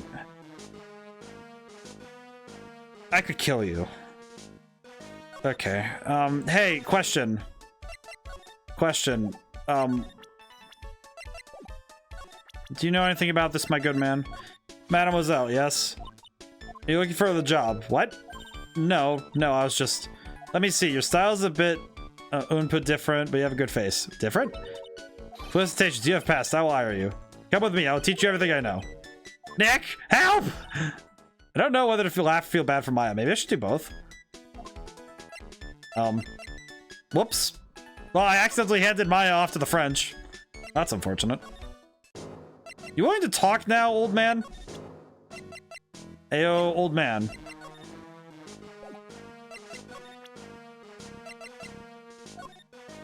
Okay, well. Yeah, you are just awful. I'm gonna go to the detention center and... Oh. Looks like they have Maggie in questioning. I guess I've asked her pretty much everything. I'll come back if there's anything else I need to ask her. Well, that's just not helpful. Poor Maya. It looks like Mr. Armstrong's really taking a shine to her. So I'll just have to let her work at the restaurant for a while. Go pick her up from Tribune once things have cooled off. Well, that sucks. Well, this sucks. Gumshoe? Well, pal, have you found any the evidence yet? The one that's gonna find her innocent? No, not yet. We've only just started our investigation. Well, whatever you need to know, I'll give you the dirt on it. I'm putting all my other cases off for now, pal. Oh yeah, one more thing. The retrial's been approved. Court's sitting at 10 a.m. tomorrow. And Godot's gonna be the prosecutor. Oh, him. Now listen up. If Maggie's found guilty again, yes? I'll make sure you get locked up good for it. Got it? Okay, what happened? Okay, so the guilty party is Maggie Bird, huh? Yeah. Back when she was on the police force. You were her mentor when she was a rookie, right? Yeah, I kept a close eye on her. I mean, not too close, you know. Hey, what's with the funny looks, pal? Just her, it wasn't anything like... Look, I was her boss when she was doing her training. That was it. Nothing happened. I'm just sure it's sweating up a storm over nothing. Is Maggie really that attractive? I mean, she's cute, but like... You guys going nuts about this? I don't like her or anything. I was... Note to self, gossip with Maya about this later. Look, pal, don't tell anyone, okay? You gotta keep it a secret, got it? Gumshoe, your defense of not having a crush on somebody, you dissolved it yourself. It was like a sandcastle in front of the ocean, my man. Sure. Would you mind guessing what I'm thinking all the time? Hey, tell your face, pal, not me. You have to be blind not to see what's on your mind. So I was wondering, could you fill me in on the victim? Glenn Elg, he was a computer programmer. Glenn Elg. Glenn Elg? Glenn Elg. He's a computer programmer. I see. A programmer. He was just a regular Joe working for a small-time computer firm. Maggie never had any contact with the guy before that day. And all she did was take him his coffee on the day of the murder, pal. Yeah, Maggie also claimed to have never seen the guy before. Did the victim go to the restaurant often? Not according to the chef. Said it was the first time he'd seen the guy. Programmer and a first-time customer at that. What possible reason could Maggie have had to kill a guy like that? That's what I thought. But a motive was still somehow established in her trial? You're kidding. What was her supposed motive? Sorry, pal. I'm real busy. I haven't had enough time to sift through the papers. Look into it yourself, okay? This isn't really a proper investigation. I've been working on it myself. Oh, that's right. The judge already ruled on the case and all the evidence is in already. The only problem is Maggie's testimony. Yeah, it doesn't sound very good for us, huh? Gumshoe was shown to have a crush on her in her first trial. Yes. But it's still like... I guess I'm just trying to see it, if that makes sense. Like, okay, well, is it just looks? Because I feel like that's a lot of the crushes that are like that, like the one-shot crushes in that sense, where it's like, yeah, here's a character. Everyone thinks they're cute. We're not going to do more about it. So I'm just going to say this. Maggie Bird's no liar. She's a bit out there and a bit off base sometimes, but she was a good cop. It's not exactly complimentary, you know. So what do you think really happened? Just how contradictory is her testimony? The biggest problem with Maggie's testimony is the number of people at the table. Yeah, my thoughts exactly.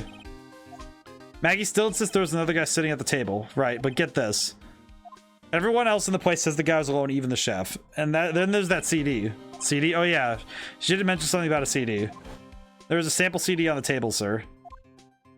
But our guys turned that place upside down. There was no CD. What? Not on the table? Not anywhere in the whole restaurant, pal. But didn't Maggie say the victim was wearing an earpiece too? Yeah, but that was for the portable radio in the front pocket of his hoodie. A radio? He didn't have a CD player. You got it. Your phony never explained that contradiction at all.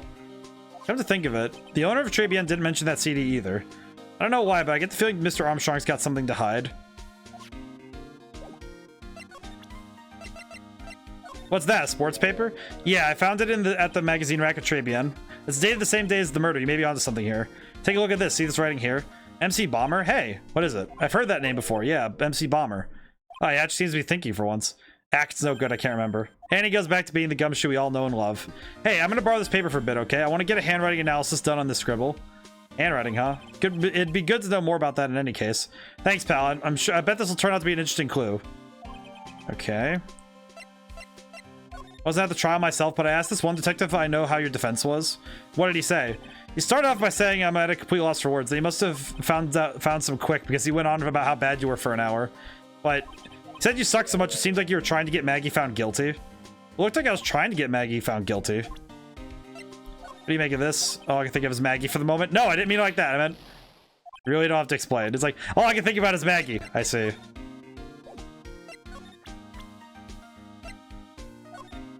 He's thinking about Maggie again. Can I present him Maggie and see what happens? Have you gone to see Maggie? Of course I have, but I wasn't very good at consoling her. I'm not very good with words. Aw, buddy. Oh. I guess that must have looked a bit down. Maggie was really supportive of me. It was great to have someone to talk to. Did he go for her or for himself? What about Godot? Do you know anything more? That's the guy who's going to be the prosecutor at Maggie's retrial tomorrow. Oh, really? He's working on a bunch of more important cases at the moment, but he canceled them all just so he could take you on, pal. Why is that guy so determined to see me fail? You sure attract a lot of attention, huh? Too bad it's all the wrong kind. What do you think about Armstrong? The chef of Tribulations, huh? You know what that chef said to me? Oh, your body's full of the toxins. And then he gave me this bottle. What's in it? I don't know. The label said juniper. I'm under orders to put a few drops of it in my bath every day. Under orders? Yeah, you know, there's something about that lady. I mean, guy. Huh? You can't stop thinking about him? Not like that, pal. Give me a break. He's not my type. I mean, I can't stop thinking about how that he's involved in this case somehow. Looks like he knows a little more something about our charming chef. The chef. So what exactly is it that caught your attention about the chef at Tribulations? It's, kind of hard to say. The guy's probably not even connected with the case anyway. Hey, come on, detective. Didn't you say you'd give me dirt on anything? Well, this kind of stuff is kind of unimportant gossipy stuff, you know, pal? Look, how about this? You go to Tribune and investigate the place yourself, and if you find anything suspicious about the guy, you report back to me, okay? I don't suppose I have a choice in this, huh? Okay, so go back to Tribune, try again. Got it. Interesting, you can only get there from the detention center. Scent of flowers sure is strong, it's almost making me dizzy. Duh! Oh, hi. What the heck was that? It was a ghost. She had some sort of dark aura about her. Welcome, bienvenue. No, wow, what a cute voice. Oh, it's just you, Nick. Maya, well, how do I look? Oh my god, she's in an outfit that's different. Maybe you should quit being a spirit medium. Maybe, but it's kind of boring being a waitress. I mean, you're my first ever customer. And who's that woman I just saw? Oh, since you're here, you might as well have something to eat. I am kind of hungry, actually. So, how do you like your new job, Maya? Never knew there was so much for a waitress to do. Take people's orders, bring them their food, make coffee, work the cash register. Of course, we need a customer before I can do any of that. Yeah, it's a nice looking restaurant. It's a shame more people don't come. Don't forget about the ultra cute waitress. Check it out, give me a tip smile. That's adorable. Hey, Nick, why don't you order something? Chef's preparing a tasty lunch set at the moment, or so he says. How much is it? It's a twin tea set, so it's $20, of course. The twin tea set, I believe I'll be taking a pass on that. It's kind of expensive. What? Well, you can't. Come on, Nick. It's not every day I get to be a waitress. Want to try carrying plates and working the cash register? How about cleaning the toilets? That should keep you busy. Yeah, right. Maybe later. About the lunch. Oh, fine choice, sir. No, kitchen, a lunch special, please. All the extras. I don't need any of that. Just a moment, please, sir. Oh my god. Maya's really getting into this. So how much is this lunch? $20, huh? But with that drink, a salad, side salad, and dessert, it's $45. Hey, wait a sec, Maya. Gotta keep you waiting.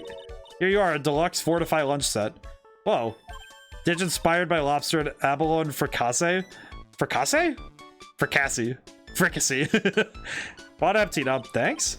Come on, Nick, hurry up and try it already. Lobster, huh? Alright, down the hatch it goes. Well, are you hungry, Maya? I'm starving. Here, it's yours. Really?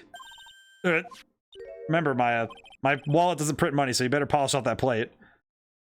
I just remembered, I've got to clean the toilets. Hey, can't be in that much in a hurry to clean the toilets. Tribune lunch special. Costs $20 despite how unbelievably bad it tastes. How does that guy manage to make good food will taste so bad? Hey, Nick, you want to take a peek at the kitchen? The kitchen, huh? Not a bad idea. Now, what was it that Maggie said again? In the kitchen, you get to see all the chef's greatest secrets. In the kitchen. Alright, so we can go inside the kitchen, I guess? What is it? I'm pretty busy right now. Weren't you going to show me around? Because I plan to find some cool and show it off in your face. Better conduct a search in the kitchen myself. Okay. So we're gonna go in there and he's gonna be a freak. Oh god, it's worse. Oh my god, this is a nightmare. You have frills and satin hanging around gas stoves? Or what, are you trying to kill somebody? That is a fire hazard. Not to mention the fact that you have a full... What is all this? It's my first time in here too, actually. There's a weird atmosphere in here, that's for sure. Mr. Armstrong will be back soon, so you better search quickly. Now I know I'm in a French restaurant, I've never heard of most of these seasonings. Hey Nick, this container has oyster sauce? What's that? Is that used in Chinese food? Ah, look, right there on the counter. My Magatama, what's it doing here? What indeed? Okay, got the Magatama back. I know I'm in a French restaurant.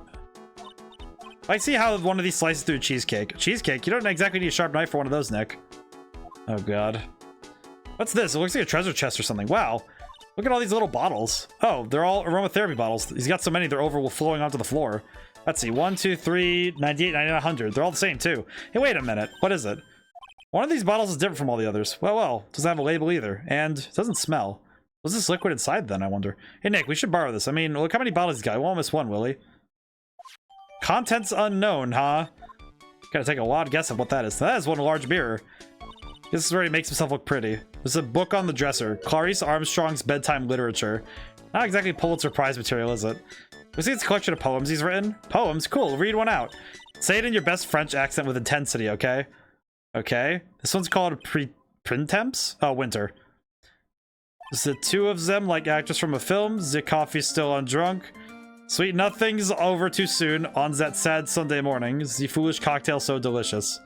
Takes the last sip of your tea and I know what I will do. I must lie to you, I must. Well, that's weird. Huh? That's it. Yep, that's a poem for you. That seems oddly foreshadowing.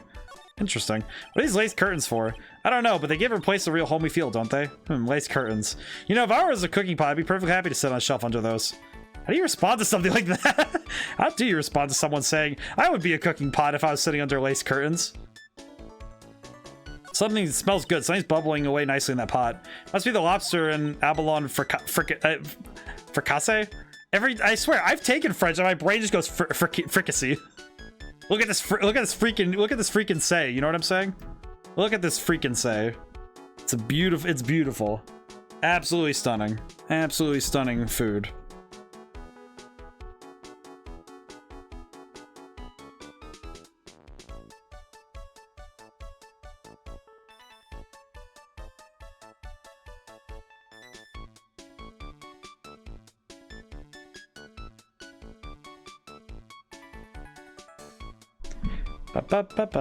Let's see.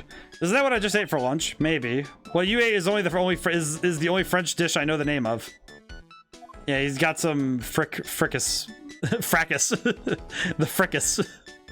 What is fricas, I wonder? What would you call fricas? Well, I'm gonna go back to Tribulations and...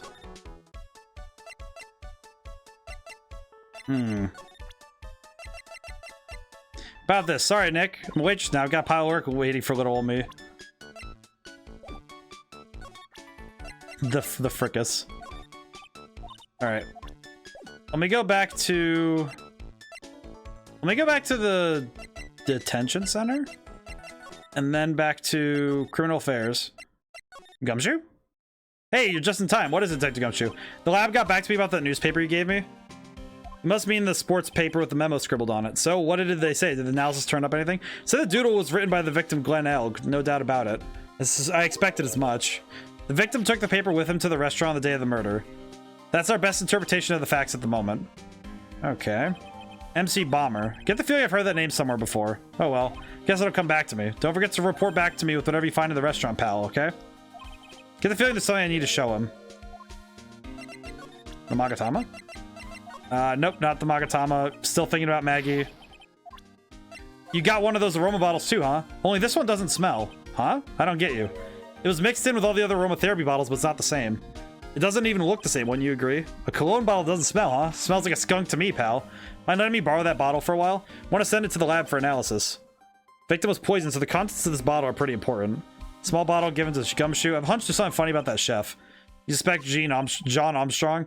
Yeah, I got that guy's number. I know what his secret is. That must be the same secret Gumshoe was talking about before. Guess I'd better fill you in on the details. About this Armstrong guy's secret, I mean. Oh yeah? What's he got? What is Armstrong's secret? You ever had lunch at Tribulations, pal?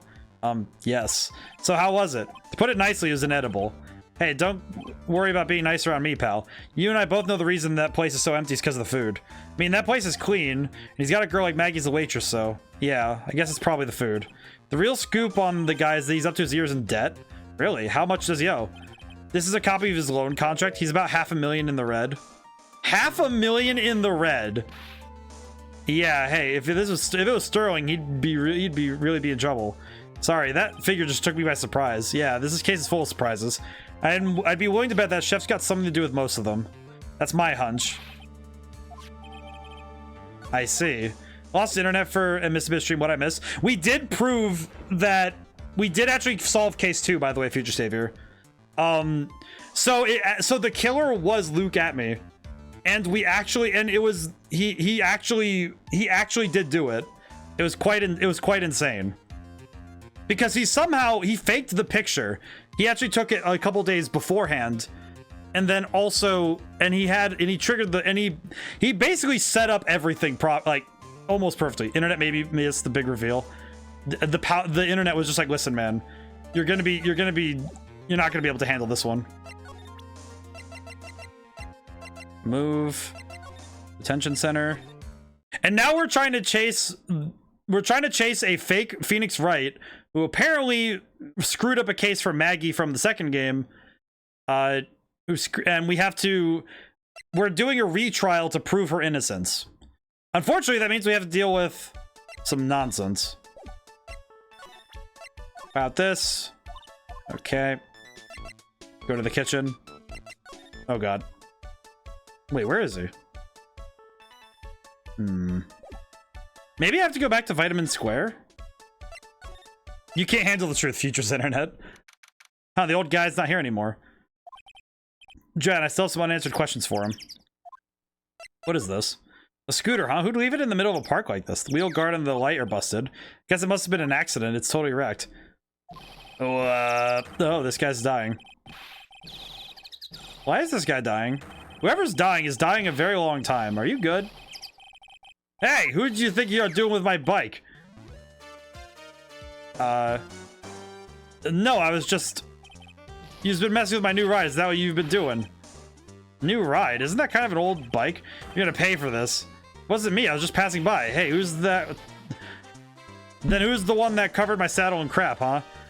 He's gonna pay you, catch my drift? No, wait a second. I'm not a pigeon. Wise guy. I had to beat you so hard it'll feel like you're switching the express train. Uh-oh. Better watch your back. This ain't over. I'll round up a group of lawyers and then you're gonna pay. Actually, I'm a lawyer myself. What'd you say? I'm Phoenix Wright, attorney at law. Yeah, this is the fake. Is that Demon Wright? It looks like it. Phoenix Wright, you're saying you're Phoenix Wright? Yeah, I am. So you're a wise guy too, huh? Because I'm Phoenix Wright, the one and only. What? Out of my way, I gotta cruise. That is the... He's gone. Sure, that guy wasn't my phony, was he? He wasn't anything like me. Guess I better make a note of the scooter. Yeah, pathetic. Oh, it's you. Few threats from a little brat like that, and you look at a pigeon that's got seed in its eyes. You've been here the whole time, then? I was in that strawberry. I had some thinking to do. Looks like you had some cowering to do. Are you a regular at that restaurant, sir? It's just that if you like it, dislike it so much, why would you keep going there? Sir? New info. Everyone saw Phony Wright was like, damn, he got a bad sunburn. That's what it feels like. I don't know what this fake Phoenix Wright is, but...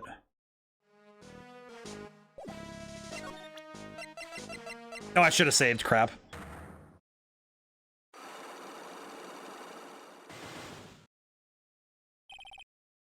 It's time you told me the truth. Why are you a regular at a restaurant you dislike so much?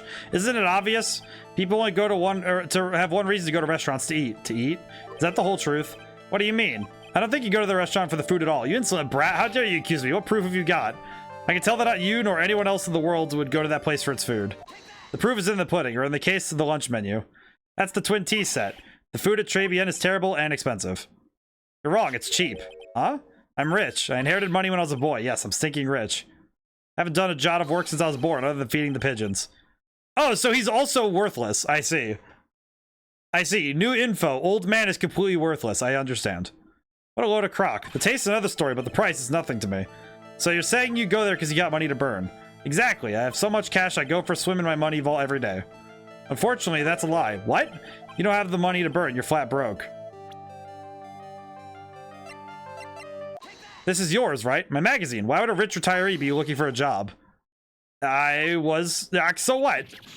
So I was looking for a job. I'm buying a lot at the moment. I need spending money. Oh? I don't go to that restaurant for food. I just go for the Javachino. Yeah, I think you mean a cappuccino. Anyway, how much does a cappuccino cost there? $8. Those had better be some golden beans. What's your problem? You think a poor man would be better off drinking dishwater, do you? Is that it? No, I wasn't thinking of that. I was wondering if the coffee there is really that great. No, it's not, But anyway, yes, the place has free newspapers to read every day. Newspapers. Exactly, they don't want me hanging around at home, so I go there. I'm sorry, sir, but there are no free papers to read at Tribulations. Take a look at this. This was the only paper there, and it's dated more than 1 month ago. What? Do you see what I'm getting at here? The restaurant doesn't get newspapers. This is just one that a customer happened to leave behind. Ah. Yeah. I'm getting really far in this. Tell me, why are you so determined to hide the truth? I'm not hiding anything. I'm gonna have to put this guy out of his misery. Listen, the real reason you go to Tribulations so much is... Actually, fun fact, Sam Riegel provided Phoenix's voice lines in later titles, but his bloopers will not let you forget Eric Vale plays him in the anime.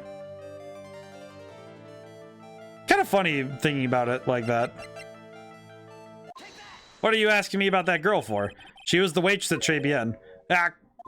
Therefore, the answer to the mystery.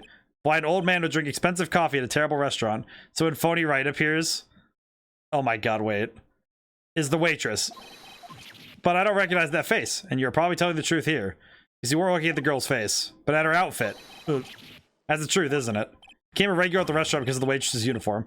Trunks from DBZ is Phoenix Wright. Of course, he's played by Sam Riegel. So when phony Wright appears, he's played by Sam Riegel. Oh my god. I can't take it. To you, that waitress was your... Enough, please, no more. I'm saying that word. Stop saying waitress. Stop it. Stop it. Stop it. I see. So let me get this straight. So they actually have the two Phoenix Wrights, as you would say, against each other. Sir. Yes, it's true. I was there for the young girl. Fine. So I'm a dirty, wicked, sinful old devil. No, I didn't mean it like that. I even get one of those lousy cups of Javachino every time for $8, all because of that servant girl. Punish me, lock me up. Really, that's not what I'm here for. You'll be the same. Another 20 years, you'll understand what it's like. No, painful to be an old man like me. No, really. Listen, sir. Stop calling me that. I have a name, you know, boy. I'm Victor Kudo. Sorry, Mr. Kudo. You young ones think you know it all, don't you? I'm not saying another word. Won't tell you anything more. This guy was in the restaurant at the time of the incident, which means I have to hear his testimony one way or another. I don't believe it. I even broke his Psylocke and everything. I guess I'll have to try him when he's in a better mood. Well, I broke his Cyclops, so that's good. It is funny thinking about the fact that Trunks from Dragon Ball is also Phoenix Wright. I imagine seeing phony Wright must be hilarious because the two are just so similar.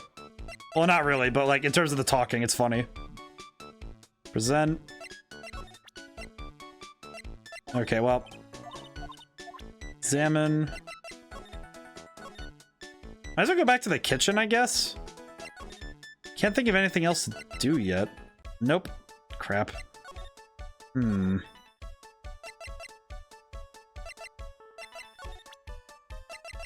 Nope, I already presented that. Bleh. Maybe I can go back to Gumshoe and see what I can talk to him about. Maybe. Present. Do you know anything about the old man? He looks like one of those grouchy old man types. Yeah, it's okay though. I don't mind guys like that. But if he's involved in this case somehow, that's a different story.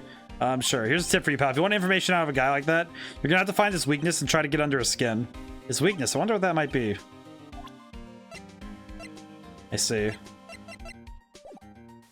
It is funny though thinking about voice actors like that though, where it's like, oh yeah, we're gonna have voice actors play characters in certain ways because we're gonna have fun with it.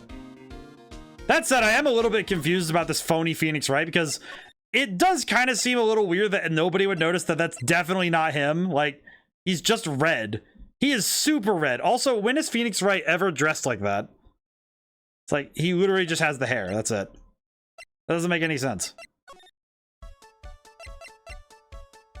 Actually, move. I go to Vitamin Square again.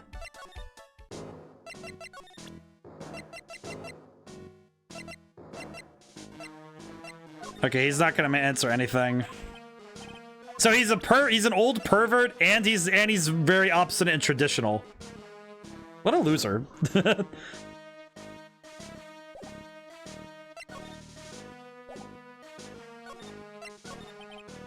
Guy's an important witness. Must be a way to soften him up. Wait, let me go to Tribulations and let me see. Can I talk to her about anything? Nope. Oh, it's that old man. He's still feeding the pigeons? Yeah, he fed me as well. I got a bunch of those seeds in my eyes. Oh, ouch. Hey, Maya, would you mind coming with me for a while? Huh? Me? Why? There's something I really want to ask that old man. Sure, okay, I'll just get changed. No, hang on. Can you go like that? I guess? I see. We're gonna get his... We're gonna... I hate this bit. Sir. Oh, you again. Well, I see. Oh... Yeah, I caught it immediately. I just wanted... Nick, his eyes are burning into me. It's okay. I think it's going pretty well. Yeah. Huh? Still a little child. Run along and play on the slide, alright? Play on the slide? We were so close. Just a little more and he would have spilled. Yeah, pigeon. How can we crack this guy? Excuse me, please, sir. Quiet, Casey, I'm feeding the pigeon. I see. Mia's just like, alright, hang on, I got this. I'm an adult. Hang on. Well, if you don't mind, sir, really love to talk with you. Yes, yes, yes, I see. Of course, certainly. I'm Victor. Victor Kudo. I see. Mia, I understand that you're like the most attractive person in this game series, but come on, dude, that's cheating. Even from beyond the grave, wow. My good sir, please, just help me out here. About the incident. You mean the man who died after drinking the Javachino? It's like he's a different person. It's quite the shock, even for me. He was a strange-looking boy. The girl took the Javachino over to him, you see. And was the customer alone? Definitely, he was the only person at the table. Then he took one sip of his Javachino and he said something like, ooh, and they collapsed, died. Oh, how terrifying. You're so good at listening, aren't you? Tell you anything, whatever you want to know. It certainly seems to be telling the truth now. So let me get this straight. Hey, Mia in the waitress outfit. I feel like this is a lot of people's weaknesses, including this old man. Looks like Mr. Kudo didn't see this other man either. Do you like the food at Tribulations? Well, of course. I'm really quite a sophisticated man. I was a young businessman once, you know. Set up a casino in London. Really? How interesting. Can you blame me? No, but eating the food at that restaurant really takes me back to my days in France. What a lovely story. I feel like Mia definitely, like, not worked as a waitress. Like, she worked as a waitress in college and definitely earned experience that way, didn't she? London's in England and not in France. Well, actually, there's a song about that. Funny thing. The trip between the two wouldn't actually be that bad. Oh, yes. France is wonderful. I'd love to show you around the city sometime. It's too much. I can't take it. I want France. Ah. Can't believe Mia's laughing at the guy. You visit Tribulations a lot, don't you? Of course. I mean, yes. I'd like to come and see you there. Yeah. Really? Oh, you flatter me so. The owner would be delighted to welcome you, I'm sure. Be careful of that chef, my dear. The chef? Me, Mr. Armstrong? That's right. The man's an ex-con. He's an ex-con. Just don't like seeing him heated. Maybe that's mostly why I dislike this bit. No, I get it. At least it's an outfit that fully covers her. I will say, Crooked, I get exactly what you mean. This guy, like, I'm not a fan of the old pervert, like, thing. Like, the old pervert trope.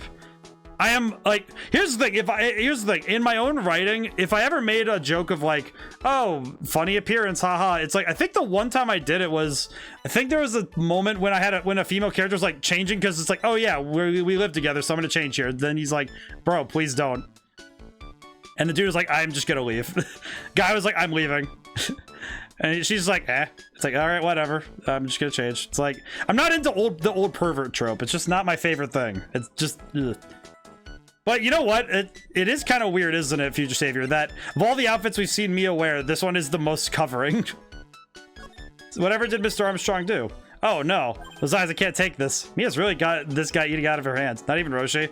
I don't, like, here's the thing. When Roshi's not being perverted, it's one thing. But when he's putting on the pervert bit, I'm like, please stop. Go back to being a cool mentor. Stop doing that. Stop doing that. Like, hit him with the horny bonk. Just like, no. He steals things from his customers. From his customers? Gloves, handkerchiefs, little things mainly. He's a pilferer, so you be careful around him, my dear. Are you sure about this? Of course, he was arrested for it once. I was there when it happened, having my Javachino. He really is a regular. Let me write a little haiku about it. Haiku? Japanese poem. It'll explain all you need to know about that chef. Convicted before a wicked man or woman, repeat offender. If he takes anything again, you let me know. It's not too expensive, I'll buy you a replacement. Poor guy, he couldn't do enough for Mia. Or Maya. Okay, Phoenix. That's about as much as I could do to help. Thanks, Mia. We got some really important information thanks to you. Honestly, I can't believe Maya called me for something like this. Wait, Maya just straight up called her like, Mia, help.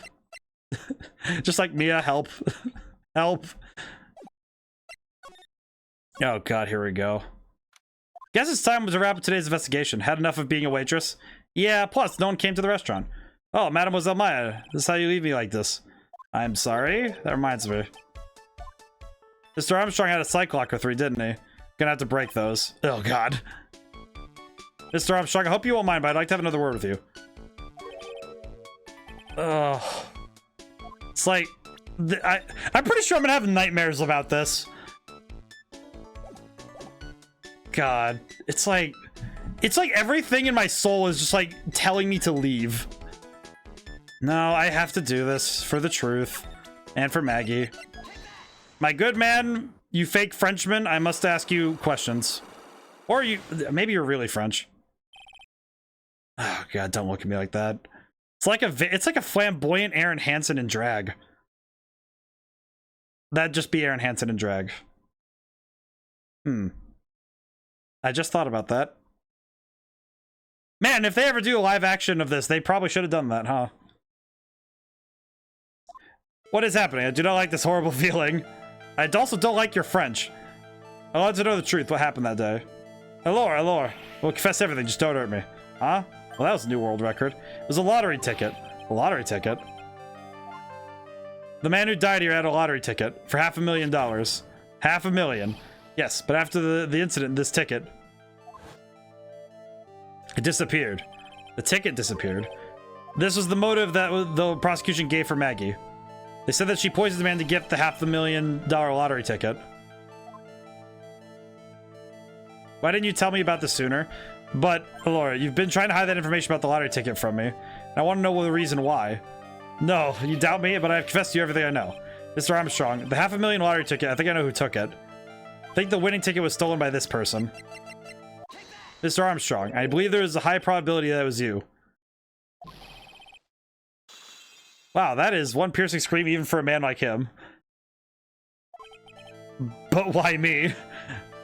Why? You have no evidence. I'm not mask to mask. I'm not the kind of person who steals the property of others.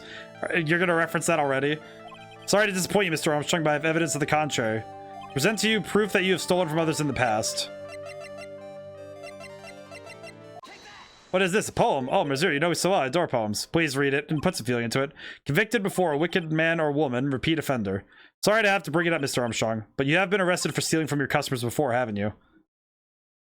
Mon Dieu, you're a liar. You deny it? Do not make the false accusations, please. So do you have any proof? I want to see incontestable proof that I've stolen from one of my customers. Oh crap. I don't have the thing. Hang on, I'll be right back. Alright, I need to go back because now I actually need to go back to the precinct because I need to get that bottle back. Talk. Oh crap.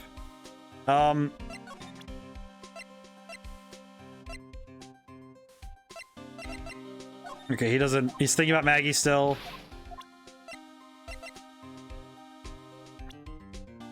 Crap. Okay, well,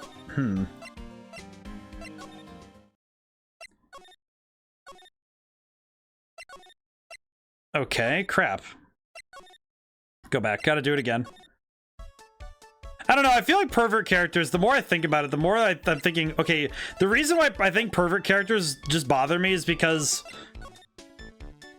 oftentimes the perversion is meant to be for a punchline, and it's not actually... it's just meant to be a punchline and just like, oh, you smooth over it. It's like, ah, funny, haha, pervert character. But it's like, it almost, I don't want to say it's better, but I feel like when there's ramifications for someone being horrible like that, it makes more sense.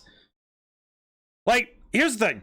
When you go further back in time, the perversion thing makes sense because that was what was considered normal. And it's like, oh, funny joke. But it's like, in the modern day, it's starting to go away, which is good, but it's also like going back to visit these stories. It's like, okay, well, I'm visiting it from a culture I live in, not what way it was being written in. But even then, it's kind of like, okay, well, kind of feels strange. Okay, it was a ticket. I have to do this again.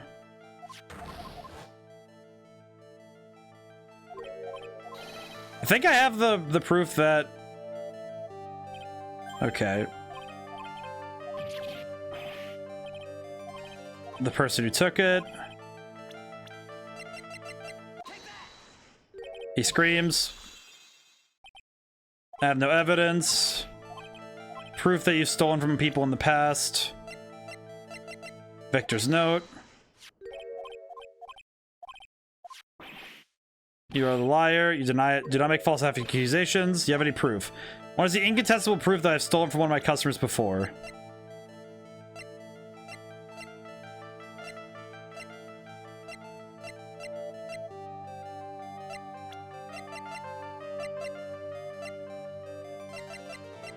Incontestable proof that he has stolen from his customers before. I don't have the poison bottle though, which is kind of worrying because I need that bottle back.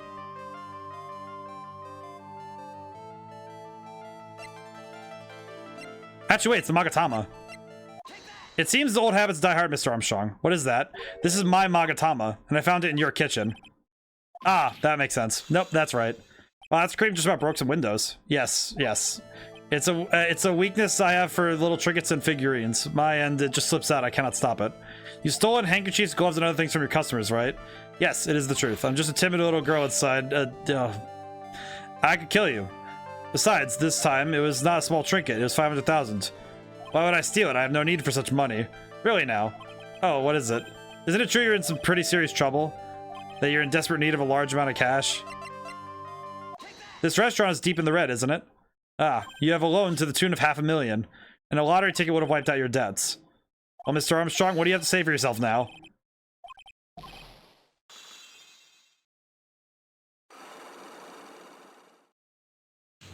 So he's definitely the reason why Maggie got... Mr. Armstrong, you said that the victim had a winning lottery ticket for $500,000.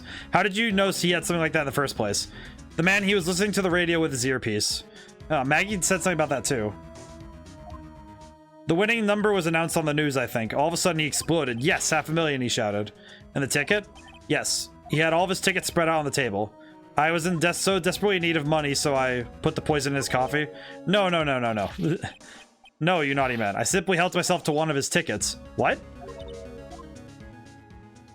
The victim collapsed and Maggie passed out. I thought to myself, why not? And took so many of them. But only one of them was the winning ticket, right? How can you do that, Mr. Armstrong? Maggie's arrested because of you. No, this is not true. I did not take it. The ticket for $500,000, I mean. So you just told us you did. You said you took a ticket. Yes, but it was not... That's enough. Huh? Oh, God. Hi, Mr. Godot. What are you doing here? What in the heck are you doing here? Ugh. This is without doubt the worst coffee I've ever tasted, Mr. Armstrong. Came in here for coffee? Is this craving for coffee no bounds? Perhaps Mr. Armstrong stole one of the victim's tickets on the day in question. I am there, no, just pretty little girl everyone was laughing at. Please don't. But in that case, Maggie shouldn't have been the only one under suspicion. He had the wrong ticket. What? Mr. Armstrong made off with the winning ticket's pretty neighbor. So the ticket he took was worthless? Not quite. He did win something, $1. See, I have just a pretty face. Without my looks, I have nothing. So, what happened to the winning ticket then? The one he meant to steal? Indeed, what did happen to it? I don't like spoiling myself by watching trailers, so we'll just have to wait and see how the movie turns out tomorrow, won't we? Why were you here? Yeah, voila, you two. Time to laugh at the pretty little airhead. Looks like I won't be needing this note anymore. Looks like we've got a new mystery now. Namely, where did the winning ticket go? Got a bad feeling about this. Well, anyway. We got work to do to save Maggie. We won't let Maggie suffer again. Okay, so what I think I already know what is going on here. I'm guessing that this phony Phoenix Wright is trying to build up... I think he's trying to steal... I think he's trying to take Phoenix Wright's face because it's more reputable than being, you know, whatever the hell he is. I guess red. Oh, I see. I guess I should have expected this. Nobody saw the other guy, huh? But he was there when I took the coffee over, sir. Scout's honor. Maggie. Back, Detective Gumshoe. Are you doing all right? How are you feeling? As if you need to ask either question, sir. Don't let him get you down, Maggie. Don't forget to eat well, okay? Roger, and you. Yes? You better get square this case away, pal. Maggie's innocent, you hear? If you screw up, then I'll be doing some square away myself. Square away some paperwork for your arrest. I think he's serious. Hey, detective, you're on our side for once, right? Yep. So you'll be able to help Maggie out, right? Really? Can you, sir? Of course. I got the situation under control. God. Gumshoe. Be the first witness on the stand today. If something I say doesn't match with the facts, you make sure you point it out, alright? Sure. Okay, we're forming a united front today, pal. You got me? God, Gumshoe's so good. What a good man. Can't tell you how grateful I am, sir. I've always admired you so much, detective. No, I can count on you. Looks like it should all go pretty smoothly today, huh? It's not. Can only wish. It is definitely not going to go smoothly. So we're gonna see. I'm pretty sure this is gonna get far more complicated, especially with the fake Phoenix Wright. The fake Mr. Wright is gonna be the problem here.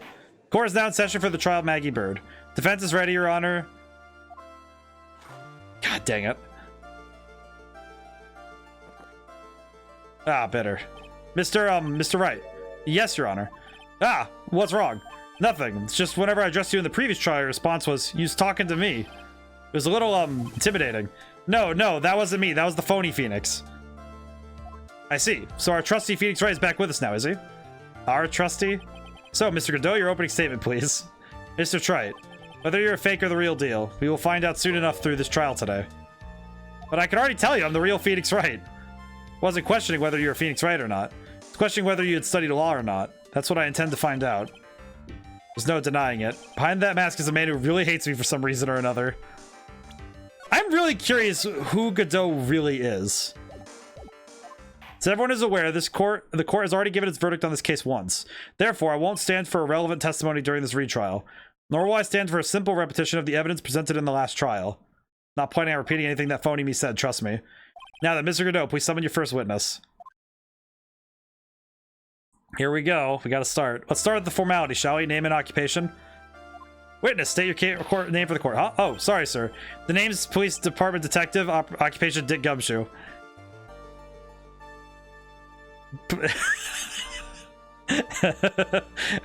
Occupation? Name.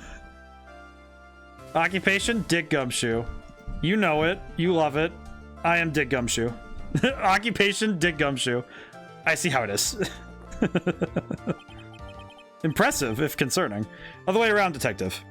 Huh? Oh, sorry. Anyway, I'm the officer in charge of this case since yesterday, sir. I see. Intriguing, to say the least.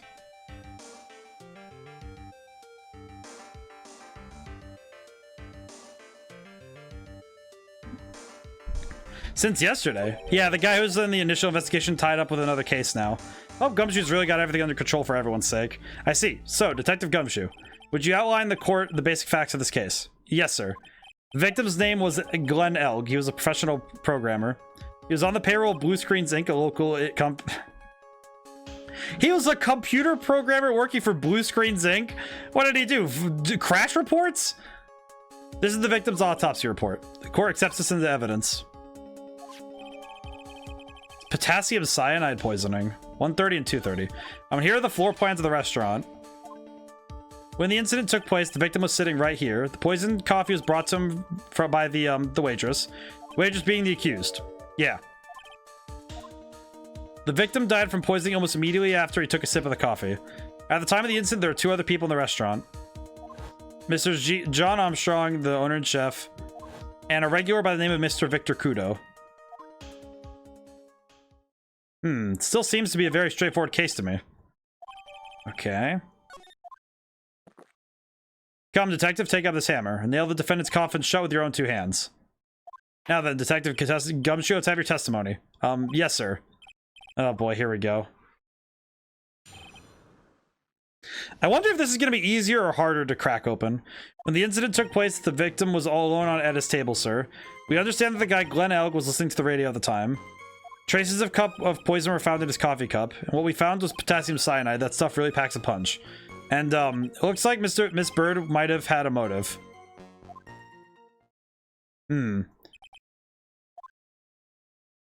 Using the dark aromatic depths of coffee to conceal the poison.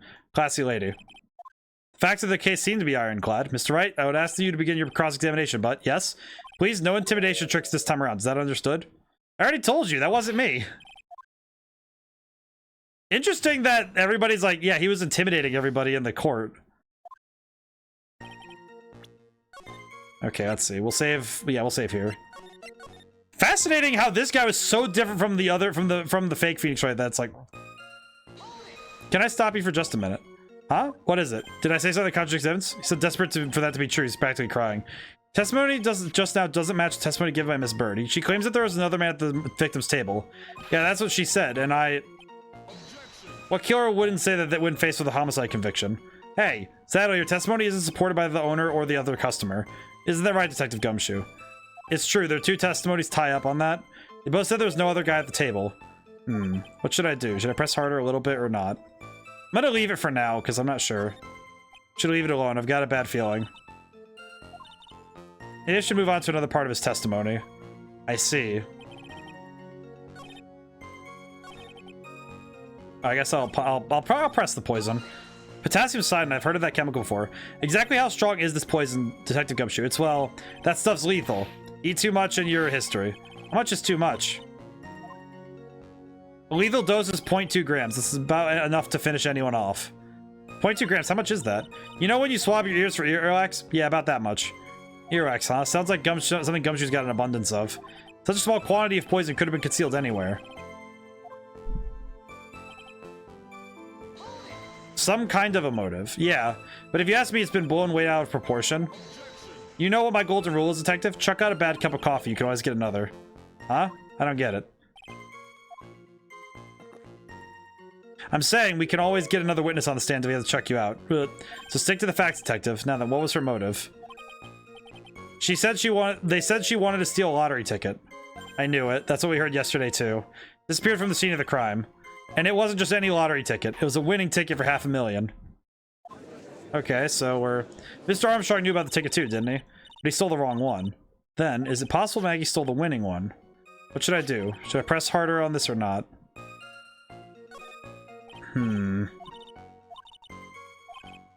Be honest, I don't know, but Gumshoe told us out in the lobby. He said we'd be forming a united front, right?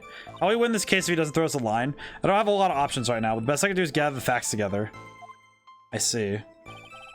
Kind of tough because we need to press on something here, but I'm not really sure what to press on. Oh.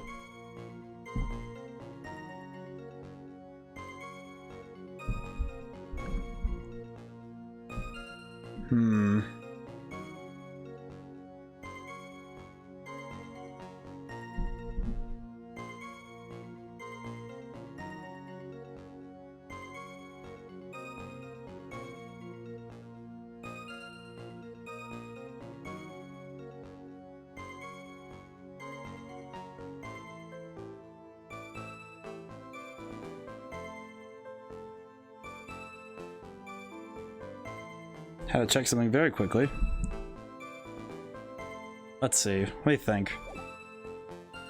Incident was lone. Glenn Algo's Tale listening to the radio at this time.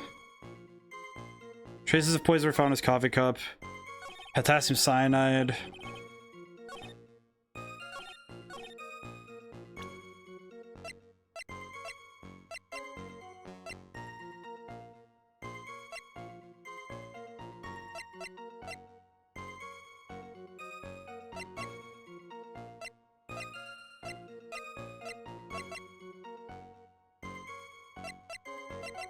Trying to figure this one out because this one's a little weird because it is a little bit strange, isn't it?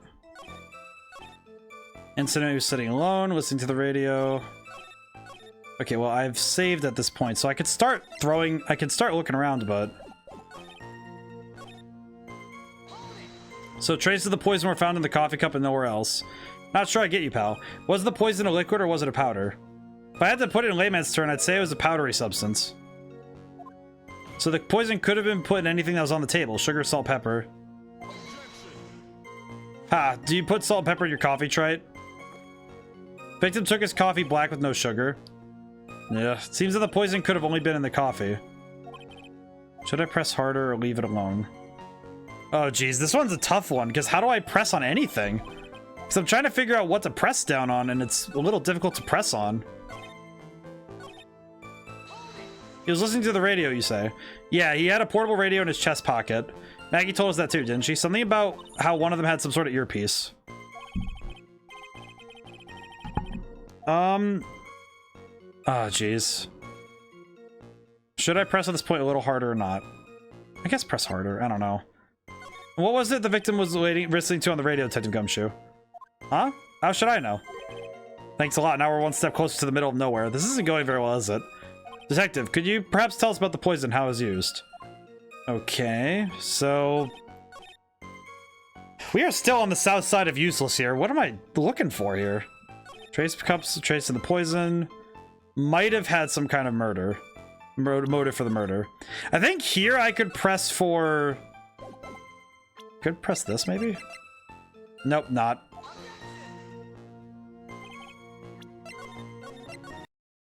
Might have had some kind of motive for murder.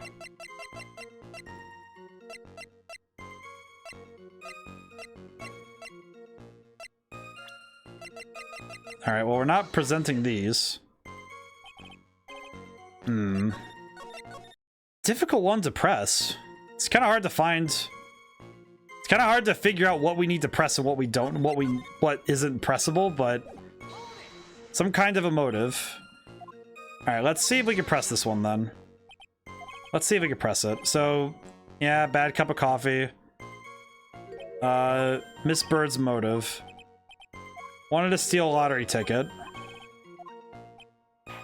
Winning ticket for $500,000. Is it possible that... Let's press harder. Wait a minute. The mere fact that the lottery ticket disappeared is no way implicates my client. Ha. I have it here in my hand, the very ticket in question. That's the $500,000 lottery ticket. One of the female police officers found it when she was conducting a search of the defendant. What? Order. Ha, she's quite a lucky bird, our little waitress. You will submit that ticket as evidence to the court immediately. Better keep an eye on the ticket, the way the judge's voice is quivering. This ticket was presented in the court in the previous trial too. But it feels heavier somehow. $500,000, you say. Just a scrap of paper. What matters is where it was found, Your Honor. And that's on Maggie's person, unfortunately. You really think there are any contradictions? Okay, so we did need to press that one, but... Guess we just have to press everything. I'll just press. Okay, let's see. Testimony just now doesn't match the testimony. Okay. Doesn't match the other two guys. I'm gonna press harder. Well, maybe the other witnesses missed him. Perhaps their view of the victim's table is obscured in some way. That argument is as weak as the coffee at Tribulations, right? I have here in my possession a ticket. A ticket? Looks more like a photo to me. A one-way ticket to Guiltyville. Population of the defendant. This is a photograph taken from near the entrance to the kitchen. This is the scene as witnessed by the chef moments after the poisoning took place, correct? I think the court will agree that was such a clear view of the scene of the crime. How, Mr. Wright, could anyone have overlooked the second person at the table? Okay, this one... I think the tough thing here is, like, okay, what are we looking for in terms of the evidence? Crime scene photo, but... I guess I just have to press everything. Oh wait, no, we already pressed this one. We pressed the radio one. Did press the radio one. How strong is the poison? Stuff's lethal. 0.2 grams is enough. Okay. Traces the poison. Okay, we have to press everything, and it's a little difficult because we have to find everything we didn't press. There's a powder. Okay, but we're gonna press this. Took his coffee black. Press her on this point. Are you absolutely certain that the victim even drank any of his coffee? Huh? What do you mean? According to the file, the poison was found in the victim's coffee cup. But what proof is there that the victim ever drank any of it? Oh, hey, you're right. That's what I was thinking. Was it in the autopsy? In case you're wondering, the last objection was for the detective there. Huh? For me? Oh, hey, you're right. Maybe fooling the court, but I'm not falling for it. If you have the time to waste, you have the time to present that piece of evidence. That piece, sir? Yes, that piece. Yeah, what piece was it again? This. Should I be grateful the coffee's only hot enough to give me first-degree burns? Oh, I remember. This is the victim's coffee cup. Yes, the victim's cup. Take a good look at the rim. Oh, yes. There's clearly a coffee stain on it. Conclusive proof that the victim did drink the poison coffee that was in the cup. The victim gulped down the... Oh. For the record, the only prints on the cup were the victim's and the defendant's. Upon further investigation of this cup, we found a certain chemical substance. That's enough. Facts of this case seem overwhelmingly clear to me. The defendant had ample opportunity to commit the crime of which she was charged. Furthermore, it seems beyond reasonable doubt that she did indeed commit the crime. Like an old man who knows the score. There is also the matter of the $500,000 lottery ticket. That alone provides a very credible motive. I mean, for this sum of money, even I might be tempted to bend the rules. I don't mind an old man who's weak to the siren call of money. Not good, Nick. The evidence against Maggie started to pile up fast. Yeah, that's because the court has already ruled guilty once. I think it's time to wrap up this repeat performance. With one final decisive piece of evidence. He's got more evidence against Maggie. This is the apron the delightful Miss Bird is wearing at the time. Wow, that's not the cleanest apron I've seen. That stain looks like... Can't be blood, can it? Ah, seems the star of our play was a little flustered.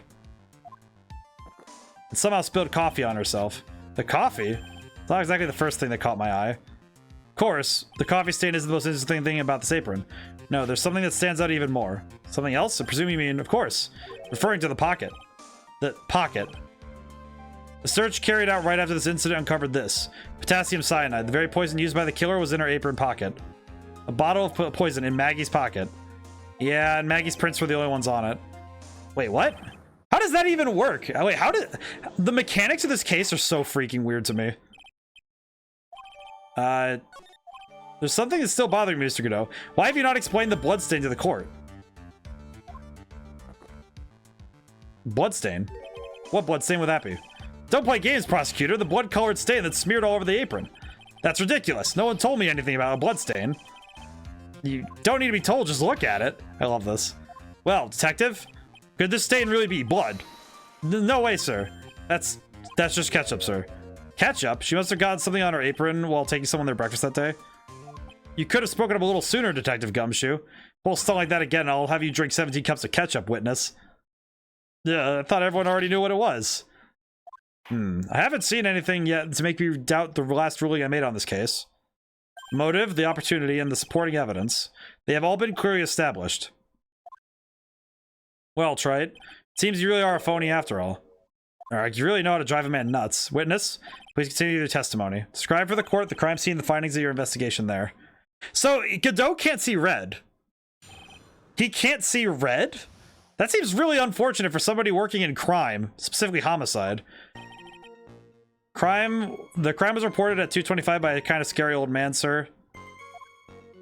Poor Maggie had passed out from the shock. It must have been really tough for her. The victim didn't have any identification on him, but we figured out who he was pretty quick and the investigation went smoothly. When Maggie was searched, we found the lottery ticket and the bottle of poison. And that was it. There was nothing else missing from the crime scene. You identified the victim and secured your prime suspect. Very good. Last chance to convince the court you're a real lawyer, Trite. Don't count on any more cross-examinations after this one, so let the fun begin. I see.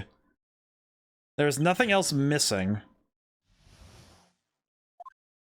I think the thing that was missing was the CD. That's the thing that...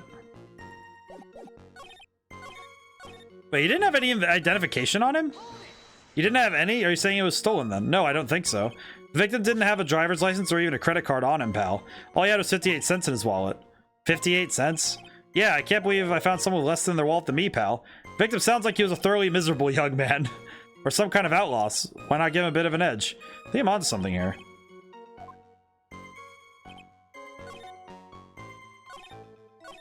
Found out who he was pretty quick. Alright, I want to ask really quick. Wait a sec. Huh? Did I say something dumb again? Let me paraphrase what you just testified to this court. Victim didn't have any form of ID on him. They'll specify later that Godot can't see red on a white background. Interesting. Kind of weird. Yeah, basically. In that case, how are you able to identify the victim so quickly? Oh, that. He's got the sagging shoulders, the puppy eyes thing going on. There was a prescription bag on the victim's table along with the lottery ticket. It seems Mr. Glenn Elk visited his doctor before he went to Tribulations. We got the victim's name from their medical records on the doc who prescribed the meds. That's a reliable enough source for the court.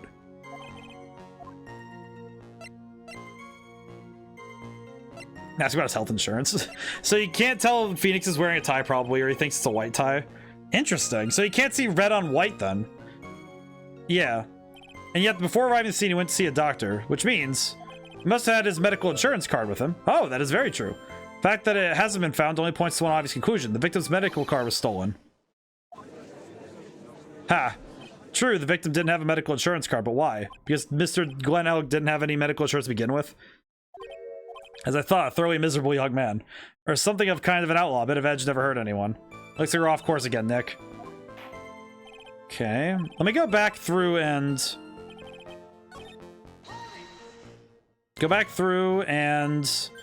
grab the ID. Prescription bag. Ask about the prescription bag, because I don't remember. What sort of medicine was in the bag? Well, actually, the bag we found was empty. Huh? Yeah, completely empty. It was completely empty. Ha. Wait, so... Wait, I just realized that's why Godot wears a white tie, isn't it? You're entering an empty bag as evidence. Desperate, are you, Trite? Now, what happened after to the investigation after that? Maggie was found. We found the lottery ticket. Nothing else is missing from the crime scene.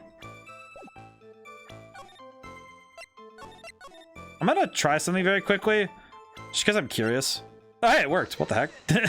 Detective Gumshoe, I think I should point something out to you. There is just one small contradiction in your testimony. Oh, finally. I'm getting all anxious just waiting, so hurry up, will you? You testify that nothing else is missing from the crime scene. However, the prescription bag you mentioned was empty. Did the officers recover the medicine from the scene of the crime later? No, they didn't. The victim was given a prescription right before going to Tribulations. Where, then, did the medicine disappear to? You are too cool, pal. Thanks, Gumshoe. Indeed, due consideration wasn't given to the victim's prescription in the previous trial. Witness, why do you always overlook such vital pieces of evidence? I guess that's the most careless thing I've done so far, huh? The victim was killed by poison, and the victim's medicine mysteriously disappeared. The victim's own prescription could have been the lethal poison itself. Order. Well, Mr. Godot, what do you have to say to that? Ha, that's all. What? Read for the court the name of the clinic of on the prescription bag, if you will. What's the clinic's name got to do with anything? New Year Otolaryngological Clinic? Otogarologic? What kind of illness was the victim suffering from, Mr. Godot? Hardly an illness, Your Honor. More like a bitter war wound, you could say. A war wound? The day before the incident, Mr. Elk found himself in a fight. He took a blow to the side of his head and ruptured his eardrum. He ruptured his eardrum? Then what on earth was the prescription he was given? It was a cream that was applied topically inside his ear canal, not to be ingested. Mentioned in the autopsy report if you read the fine print. Found traces of the medication in the victim's left ear. Wait, his left ear? Wait, go back a moment. Apparently applied some. He would have needed his medication. Wait, go back a moment. Wait. No. You can't stop. No, stop there. Wait a minute. He was wearing his earpiece on his left ear. How does that work? Nick, if you don't think so quick, it'll be all over. She's right. But I can't push the medication issue. Yes. Only moments ago, Mr. Godot made the following statement. Seems Mr. Elk correctly applied some of his medication while he was at Tribulations. If that's the case, then why was the medication not found at the scene of the crime? But the medication in question was for topical use inside the ear canal. That doesn't change the fact that it could not be found at the crime scene. However insignificant it may seem, it's a lawyer's duty to pursue the truth. You know as well as I do that medication is irrelevant. It hardly seems like a prescription drug would contain potassium cyanide.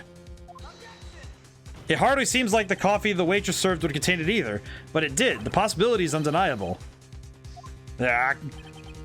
Actually, the thing that caught my attention is, okay, just to show everyone what I'm talking about. He has this earpiece thing on his left side. So if he was listening to the radio on his left ear, which I think is on the picture. Let me look at the picture. Where is the picture? Nope, that's the floor plan. Picture? Yes, his left ear. The earpiece was in his left ear. If the piece was in his left ear, then he couldn't have been listening to the radio because his eardrum was ruptured. He couldn't have heard anything. And if he did, it would have been extremely quiet. Mr. Godot, is the witness the only witness? Is the detective the only witness the prosecution wishes to call? Mr. Godot?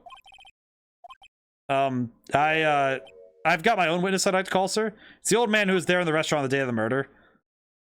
Victor Crudo, the pigeon hater? Very well. The matter of the disappearing medication seems a little more than trivial at best. However, it wasn't explored at all in the previous trial, and that is something that bothers me. Yay, good job, Nick. The court will adjourn for a 10-minute recess, after which we will hear the prosecution's next witness. Ha. Suppose this means I'll just have to let you finish off in my last 6 cups. Court is adjourned for recess. Slap. Okay, let me think. Yeah, so I'm seeing that now. If his left eardrum was ruptured, he wouldn't have been listening to the radio, which means that that device either wasn't doing what they thought it was, or they were doing something else. Phew, that was close. Tell me about it. I know he died in there. That's my line, sir. No, it's my line. I think it really did die a little bit. Looks like we all nearly died in there. Can't believe Detective Gumshoe. How could he betray us like that? Huh? He said he'd help me, but he totally set me up. I don't think he meant to do that, Maggie. He was backed into a corner. I mean, the guy's got to do his job, right? It's okay. I know all about lies and betrayal. I've had them my whole life. It really hurt this time. Felt like someone punched me hard in the stomach. Hate that guy. I don't ever want to see him again. Poor Gumshoe. So the next witness is gonna be that old guy from the park, right? Yeah, Mr. Kudo, lover of waitress outfits and projectile seeds. I bet he's gonna be really stubborn. I mean, he's pretty set in his ways, you know? Yeah, he's a big old grouch. Are you sure you're gonna be able to handle him, Nick? Yeah, I can take whatever he throws at me, even those never-ending bird seeds. Oh dear, we're getting close on time. I will say this case is certainly fascinating because we have to deconstruct something that we don't have all the information for, so we have to deconstruct it from different angles. Mr. Doe, your next witness, please. Calls the lucky old-timer who caught at the show over a cup of coffee. Will the witness please take the stand? Why did you bring the pigeon seed with you? Name and occupation, if you don't mind. Name is Victor Kudo, born and bred in the land of the rising sun. Honor and duty are what make me. Mind you, I can be quite emotional at times too. You don't need to hear about that, Mr. Kudo. Just tell the court your occupation. My occupation? Yeah, listen, youngin. How much call do you think there is for kimono embroidery here? Kimono embroidery? That's what I do, or did, back in Japan. I embroidered family crests on kimonos. My ancestors were embroidering kimonos before this country even existed. Wow, real craftsman. They're a dying breed. Hey, maybe he could embroider my costume sometime. Anyway, like I said, there's not much demand for that kind of thing here. So I had to take a job working the cash register at a burger joint, pretending to smile. That burger joint would have been better off putting him in the kitchen. Now then, witness, were you in the restaurant at the time of the incident? Oh yes, I was eating some seeds over a cup of Javachino. Seeds? What do you think these are, I see. So you saw everything that happened, Gramps. Did I? Oh yes. Yes, I did. I saw it all. Then please, tell the court we're all ears. Sure. I'll tell you every last detail. It's really getting into this. Can I just say, also, I'm starting to come around on Godot. It's like, his first appearance made me just kind of like, what is wrong with you? What are you talking about? I'm kind of coming around to him, but I think it's because I'm becoming habituated to his weirdness. Like, he keeps saying that we're all ears whenever he's like, all right, go, continue to start to talk. But it's kind of weird. It's like, his first appearance kind of threw me off because of the other prosecutors. I think it's because of all the prosecutors, he's the most eccentric. Because Edgeworth was a, cold-cutting prosecutor and was fantastic at his job. And Von Karma was just, Von Karma was weird, but she was inexperienced. But Godot is bizarre. He sits in a weird space, and I'm not sure what to think of him. Young man was reading the sports paper. Servant girl brought him a Javachino, but she put something in it. Man took one sip of it, looked like he was in terrible pain, and then collapsed. That's the servant girl right there in the defendant's chair. I remember her well. Mr. Kudo, she is not a servant girl. Please refer to her as a waitress. Cat, you're as bad as the rest of them.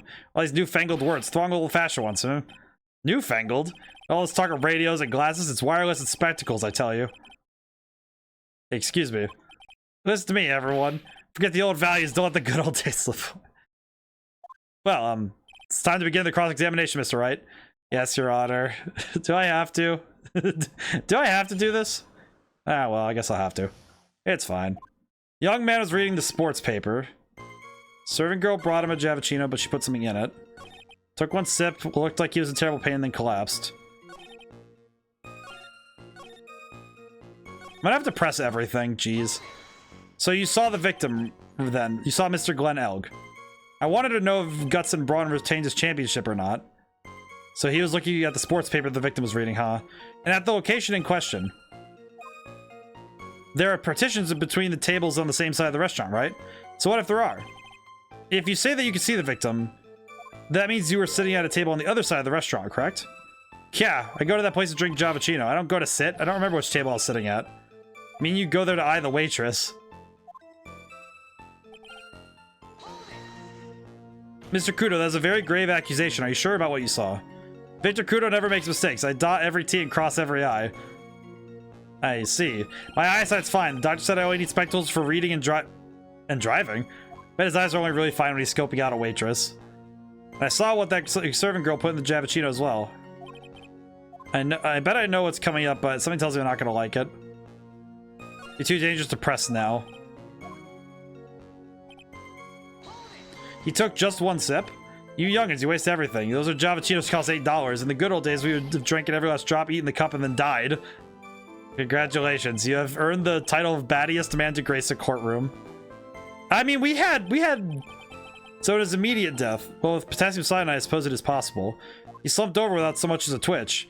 Felt the Javachino I had just drank turned sour in my stomach. Oh yes, I know that feeling. And the waitress, I presume she is... You said I remember her well in reference to the waitress. Did she have any particular features you can identify her by? Particular features is a disgrace, that's what it is. Sorry. You can see all the way up to her, you know. She's practically naked in that uniform. So the particular feature you recognize about the waitress is her outfit? But anyone could wear even just a uniform, so it's just us. I tripped over my words, I snowballed. But anyone could why am I reading just first? It's like my brain skips the where. But anyone could wear just such a uniform, even me. Mr. Wright, please spare the court of any further mental anguish from that image. Please spare the court of any further mental anguish. Further mental anguish is probably what I'm going to refer to if I get stuck again on Sonic Heroes this Sunday. Make sure you tune into that. Just saying. Don't get all excited, Nick. You've got to keep yourself together. I guess I got a bit carried away. There are other things I recognize about her too. I'll press. What do you recognize? Sure, you saw a waitress take the coffee over to the victim. What matters is whether that waitress is Maggie Bird or not. Quite right. Mr. Kudo, these other features you recognize about the defendant, but ask that you add them to your testimony. Sure. There was a ribbon in her hair and her apron straps were loose.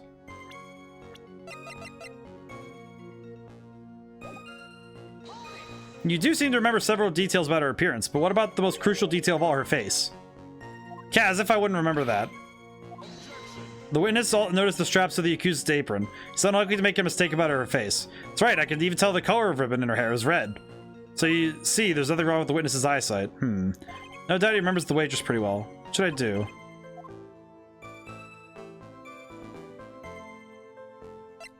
The identifying features you all describe are things you would see from the back. So what?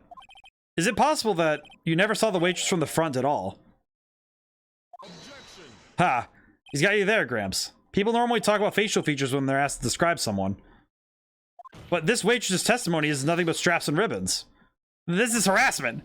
Tell you I'm not obsessed with straps or ribbons. Just tell you what I saw. Mr. Kudo, the court requests that you add details about any identifying features. Features you observed from the front, that is to your testimony. Sure. This old man's testimony is getting longer and longer, and if I can't find a hole in it soon, it'll get even longer, I bet. Wasn't anything that caught my interest about her when I saw her from the front. I'm gonna save really quick, but what do you mean? What do you mean, old man? You didn't find anything to be distinct, but you did clearly see the waitress's face, right?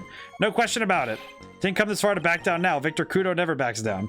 It's not the answer I was looking for, but okay. This turned to be into a matter of pride for old CD, I guess. Wonder if he really did see Maggie's face or not. Like I thought, we need some concrete proof of this. Proof that the old man clearly didn't see the waitress from the front. You think old CD really saw Maggie do it? Probably had his eye on the waitress the whole time, that's why he was there. But he was there for the cute outfits, right? Not the waitress. Makes a good point, though. Hey, did I say something clever? Wonder if the waitress Mr. Kudo saw really was Maggie. That's what we have to figure out, Nick. Let's see. Defending chair. Ribbon in her hair, straps are loose. I'm gonna press this again, see if I can get something about the straps. Remember several details. Remember her face. Make a mistake in the face. Okay, so we can't go for more, I see. Was it anything that caught my interest I saw from the front?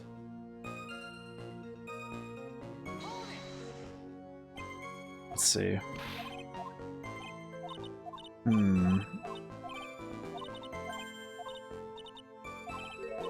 I think it's I have to press some evidence in this last bit here. Crap. Yeah, I pressed the left too many times, or right too many times. Straps were loose. There wasn't anything that caught my interest when I saw her from the... Oh, it's this. It would have been this. Mr. Kudo, I would like you to please take a look at this. Yeah, that filthy thing would suit filth like you just perfectly. Actually, it reminds me of what my grandson looks like just after he's done eating. Have you ever seen this before? Of course I haven't. Do you think I'd forget something as dirty as that? Well, you half-witted clot. What? What is it?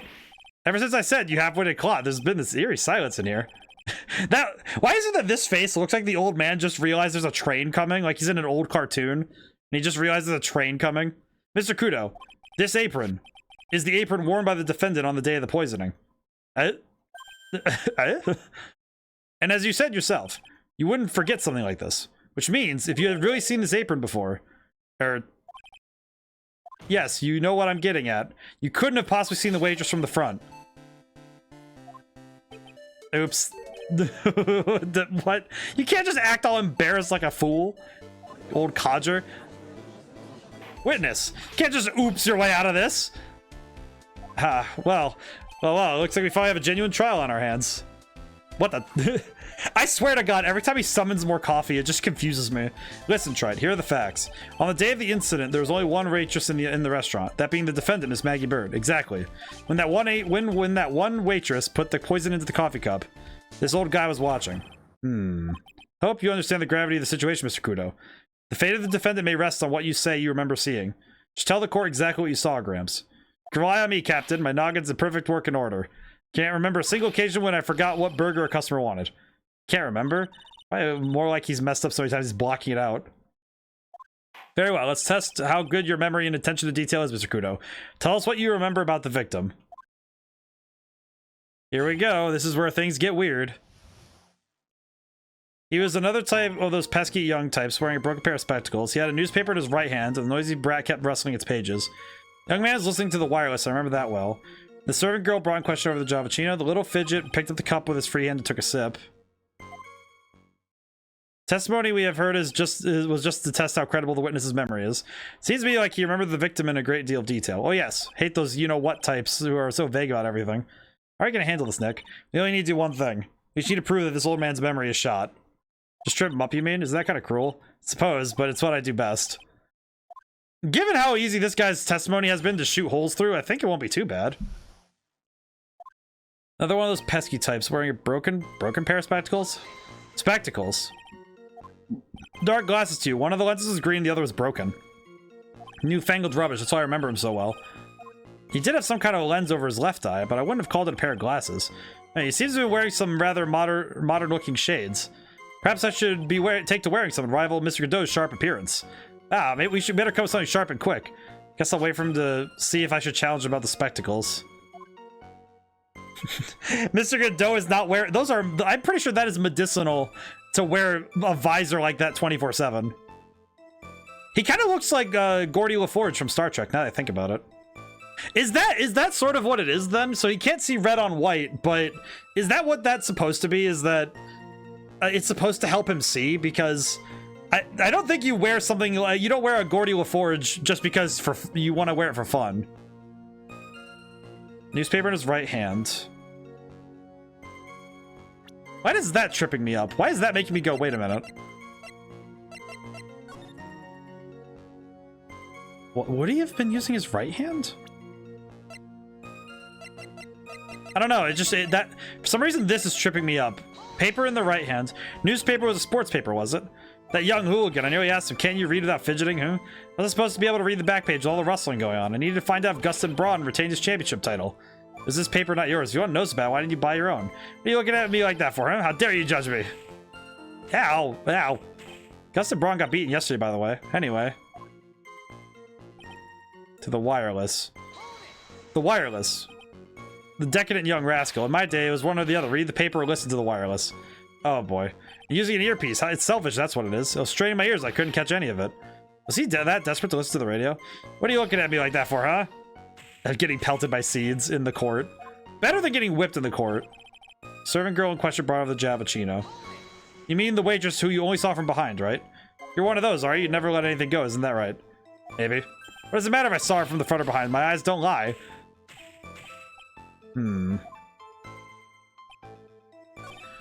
This little guy's memories has more holes than a piece of Swiss. Anything will do, even the smallest detail. If she won't mistake it, he's ours. Wait, he took a sip. Okay, hang on. I need to get to that last one again. With his free hand. His free hand. Yes, which hand was that? Weren't you listening before, cloth ears? I said he was rustling the newspaper with his right, didn't I?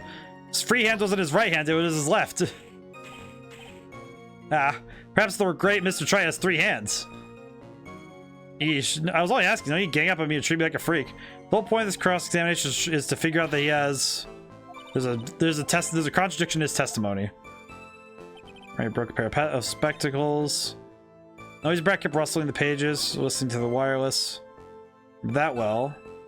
Servant girl question brought the Jappuccino. Jappuccino? Is that what I called it? Really? Okay. I think at this point I'm just trying to solve what I need to so we can so I can finish this court day, but picked up the cup with his free hand and took a sip.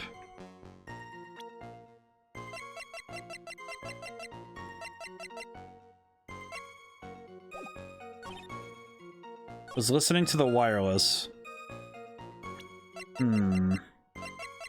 Okay, this is gonna be one that's probably gonna trip me up a little bit here because I feel like this one is... Something about this is making my brain a little bit worried because... Let's see, left eardrum was ruptured. Newspaper in his right hand.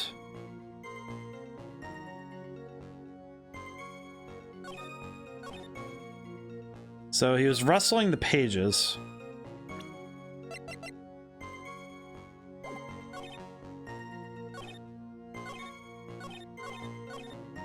I'm gonna try presenting the newspaper, but nope. Okay, got it. This one's tough because the trouble I'm seeing with this particular piece of breaking down the testimony is, okay, what am I going to break down here? Wearing a broken pair of spectacles. Okay. But we say broken, but it's not exactly broken. It just looks different.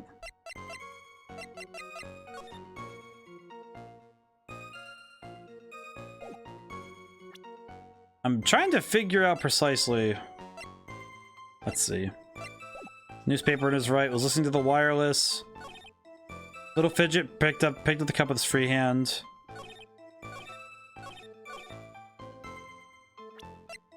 You know what? Maybe it is. Maybe it's the lottery ticket.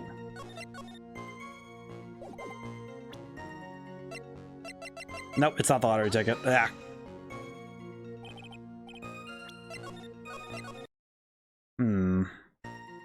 Girl in question brought over the Javachino.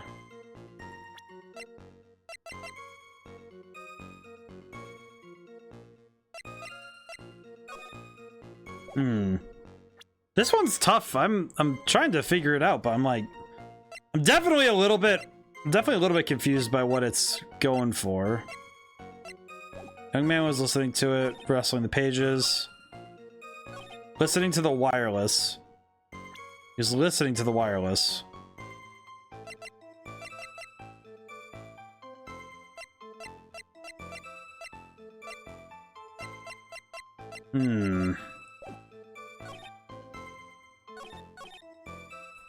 Guess I should... Okay, so he's using the earpiece. Okay, so let me think. Picked up the cup with his free hand and took a sip.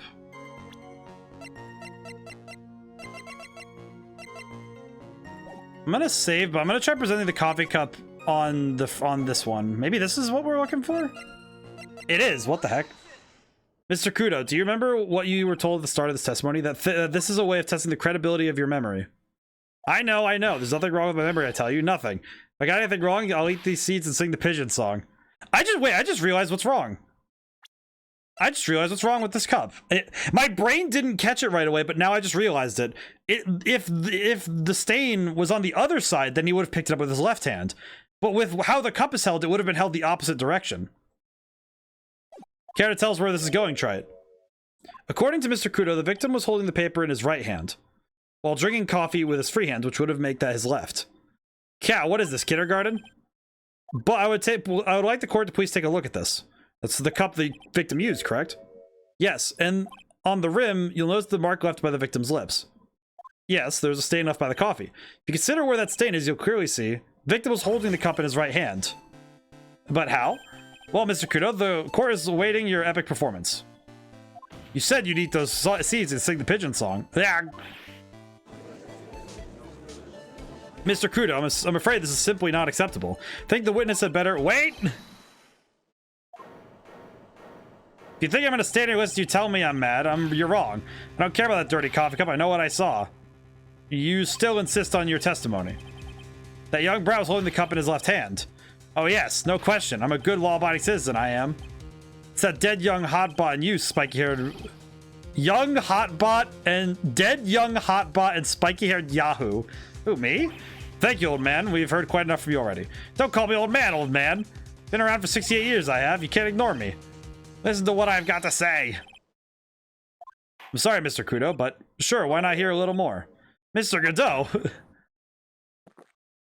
But this is my 16th cup of coffee, so this is your final stand. Thank you, Captain. You can rely on Victor. His teeth are all messed up. His teeth are all messy. Left hand or right hand? The boy was wearing the earpiece on the same side as the green lens on his specs. He kept fiddling with it all the time. He was fiddling with it just before he picked up the cup too. Then he used the same hand to pick up the cup, his left hand. We know that the victim was wearing an unusual monocle over his left eye. It wasn't a monocle, Your Honor. It was a small computer monitor often used by programmers. A monitor? You mean like a television screen? The inside of the lens is a screen that displays computer data. It's called an HMD. It's a common tool in the victim's line of work. HD, TV, CD, DVD, CD, all these newfangled letters drive me mad, but they don't matter. I know what I saw and I'm telling the truth. It's true, it doesn't seem to be lying. Those are the facts in good old black and white. Let's see. The old man is shaking with anger. Boy was wearing the earpiece on the same side as the green lenses. HMD Scouter. It's a Scouter, truly. Kept fiddling with it all the time. He was fiddling with it just before he picked up the cup too. Well, Nick, what do you think? I think the guy's telling the truth, but even so, something's not quite right. And chuck evidence at him until he breaks. If he's not lying, there wouldn't be any contradictions in his testimony, right?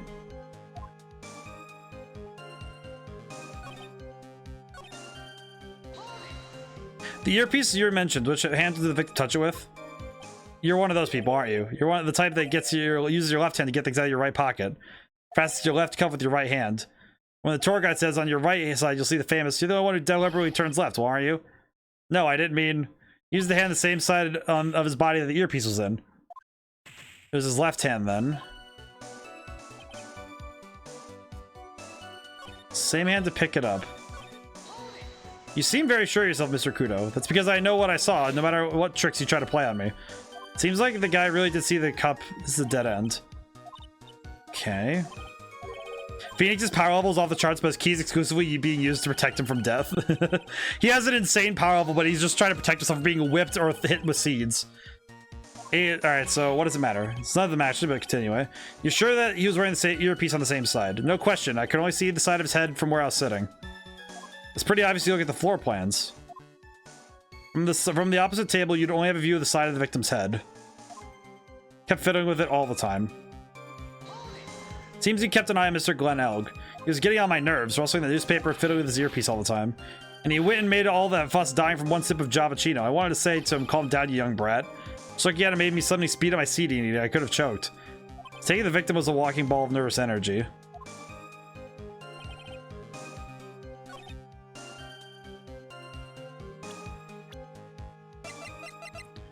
Okay, need to save again, but... So it's got to be evidence that proves one way or the other what we're dealing with, but... What are we looking for here?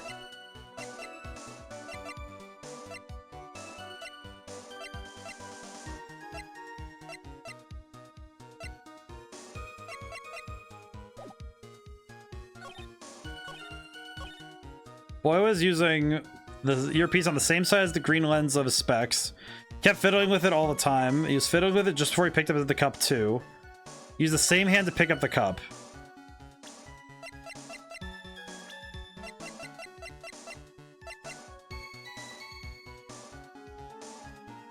Okay, I'm gonna save, but I do want to present... I'm gonna try presenting Glenn Elg to this point. Ah, that worked. What the heck? I'm not sure what the relevance of this is, but... Mr. Kudo, there is something very strange about your observations of the victim. What? You say he was wearing the earpiece on the same side as the HMD. No question, you can lock me up if I'm wrong. It was his left ear without a doubt. I could only see that side of his head from where I was sitting. I don't think so. What did you say? You're no doubt unaware of this fact, Mr. Kudo, but the victim couldn't hear with his left ear. His eardrum was ruptured. Eh? Traces of medication for his condition were found in his ear canal.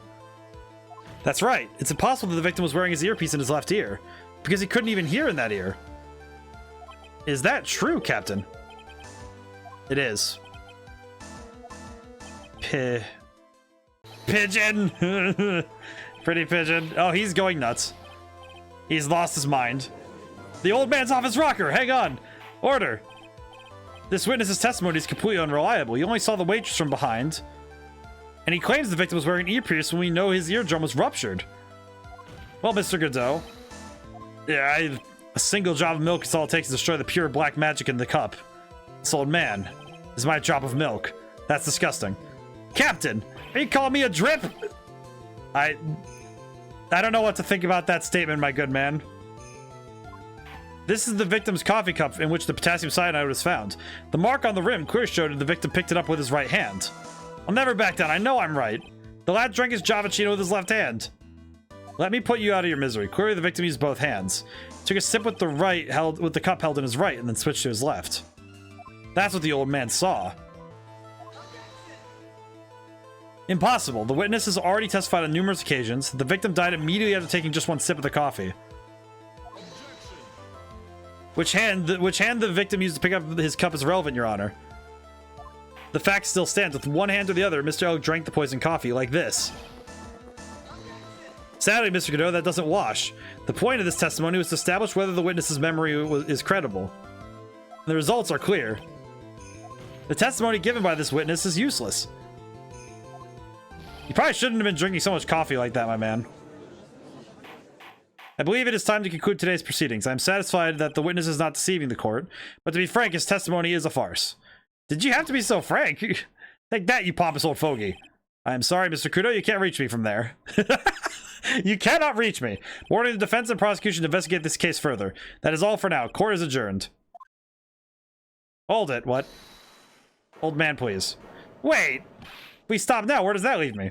Leave you, Mr. Kudo. Thanks to that blue-started young suited upstart. Just a bumbling old man who can't even cross his T's or cross his I's now. How is your bad memory my fault? I'm sorry, Mr. Kudo, but there's nothing I can do. Kept my mouth shut until now, but there's something else the court should know. What? There's more? To be perfectly honest, it might not be anything. But I want another chance. I want another crack at you, you young shark. Me? So you can get me like I'm some sort of eagle's shogun.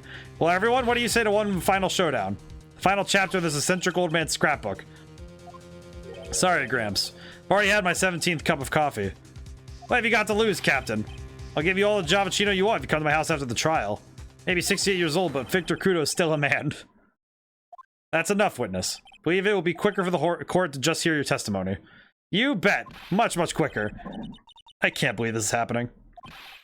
You better get ready, youngster. I get the picture. Just quit throwing those seeds at me, would you? He's got to be using some sort of infinite ammo code with that box of seeds. He's got an infinite ammo code with the box of seeds. First of all, I want to stress this might not be nothing. I'm not too sure myself. The young boy slumped over the table as soon as he took one sip of his Javachino. Well, the clumsy idiot knocked over the vase. He knocked it right over. It broke, and the strip of cloth covering the table got completely soaked. Well, what about that? Turn things upside down, huh? Is that all? Yes, that's all. I remember it perfectly. Eh? Doubting me again? You're doubting a poor defenseless old man? No, we are not doubting you, Mr. Kudo. Don't you get the feeling there's a question hanging on everyone's lips, Nick? Yeah. So what? Probably. That's all I can think of, and I have to cross-examine this guy. You're a bird brain. That's why that's all you can think of. Very well, Mr. Wright. Your final cross-examination, please. Feel like I can... Clumsy idiot knocked over the vase. Let me look at the picture really quick. Is that true?